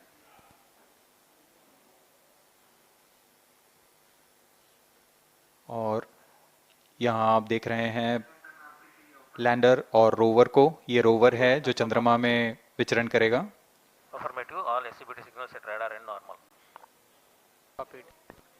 पूरी सावधानी के साथ इसे संयोजित कर दिया जाता है, और यह लैंडर मॉड्यूल रोवर के साथ अब इस लैंडर मॉड्यूल को प्रोपल्शन मॉड्यूल के साथ संयोजित कर दिया जा रहा है। Minus 22 minutes. Request all stations change over to channel 2 at T-21 minutes. No confirmation सभी is परीक्षण needed to control. पूर्ण होने के पश्चात इस समुच्चय को पेलोड फेयरिंग के अंदर सुरक्षित कर दिया जा रहा है। पेलोड एडेप्टर, अंतरिक्षयान और पेलोड फेयरिंग, इन सभी के समुच्चय को एनकैप्सुलेटेड असेंबली कहते हैं। अब इसे व्हीकल असेंबली बिल्डिंग लाया जा रहा है और क्रेन की मदद से इसे क्रायो स्टेज के ऊपर संयोजित किया जा रहा है। पूर्णतः तैयार LVM-3M4 rocket vehicle assembly building से निकलकर लॉन्च पैड की ओर जा रहा है। इसे मोबाइल लॉन्च पेडेस्ट्रियल पर रखकर करीब 21 minutes. 1 किलोमीटर Request की to दूरी all तय की जाती stations, है। change over to channel 2. Rodi Roger. RSO to ROD, range safety systems are ready. ROD Roger. CNC to TTC director. अब इसे सावधानी पूर्वक लॉन्च पैड ले आया गया है और बाकी की स्वास्थ्य जांच यहां से पूरी की जाएगी। Event number 430 and 431 is completed. Chandrayaan 3 पूर्ण संयोजित और तैयार LVM-3M4 रॉकेट आगे की जांच तथा तरल नोदक का भराव यहां संपन्न किया जाता है। The LVM-3M4 rocket standing majestically against a picturesque background in the second launch pad. LVM-3 rocket will fly for the 7th launch today. 43.5 meters tall and 642 tons heavy launch vehicle has been operationalized after an experimental and 2 developmental missions. Mission executives on your screen. That's the spacecraft director Control to note event number 430. and associate spacecraft director.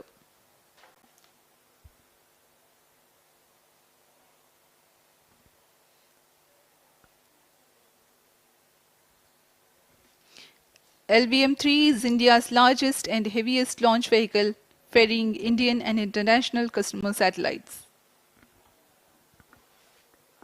Vehicle Director to Mission Director. LVM-3M4 launch vehicle is ready for the Chandrayaan 3 mission. Mission Director Roger. Mission Director to अब हम उड़ान से 19 minute 12 second की दूरी पर health is normal and cleared for launch. Mission Director Roger. ROD to Mission Director. Range is ready for LVM-3M4 Chandrayaan 3 launch. Minus 19 minutes. Mission Director Roger. TTC Director to Mission Director. All ISRO stations and network is ready to support LVM-3M4 Chandrayaan 3 mission. Range operation director, telemetry tracking and command director, satellite director और vehicle director अपने तंत्रों की जानकारी mission director को देते हैं। All necessary clearances are obtained for the launch of LVM-3M4 Chandrayaan 3 mission.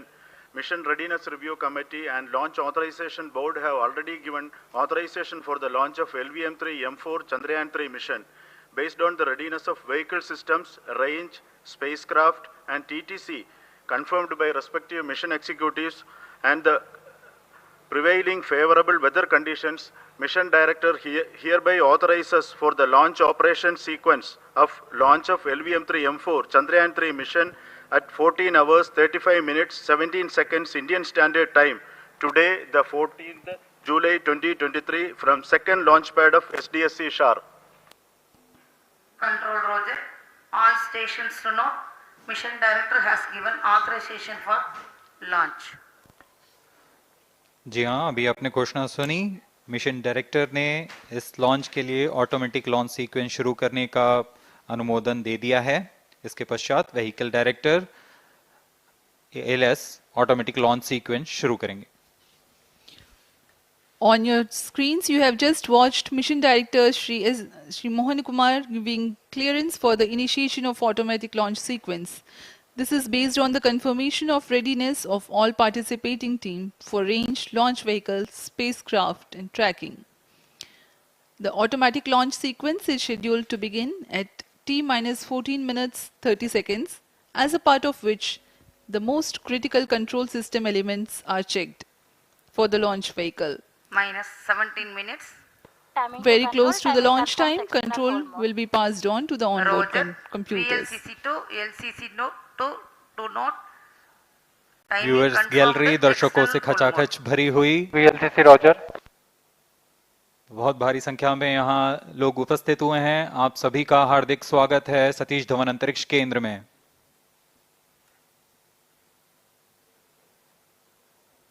Enthusiastic viewers from all across the country gathering at Satish Dhawan Space Center Launch View Gallery for witnessing this historic moment of Chandrayaan 3 launch. Stations.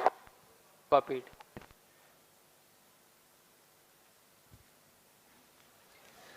The countdown for LVM-3 M4 Chandrayaan 3 mission has lasted for 25.5 hours. It was commenced on 1:30 p.m. yesterday.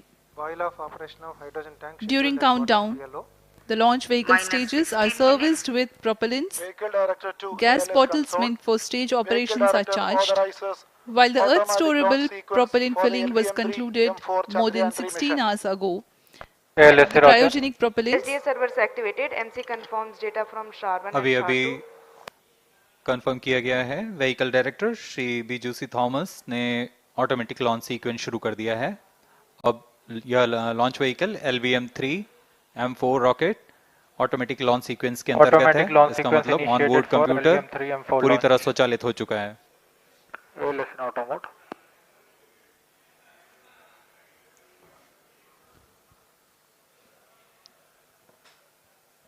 We are very close to the launch, and the day of launch wind biasing data is fed during the countdown to the onboard computers to enable most suitable steering of the launch vehicle through atmosphere. Up next, we will watch a curtain raiser video on this mission. Number 465, request CGSS to confirm supply of GN2 to cryo.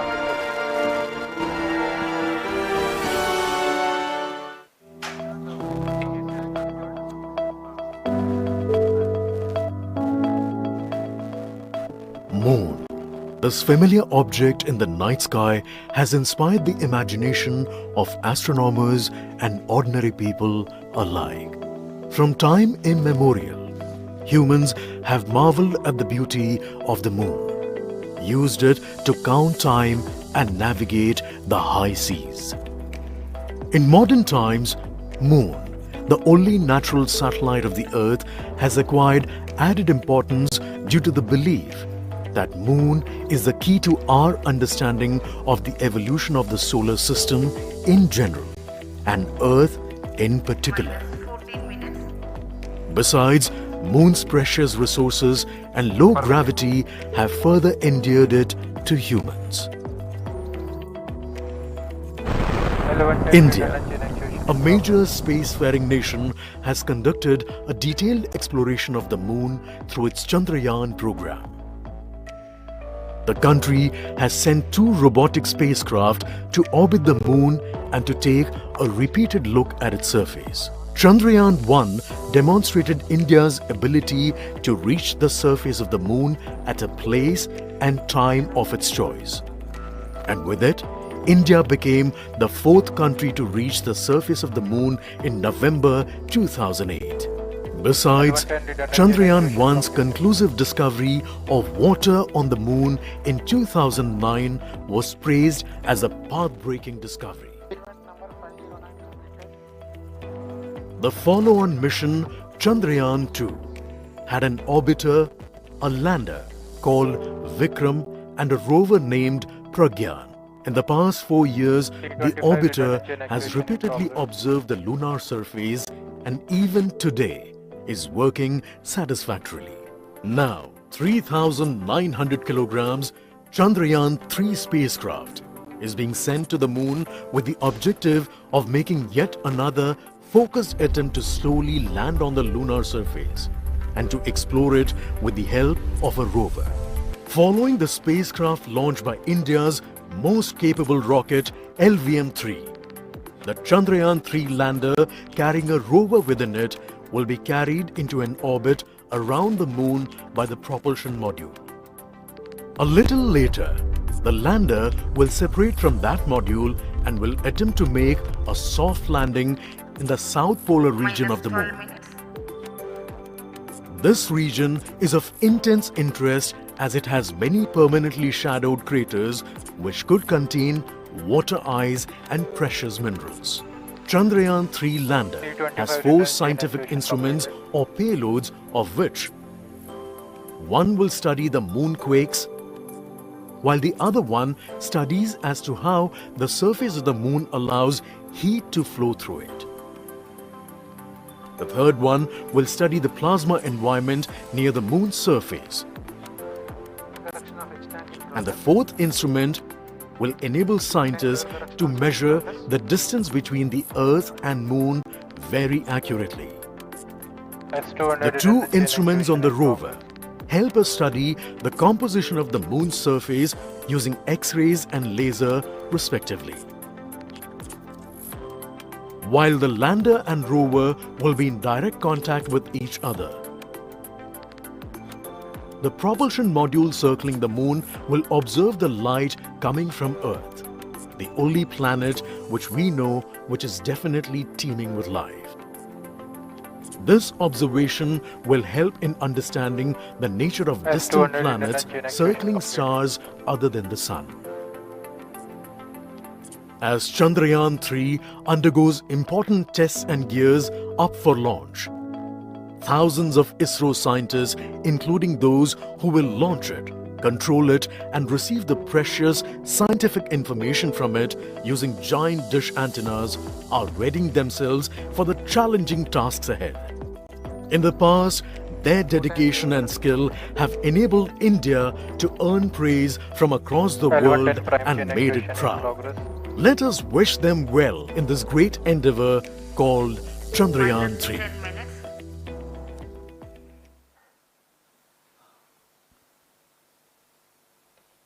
आपके सामने हैं इसरो के अध्यक्ष Shri S Somnath. अभी अभी आपने देखा एक संक्षिप्त वीडियो जिसमें एनिमेशन की मदद से इस पूरे मिशन की यात्रा को बताया गया है, इस मिशन के ऑब्जेक्टिव को समझाया गया।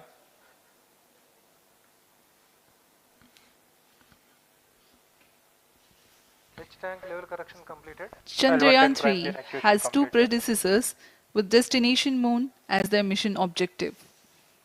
Chandrayaan-1, launched by PSLV C-11 in October 2008, included lunar orbiter and impactor. During the mission life of around 10 months, Chandrayaan-1 had mapped the minerals on lunar surface, acquired 70,000 images to help create 3D atlas of moon, and what's more, found water on moon's polar regions. Chandrayaan-2, launched by LVM-3M1 on 22nd of July 2019, consisted of lunar orbiter, lander named Vikram, and rover named Pragyan. The orbiter is still providing insightful scientific information through its payloads like spectrometers, synthetic aperture radar, and cameras.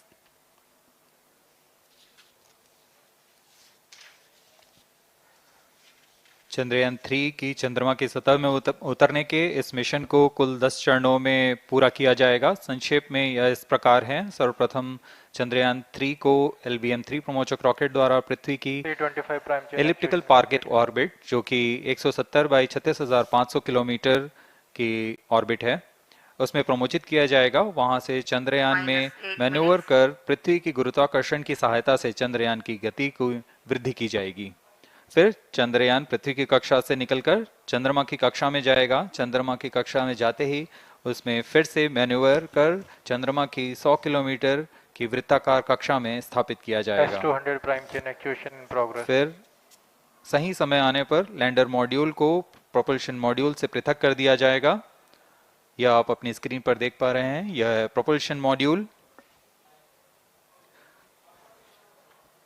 Propulsion module का मुख्य उद्देश्य है lander तथा rover को पृथ्वी की कक्षा से चंद्रमा की कक्षा में, जो कि 100 किलोमीटर की वृत्ताकार कक्षा होगी, उसमें उचित अभिवृत्ति में लैंडर मॉड्यूल को अपने से पृथक कर चंद्रमा की सतह पर भेजना है। ऐसा करने के लिए इसमें MMH और MON का प्रयोग कर 440 न्यूटन के थ्रस्टर्स वाले इंजन्स लगे हुए हैं। इसमें आवश्यक संचार सुविधाएं भी उपलब्ध हैं। Speaking about the major milestones in the journey of Chandrayaan-3 to the moon, the spacecraft consists of propulsion module, lander and rover. Lander is planned to touch down at south pole of moon. The major 10 phases of the mission are: the first phase, called the Earth-centric phase, comprises of pre-launch, launch, ascent and earthbound maneuver. While the second phase is the lunar transfer phase, as the name suggests, the Chandrayaan spacecraft moves closer to the moon. Next 8 phases are in the moon orbit. The third being the lunar orbit insertion, followed by the moon-bound maneuvers phase, which mark the fourth phase. And next is, it is now that the propulsion module separates from the lunar module 6 minutes. when 100 by 100 circular orbit of the moon is achieved. The Chandrayaan 3 in its sixth phase carries out D-boost from 100 kilometers to 100 by 30 kilometers orbit, followed by the pre-landing phase as seventh phase, and then the most awaited landing phase takes place.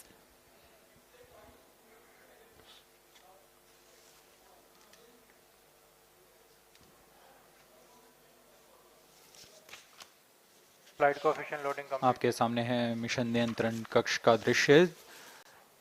सभी centre directors अपने screen पर देख रहे हैं कि automatic launch sequence किस तरह पूरा हो रहा है। दर्शक दीर्घा भी इस इंतजार पे।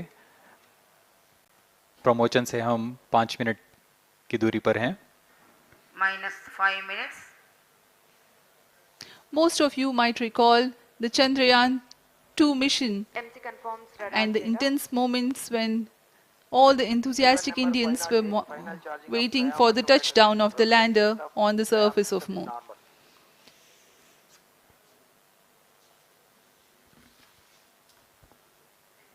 The launch view gallery with the overwhelming crowd of visitors.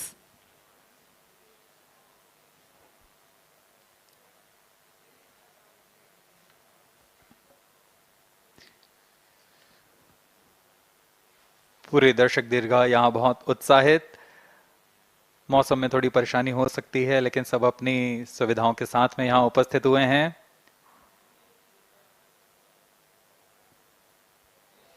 We are close to 4 minutes from the scheduled launch time. -4 minutes.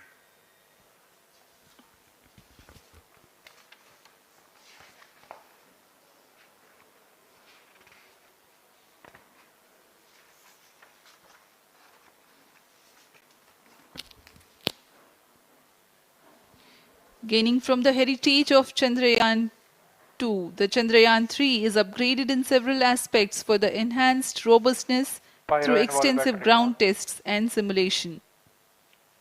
Onboard computer in flight mode.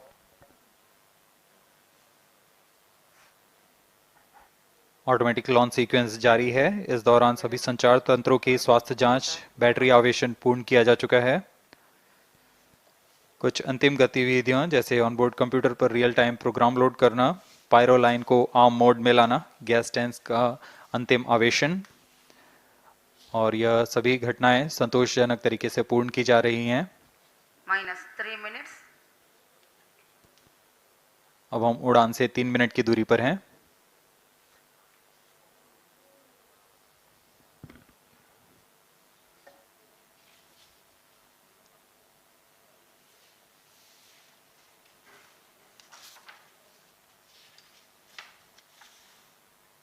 Promotion तथा इस प्रमोशन की घटनाक्रम को पहले ही बताया जा चुका है। सर्वप्रथम दोनों S200 स्ट्रप-ऑन बूस्टर प्रज्वलित किए जाएंगे T0 पर। Pre-flight pressurization of the hydrogen tank commenced.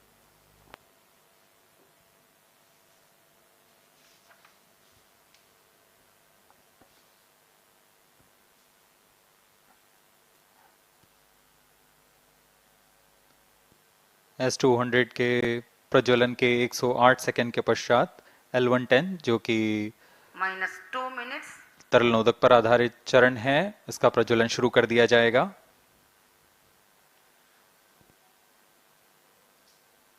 L110 के प्रज्वलन के पश्चात करीब 137 सेकंड पर S200 बूस्टर्स को यान से पृथक कर दिया जाएगा।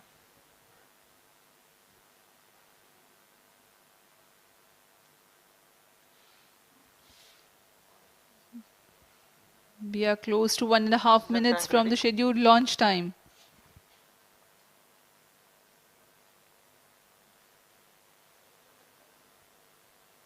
सभी दर्शकों को ज्ञात है यह एक ऐतिहासिक मिशन होने वाला है। पूरे भारतवर्ष की आंखें इसमें हैं। इस यादगार पल के लिए यहाँ सब उपस्थित।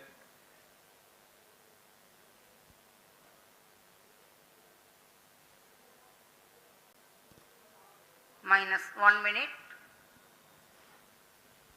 अब हम उड़ान से 1 मिनट की दूरी पर -45 seconds. -50 seconds. All sequences armed. Stage ready.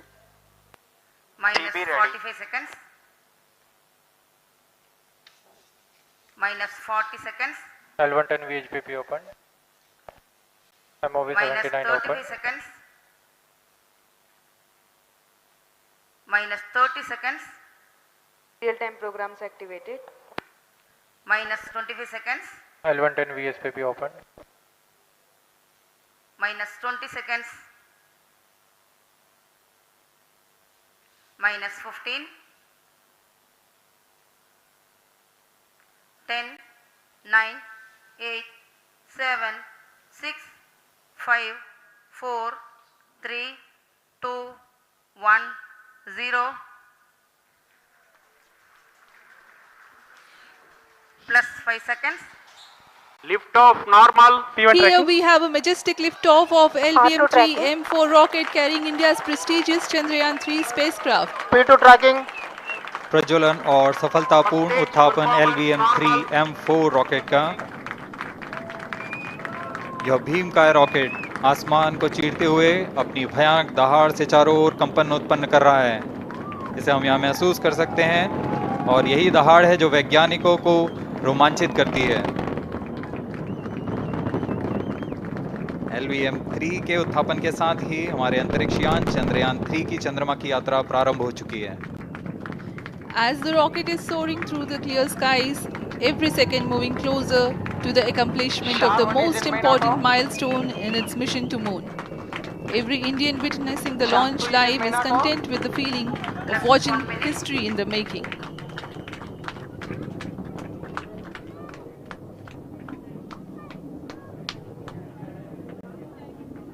चंद्रमा की सतह पर अपना छाप छोड़ने के लिए चंद्रयान 3 अपने मिशन को पूरा करने निकल चुका है। वर्तमान में दोनों S200 स्टेप ऑन बूस्टर सामान निष्पादन करते हुए अपनी निर्दिष्ट कक्षा की ओर बढ़ रहे हैं। The S200 motors thrusting simultaneously, generating a peak thrust of close to 6,000 kilonewtons in vacuum. They are made of HTPB-based solid propellant. 204.5 tons in each strap-on. Close to 2 tons of propellant being burnt each second. S200 strap-on boosters का कुल प्रज्वलन काल 126 second का है और अभी अभी घोषणा की गई L110 स्टेज का भी प्रज्वलन शुरू हो चुका है। Apart from the strap-ons, the core stage has also commenced its operation. This stage, based on combination 200 stages are separated of hypergolic earth storable liquid propellants UH-25 and N2O4. Now the S200s have been separated. घटनाक्रम के अनुसार इस यान से S200 strap-on boosters को सफलतापूर्वक पृथक कर दिया गया है। यह काम सेपरेशन मोटर्स की मदद से किया जाता है। इसके बाद L110 तरल नोदक पर आधारित और विकास इंजन के साथ यह चरण सामान्य निष्पादन करता हुआ अपनी उद्दिष्ट कक्षा की ओर बढ़ रहा है।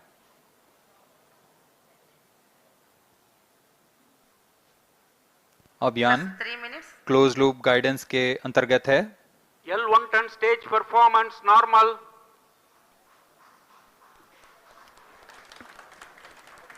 The trajectory of launch vehicle is closely following the prediction. Payload fairing separated.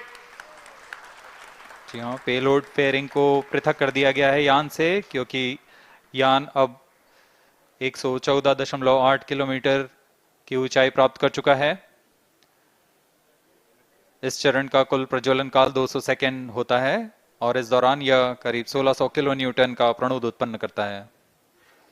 We are 220 seconds past the launch time. Current altitude is 135 kilometers. In the 200 seconds of its operation, the L-110 stage carries the rocket up to 175.5 kilometers altitude and imparts a relative velocity of 4.18 kilometers per second. That is 250 kilometers every minute. L-110 stage performance normal. LVM-3 M4 rocket का द्वितीय चरण पूर्णतः सामान्य निष्पादन करते हुए इस चरण में कुल 113 टन के तरल नोदक भरे जाते हैं.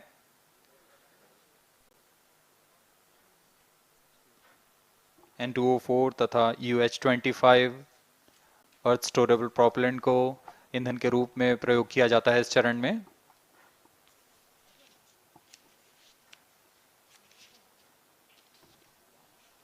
Stage ignition is authorized. अगला चरण C-25 का प्रज्वलन भावी है. Plus 5 minutes.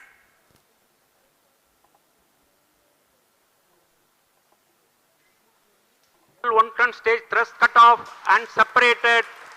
C-25 ignition command. 25 ignition confirmed. That's a piece of really good news that the third stage has started its operation. The C-25 stage has been ignited. जी हाँ, एक बहुत ही जटिल प्रक्रिया होती है क्रायो इंजन का इग्निशन और इसके प्रज्वलन के साथ ही तालियों की गड़गड़ाहट से गूंज उठा है मिशन नियंत्रण कक्ष. तृतीय चरण C-25 वर्तमान में प्रणोद उत्पन्न कर रहा है. पूर्णतः सामान्य, सभी तंत्र पूर्णतः सामान्य हैं. 118 kilonewtons thrust in vacuum is what the stage develops with its 28.6 tons propellant combination of liquid hydrogen and liquid oxygen. Present altitude stage is low. Performance normal. तृतीय और यह अंतिम चरण है इस यान का C-25. यह क्रायो ईंधन पर आधारित चरण है जिसमें लिक्विड हाइड्रोजन, लिक्विड ऑक्सीजन का इस्तेमाल होता है. इसमें कुल 28 टन का क्रायो ईंधन पूरी सुरक्षा तथा सावधानी के साथ भरा जाता है. इस चरण में 186 किलोन्यूटन का प्रणोद उत्पन्न होता है और यह करीब 640 सेकंड तक प्रज्वलित रहेगा. इसमें दिशा नियंत्रण के लिए इंजन जिम्बल का इस्तेमाल किया जाता है. क्रायो ईंधन का विशिष्ट आवेग 446 सेकंड के करीब होता है.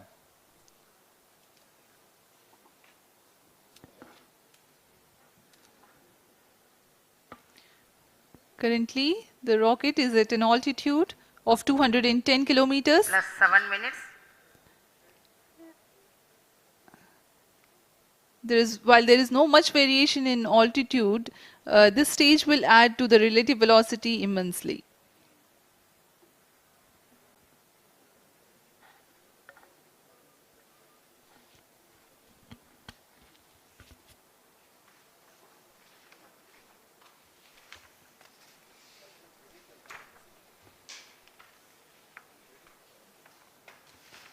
Cryo stage आइए performance अब आपको normal. पेलोड के बारे में जानकारी देते हैं. लैंडर मॉड्यूल्स पे कई वैज्ञानिक प्रयोगों के लिए पेलोड्स लगाए गए हैं.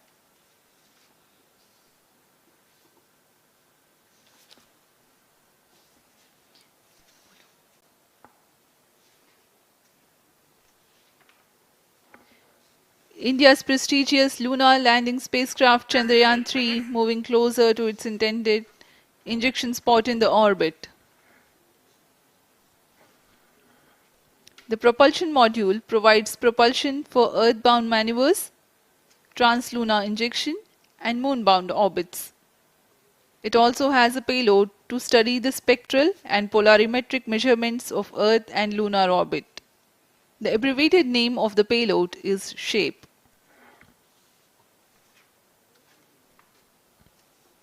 Among the payloads of the lander module, the following are included: a landwehr probe called Rambha to measure the near surface plasma density, that is the density of ions and electrons, and its changes with time. The second payload is Chandra's surface thermophysical experiment, or CHASTE, to measure thermal properties of lunar surface near polar regions. To measure the seismicity around the landing site and delineating the structure of the lunar crust and mantle, payload ILSA is there. The rover, after its descent, will further the scientific study objectives through its own payloads.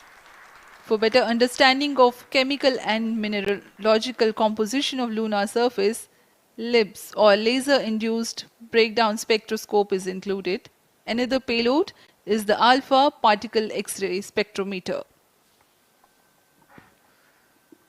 जी हाँ, lander module में 3 payload हैं, rover में 2 और propulsion module में 1 payload भेजा गया है। चंद्रयान 3 के स्वदेशी लैंडर और रोवर में नितभारों का इस्तेमाल किया जा रहा है। यह अंतर्ग्रही मिशन के लिए भी आवश्यक तकनीकों का प्रदर्शन करेंगे। लैंडर के पास यह क्षमता है कि वह चंद्रमा की उबड़-खाबड़ सतह में भी बड़ी सावधानी से उतर सकेगा और रोवर को बाहर लाने के लिए और संचार सुविधाएं प्रदान करने के लिए सक्षम होगा। चंद्रयान 3 के लैंडर और रोवर में कुल 6 नितभार हैं। Radio astronomy of moon bound hyper sensitive ionosphere and atmosphere, जिसे शॉर्ट में रंभा कहा जाता है, यह चंद्रमा की सतह के पास प्लाज्मा के घनत्व तथा समय के साथ बदलाव का मापन करेगा। इसके बाद चंद्र सरफेस थर्मोफिजिकल एक्सपेरिमेंट चंद्रमा के ध्रुवीय सतह के आसपास की थर्मल प्रॉपर्टीज का मापन करेगा। Instrument for lunar seismic activity landing site के आसपास के क्षेत्र में भूकंप जैसी गतिविधियों का पता लगाएगा। रोवर में चंद्रमा की सतह के तत्वात्मक विश्लेषण के लिए लेजर इंड्यूस्ड ब्रेकडाउन स्पेक्ट्रोस्कोप और अल्फा पार्टिकल एक्सरे स्पेक्ट्रोस्कोप इसका इस्तेमाल किया जा रहा है। एक बहुत ही दिलचस्प वैज्ञानिक निर्धार है shape स्पेक्ट्रोपोलैरिमेट्री of habitable planet earth, जो कि चंद्रमा से पृथ्वी से परावर्तित नियर इंफ्रारेड किरणों का विश्लेषण दूसरे जीवन सहायक ग्रहों को खोजने में मदद करेगा।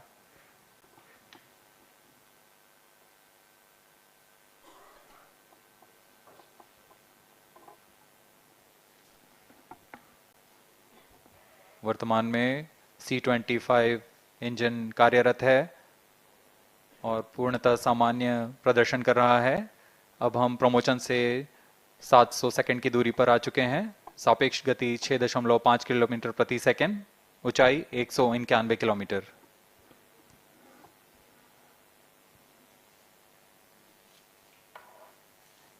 As we have told you about the Chandrayaan 3's upgrades in the aspects of enhanced robustness through extensive ground tests and simulation.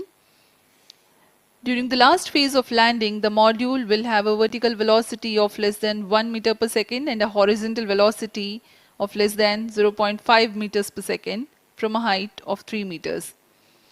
The lander legs are designed to be robust enough to thrive the impact. The cameras are tuned to take pictures ahead of the landing and enable intelligent decision making for choice of best location to land, avoiding craters and boulders on lunar surface. The successive pictures will also enable the craft to determine its horizontal and vertical velocity in real time. Laser Doppler velocity sensor is an upgrade in Chandrayaan 3 over its predecessor. It helps to determine instantaneous velocity of craft. Insights into the behavior of Chandrayaan 2 in the last few minutes of its descent has revealed to the scientists the necessity for upgrade in the guidance algorithm. Inputs from various sensors are used by the autonomous navigation guidance algorithm of Chandrayaan 3 to plan the flight path to the most suitable landing spot. The engines of Chandrayaan 3 are capable of more gradual throttling also.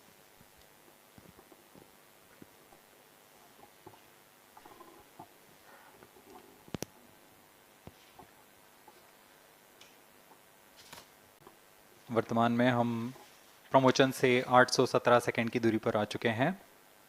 करीब 950 second पर तृतीय चरण cryogenic engine को shut off कर दिया जाएगा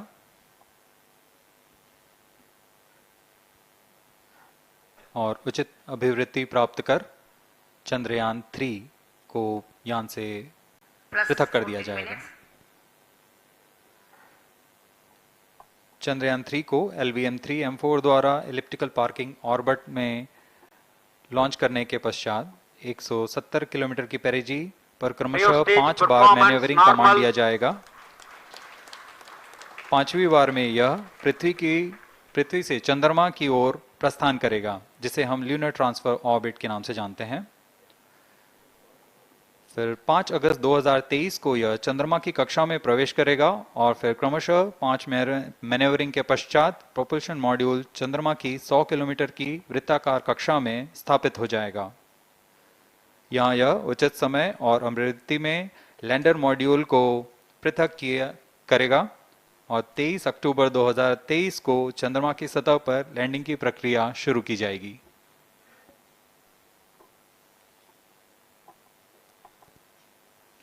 Plus 15 minutes.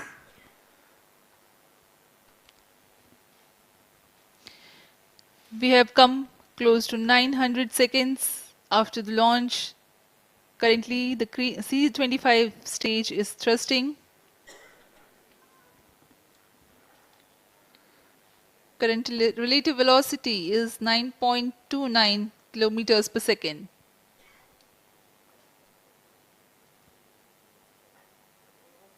जी हाँ, कुछ ही क्षणों में हम देखेंगे तृतीय चरण LVM-3M4 रॉकेट का चंद्रयान को उद्दिष्ट कक्षा की ओर ले जा रहा है और उद्दिष्ट कक्षा प्राप्त होते ही और उचित अभिवृद्धि प्राप्त होते ही चंद्रयान 3 को अंतक्षेपित कर दिया जाएगा। Cryo stage thrust cutoff.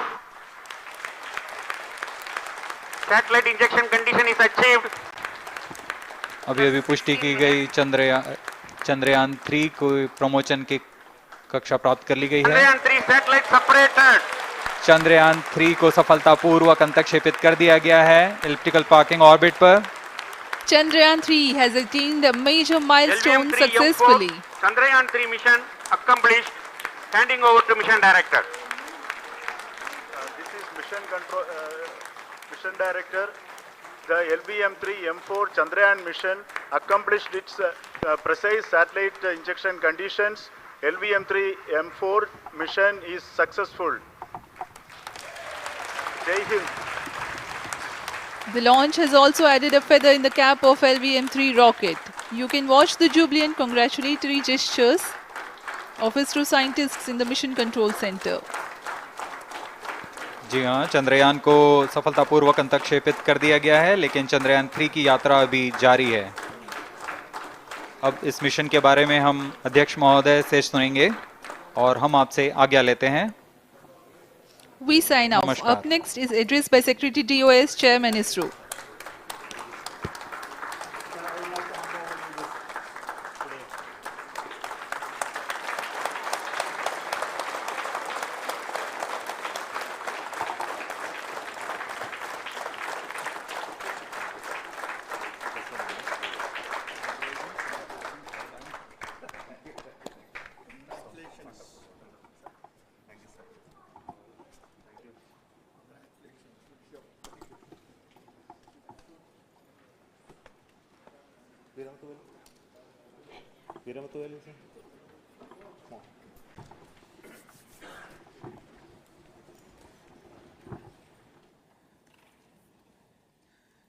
Congratulations, India. Chandrayaan 3 has started its journey towards moon. Our dear LVM-3 has already put Chandrayaan 3 craft into the precise orbit around Earth. 170 by 36,500 kilometers was its intended target orbit, and it is precisely there now. And let us wish all the best for the Chandrayaan 3 craft to make its further orbit racing maneuvers and travel towards moon in the coming days. So let me wish all the very best to Chandrayaan 3 for its further journey towards moon. Before that, let me introduce the team behind this mission, the mission director, Mr. Mohan Kumar, and also the project director of LVM3, and we have also the mission director for the Chandrayaan 3 craft, the project director of Chandrayaan 3, Veera Muthuvel. So over to them, Mohan. Thank you, sir. Honorable Minister of State for Science and Technology and Departments of Space and Atomic Energy, Dr. Jitendra Singh, respected Chairman ISRO and Secretary Department of Space, former secretaries of the department, invited dignitaries, respected dignitaries and invitees, I am very happy to report here that the LVM3 M4 vehicle has injected the Chandrayaan 3 satellite to the precise orbit, and once again the vehicle is proved to be the most reliable heavy lift vehicle of Indian Space Research Organization. Congratulations to the teamwork of ISRO family. I would like to appraise three things here. The vehicle systems are in the continuous process of quality improvement, especially in the event of our human rating efforts towards making the systems reliable. Secondly, the payload also, capability of the payload also is improved by mission strategies as well as vehicle engineering approaches. We are in the process of increasing the launch frequency of this vehicle considering the national requirements as well as satellite demands. Here, so many improvements we have incorporated in this vehicle. For example, the S200 nozzle, they are processed exactly as per the human rating standards, enabling us to have 100% NDT, and the inherent pocket erosion characteristics are removed. The L100 stage Vikas engine, mostly it is 100% qualified to be the human rated engine with indigenously developed LET throats, and the pocket, the backward gas entry also is eliminated, and it is a perfect system. And CE20 stage also is perfectly, actually, sir. Good. So we will describe all those details later because of shortage of time. Yes, sir. I take this opportunity to thank all the mission executives because mission executives for all the supports all along the launch campaign process as well as the launch. Once the launch manifest is released and mission executives are identified, really this is a penance of so many across the ISRO centers, our launch vehicle centers, VSSC, LPSC, IPRC, IASU, SDSC, SHAR, URSC and SAC, along with all our industrial partners, major players to the small-scale industries who supply us with all the deliverables in time, quality products, the suppliers of chemicals, propellant ingredients, suppliers of avionics systems, and our own GOCO facility operators. Actually, the industrial manpower is really our ISRO's virtual manpower. Everybody's efforts went into this, and also the prayers and best wishes of all our seniors, retired executives, everyone's prayers and our own family members. I take this opportunity to pray God Almighty for all the blessings in the form of this success, which was the penance by the ISRO family for last 73 days. And my prayerful pranams for the successful continuous operations of the Chandrayaan spacecraft, for its safe and soft landing on lunar surface and further experiments. Thank you. Jai Hind. Respected Chairman ISRO, Center Directors, dignitaries and my team Chandrayaan 3, very happy to note that our Chandrayaan 3 has been injected into an intended orbit with very close orbital parameters. Congratulations and thanks to LVM3 team. And all our spacecraft health parameters are normal, including the power generations in both propulsion module and lander module. Our journey to moon has begun now for the most awaited soft landing. We'll be closely monitoring and controlling the spacecraft from ISRAC Bangalore. Many critical events are lined up, starting from earthbound maneuvers, insertion into the lunar orbit, and separation of lander, and set of deboost maneuvers, and finally the power descent phase for a soft landing. I take this opportunity to thank Chairman ISRO, Director URSC, and all the center directors for entrusting me this opportunity, who have been the motivational and guidance force behind this mission. My special thanks to Chandrayaan 3 project executives, Associate Project Director Kalpana, Deputy Project Directors, Project Managers across the ISRO centers who have provided an excellent support in building the spacecraft. My special thanks to the expert committees for their constant guidance throughout the various stages of the project. I also thank the various work centers and industries who have contributed directly and indirectly to this mission. My special thanks to URSC council members, group directors, deputy directors across the ISRO centers, and looking forward for the soft landing with all your wishes and blessings from the God. Thank you. We have our Honorable Minister for Space, Minister of State for Space, Dr. Jitendra Singh ji, amongst us during this historic occasion of success of launching of LVM-3. So we would like to hear a few words from him. Over to you, sir.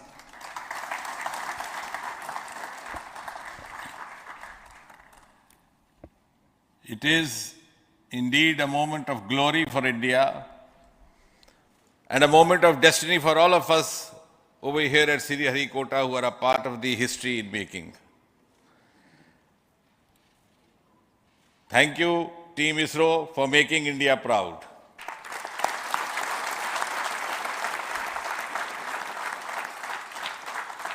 And thank you, Honorable PM Narendra Modi ji, for having made this possible by unlocking the gates of Sriharikota and enabling the India's space sector.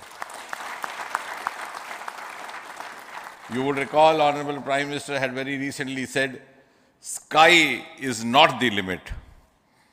And living by his words, I think the Chandrayaan today has gone beyond the limits of sky to discover the unexplored horizons of the universe beyond. Ladies and gentlemen, this day today, the 14th of July 2023, is also a day of vindication. Vindication of the dream that Vikram Sarabhai saw 6 decades ago. He might have been short of resources, but never short of confidence. And when we see those pictures of a launcher vehicle being carried on the carriage of a bicycle, without any remorse, without any slightest embarrassment, that is because Vikram and his team had faith in themselves, faith in India's potential, faith in India's acumen. And today, here, we are vindicating and we are reiterating India's indigenous capabilities, living up to the ideal of Atmanirbhar Bharat.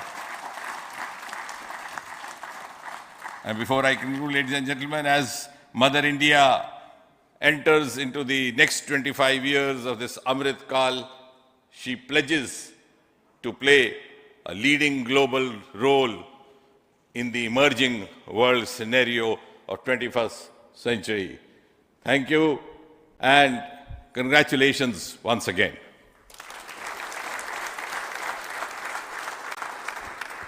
Thank you, sir. We will also introduce the directors of the centers who have done all those great work of building the rocket. This is the 7th mission of LVM-3, the successful mission. With this, the success rate of LVM-3 is 100%. And this is the ideal vehicle for Gaganyaan.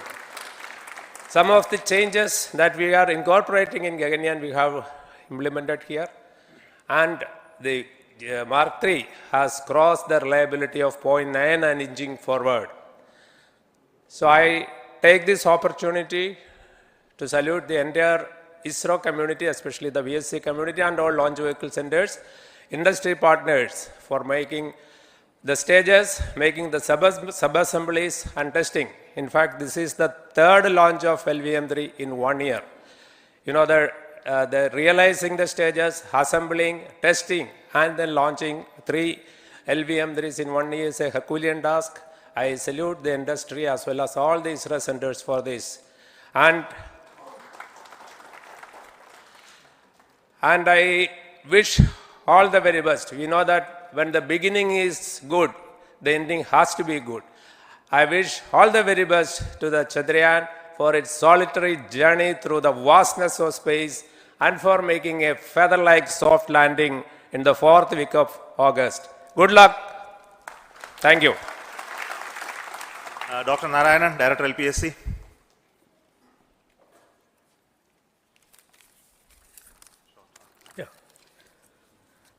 Good afternoon to all of you.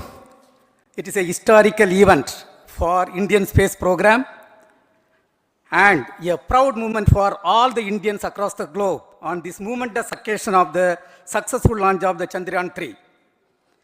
3-in-1 spacecraft in the required orbit with the highest level of precision by our heaviest launch vehicle LVM-3.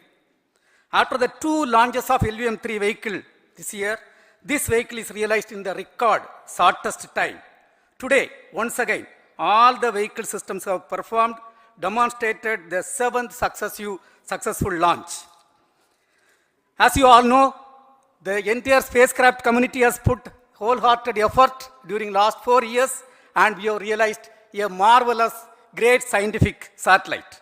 For this mission, the entire vehicle performance is as expected, as predicted. In fact, the precision in which the satellite is launched shows the reliability of this vehicle. And we too have 4 liquid propulsion modules, 2 in the launch vehicle. The L110 stage, C25 stage, it has performed extremely well along with all other vehicle systems.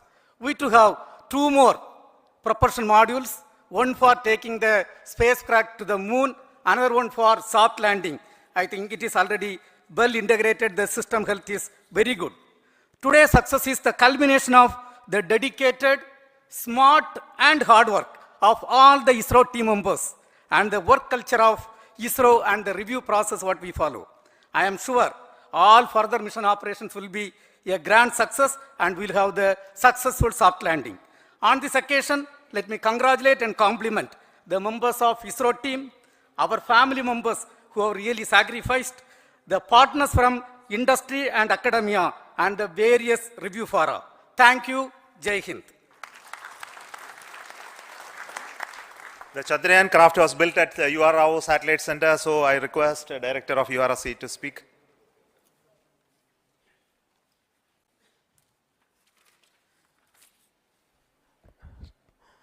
Good afternoon, ladies and gentlemen. I take this opportunity to first thank my colleagues from the Launch Vehicle Center for providing a textbook-like launch for Chandrayaan 3 on its journey towards moon. Thank you very much. And as Director LPSC and Director VSSC mentioned, realizing this kind of launch vehicle, 3rd launch vehicle within a year's time is indeed a Herculean task. And thank you very much for the effort that has been put by all the members of the launch vehicle community and the industry supporting them. Coming to Chandrayaan 3, Mohan was telling that it is a penance. In fact, it is a penance of the Chandrayaan 3 team for the last 4 years, which has come today as an outcome. It is sitting like a brain sitting inside the head of a human being on that mighty vehicle. On top of that, that satellite was sitting, and it was such a happy moment to see that satellite getting separated. And our work continues from now for the next 42 days till we reach the lunar orbit and touchdown softly on moon. So we will speak the rest of the things after the soft landing on top of moon. Till then, thank you very much for all the members of the satellite community and the industry for your support, which has been continuing over several years, and I am sure will continue in future also. Thank you very much. Space Applications Center Ahmedabad plays very important role in our scientific instruments and building of the satellites. Over to Director SAC, Nilesh Desai. Thank you. Good afternoon, everybody. At the outset, let me compliment Team ISRO for this excellent work, and especially vehicle team as well as the project team. And as we begin this historic journey towards moon, well begun is half done, as it is said. So I'm sure that we'll succeed in our effort and endeavor to land on moon safe and in secure manner with a soft landing after 45 days. So I wish all the best to all the people who have contributed directly or indirectly, and especially to the project team, spacecraft team, as well as my team at Space Application Center, who has developed sensors and other hazard detection and avoidance system which will help for a secured and safe landing on moon. So once again, I thank all who have contributed in this mission. Thank you. Director of this center, Sadish Dhawan Space Center, is the chairman of the Launch Authorization Board and also realizing the solid motors of this rocket. So over to Director SDSC Shah Rajarajan.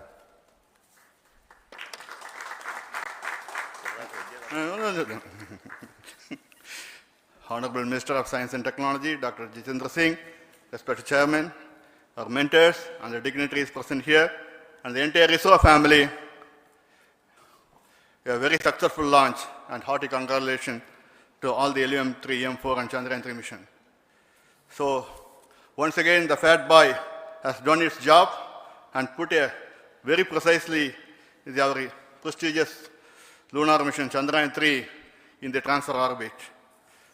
And I congratulate the SDSC SHAR team, because throughout this launch, we had many launch campaigns of 355 and 56. Along with that, we are proud to have this. In spite of the weather conditions here, we have successfully launched LVM-3 in the prescribed launch window time between July 12th and 19th. And we had a very good, smooth campaign here, and all the hearty congratulations to the entire launch vehicle team, as well as for the last 2 months for hosting the Chandrayaan-3 team here and carrying out all the tests to make sure that Chandrayaan-3 is also ready for the mission. And I also thank our entire logistics team who handled this huge crowd throughout this campaign period, in particular last 2-3 days. And my sincere thanks to the various Indian industries who are now participating in various aspects of solid motor processing as well as the assembly activities of our launch vehicle to make it successful. And I wish a glorious success in the future to come. And I wish, as mentioned in the last week of August, to have a successful soft landing of Chandrayaan-3 lander on the moon surface and to make history. Once again, thank you. Jai Hind.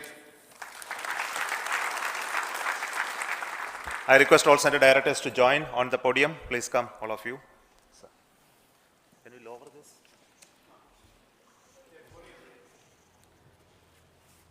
Please come. Please come here. Come. Please come.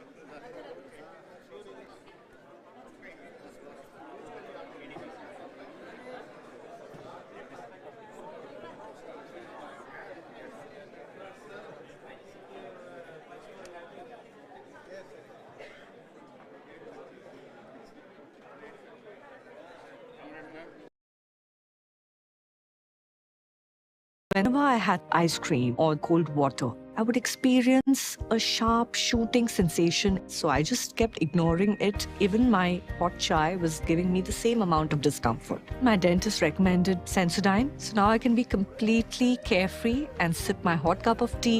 It really works.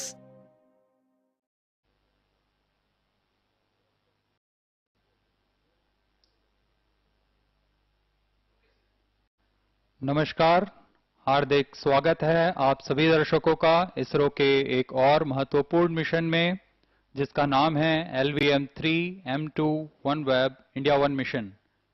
मैं विकास स्वर्णकार सतीश धवन अंतरिक्ष केंद्र शार श्रीहरिकोटा के mission नियंत्रण कक्ष से आप सभी दर्शकों का हार्दिक स्वागत अभिनंदन करता हूं। आज मध्य रात्रि के पश्चात 23 अक्टूबर 2022 को 12:07 पर इसरो के भीमकाय रॉकेट LVM-3 का प्रमोशन शार के द्वितीय प्रमोशन मंच से किया जा रहा है। इस प्रमोशन का मुख्य मिशन होगा OneWeb द्वारा निर्मित 36 उपग्रहों को 601 किलोमीटर की वृत्ताकार निम्न भूकक्षा में स्थापित करना। भारत सरकार के अंतरिक्ष विभाग के अधीन भारतीय अंतरिक्ष अनुसंधान संगठन इसरो की वाणिज्यिक शाखा new space India limited NSIL के माध्यम से यह मांग आधारित पहला LVM-3 का समर्पित वाणिज्यिक मिशन है। यह एक ऐतिहासिक उपलब्धि है क्योंकि इस प्रमोशन के साथ GSLV Mark 3 वैश्विक वाणिज्यिक प्रमोशन सेवा बाजार में प्रवेश कर रहा है। Namaste viewers and a hearty welcome to the live telecast of LVM-3 M2 OneWeb India 1 mission from the Mission Control Center. I am Madhuri, bringing to you the commentary for the launch. You're watching it live on DD National. Live telecast is also available on ISRO website, YouTube, Facebook and Twitter.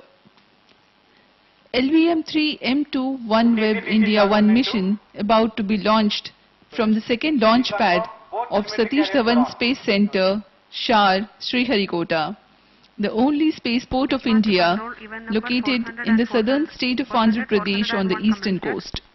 The launch will take place at the Indian Standard Time of 7 minutes and 40 seconds past midnight on 23rd October 2022.